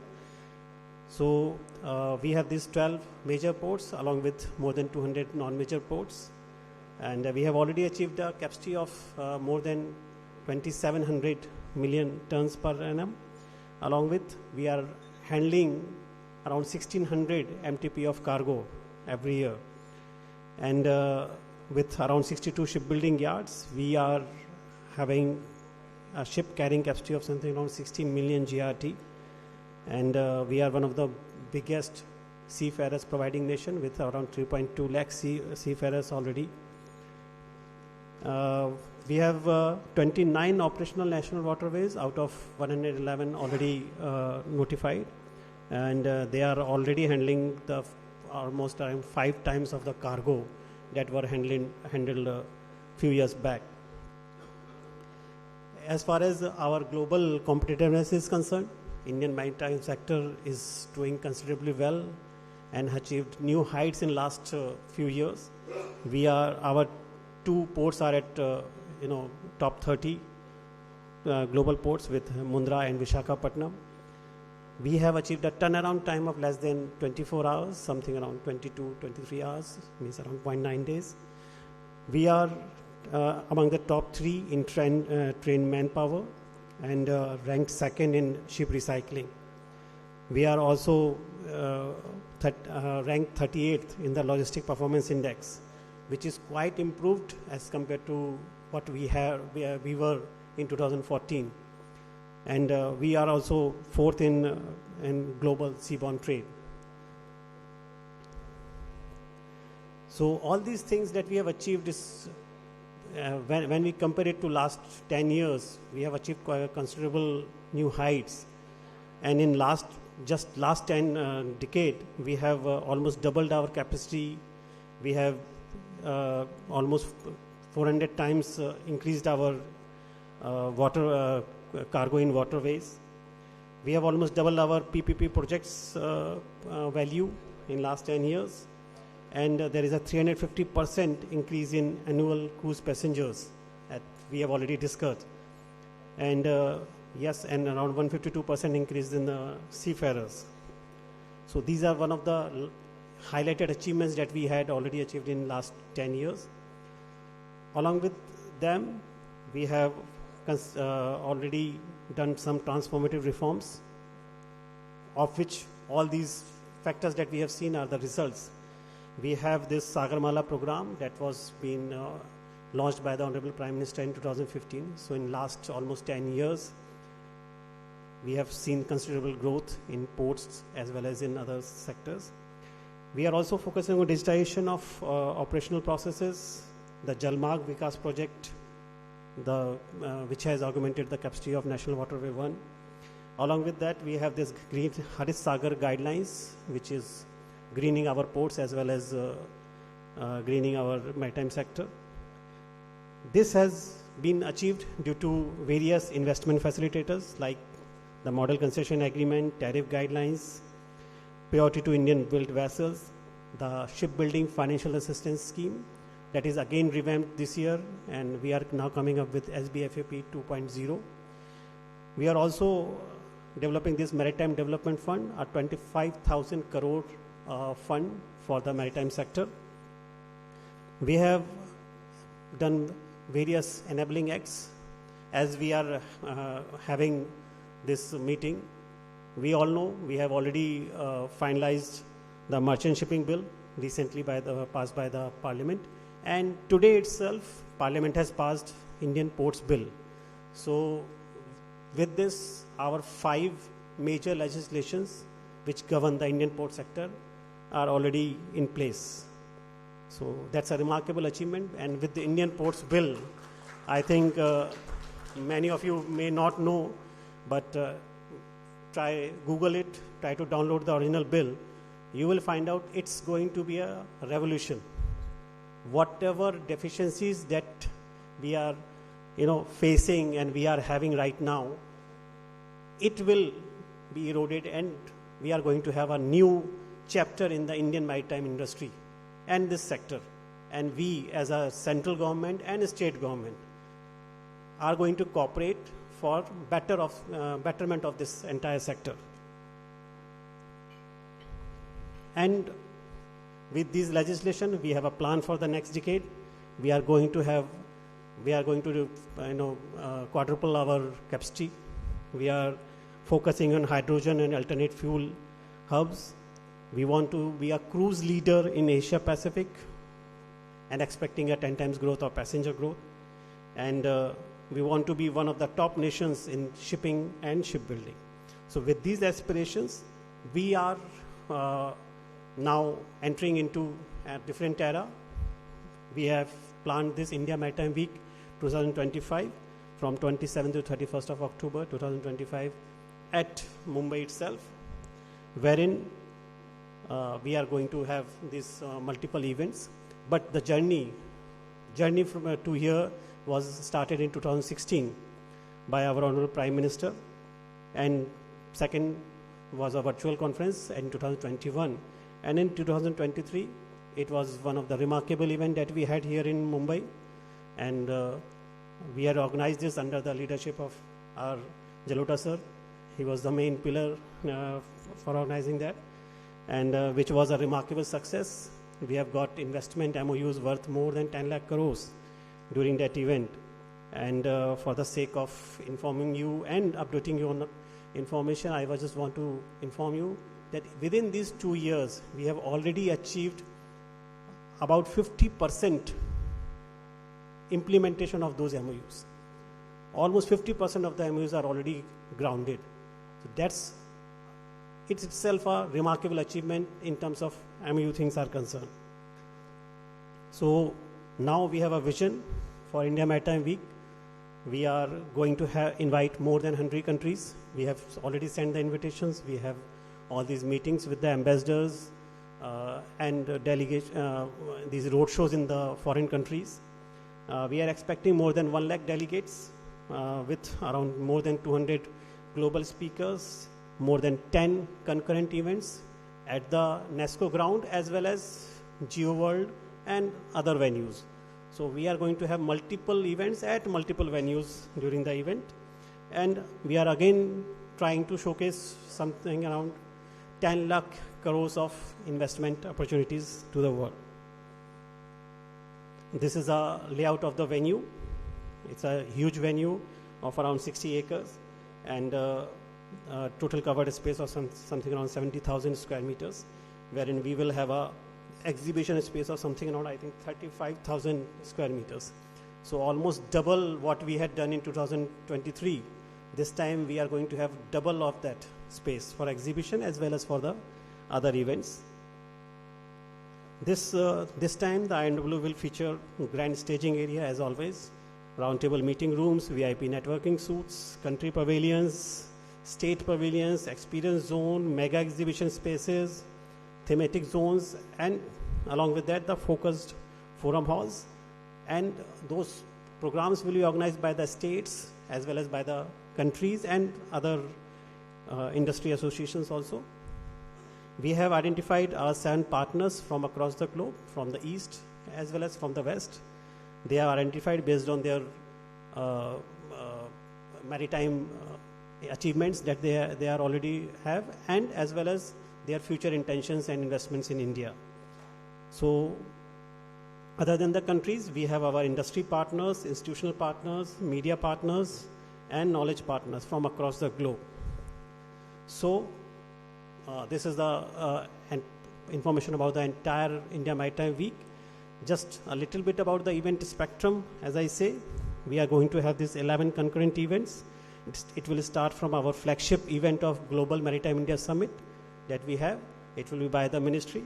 Second will be the Sagar Manthan, the Great Oceans Dialogue, by the Ocean Research Foundation, ORF. And then we have this Global Maritime CEO Forum, wherein Honorable Prime Minister is going to chair the closed door meetings with some 20-25 global CEOs, which will be selected and then be invited for this closed door meetings. And following up with the last GMIS, we are going to award this Sagar Ratna Awards for various achievements by various stakeholders in various fields. Then we have our partner as UNESCAP. They are going to have their own event. And another event on competitive financing for blue economy. Then we have this Green Maritime Day, another important event by Rocky Mountain Institute, USA. They are leading this thing. Then we have the Ports of the Future, one of the part of the Quad conference. So Quad group, the Australia, USA, Japan, and India jointly are going to organize this. With India Maritime Heritage, we are focusing on showcasing our heritage to the world. And Maritime Digitization and Future Tech Summit, again important as far as our development is concerned, to be organized by BCG, and they are curating this event. So with this, we'll have one of the biggest show of maritime industry, as well as we are trying to make it one of the biggest program for India, wherein we will have a representation from across the globe, more than 100 countries, with meaningful G2G and B2B meetings, tapping international workforce, international collaboration, policy thematic sessions, international exhibition, and the innovation and technology showcase. So with this, I conclude my presentation. Thank you, and a warm welcome from Ministry of Shipping for the event. Thank you very much.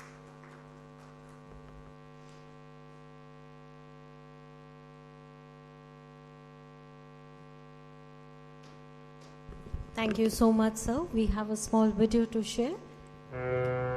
Cruise tourism in India has truly come a long way. Back in 2013 to 14, we saw only 102 cruise calls and about 84,705 passengers. By 2019 to 20, that number had jumped to 479 calls and 4.75 lakh passengers. More than a 400% rise in just a few years. And the growth continues.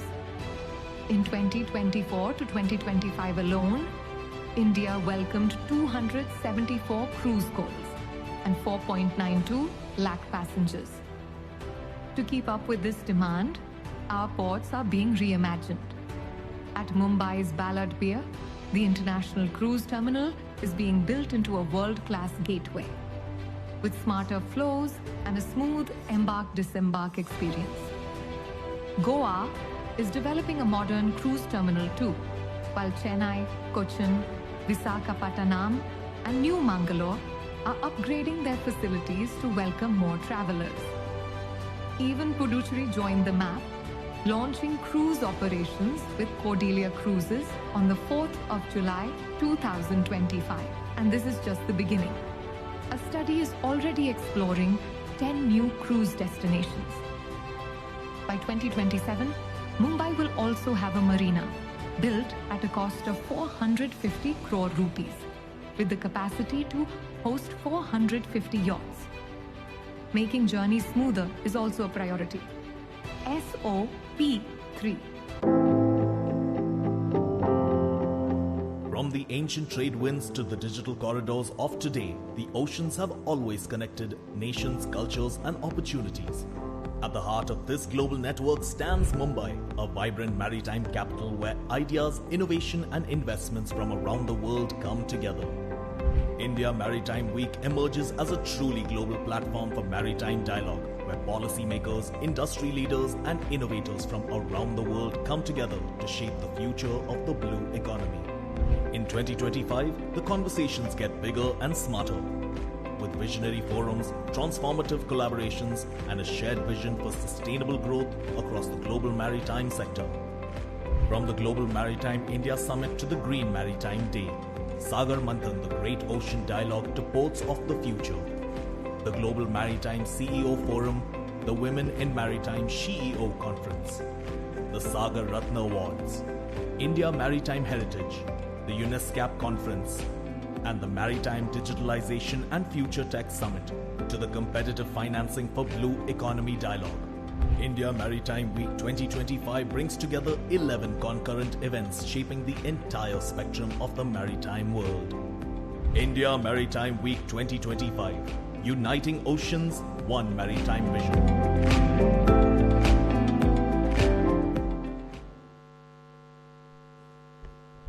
Thank you, everybody. Now to conclude, may I request Shri Vipin Minot, sir, Traffic Manager, Mumbai Port, to please say a few words.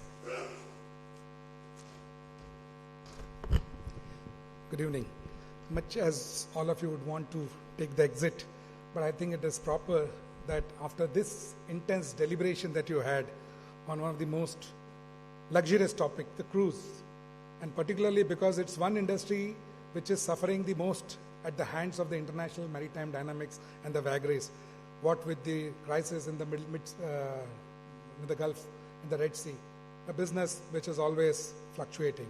So the deliberations on the policies, the infrastructure, and the initiatives that the ports have taken, both in case of river as well as in case of the cruise and per se, has been excellent.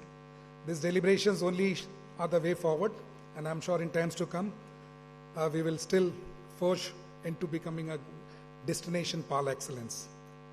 On behalf of Mumbai Port Trust, Mumbai Port Authority, it's my duty to thank Vijay Kumar sir for gracing the occasion, Raju sir, who has always been the guiding force all the while, and today also he has taken his time out, Vikas sir, Adesh sir, Mr. Pradeep IAS, CEO, Maharashtra Maritime Board, Mr. Nilesh Gatne, IAS, MD, MTDC, esteemed panelists of Ministry of Tourism, MTDC, JM Bakshi and Company, Travel and Tourism Association, Alaknanda Cruise, Ballard Pier Private Limited, Dr. Jatinder Singh, PhD, CCI, officials from IWA, IPA, Ports, Navixel, and most of all, Ministry of Port Shipping and Waterways, and all the esteemed delegates and stakeholders who are here. Thank you very much for joining us. I would request you all to join for a high tea. Thank you very much, and have a wonderful evening. Thank you so much. Thank you to the dignitaries and the delegates cordially invited for high tea. You can network, and inviting you all to please re-register or register at the India Maritime website. If you have any queries, you can reach out to all the industry stakeholders. And thank you so much for braving the rain and being here today. Thank you very, very much, everybody. See you on the 27th of October. Bye-bye.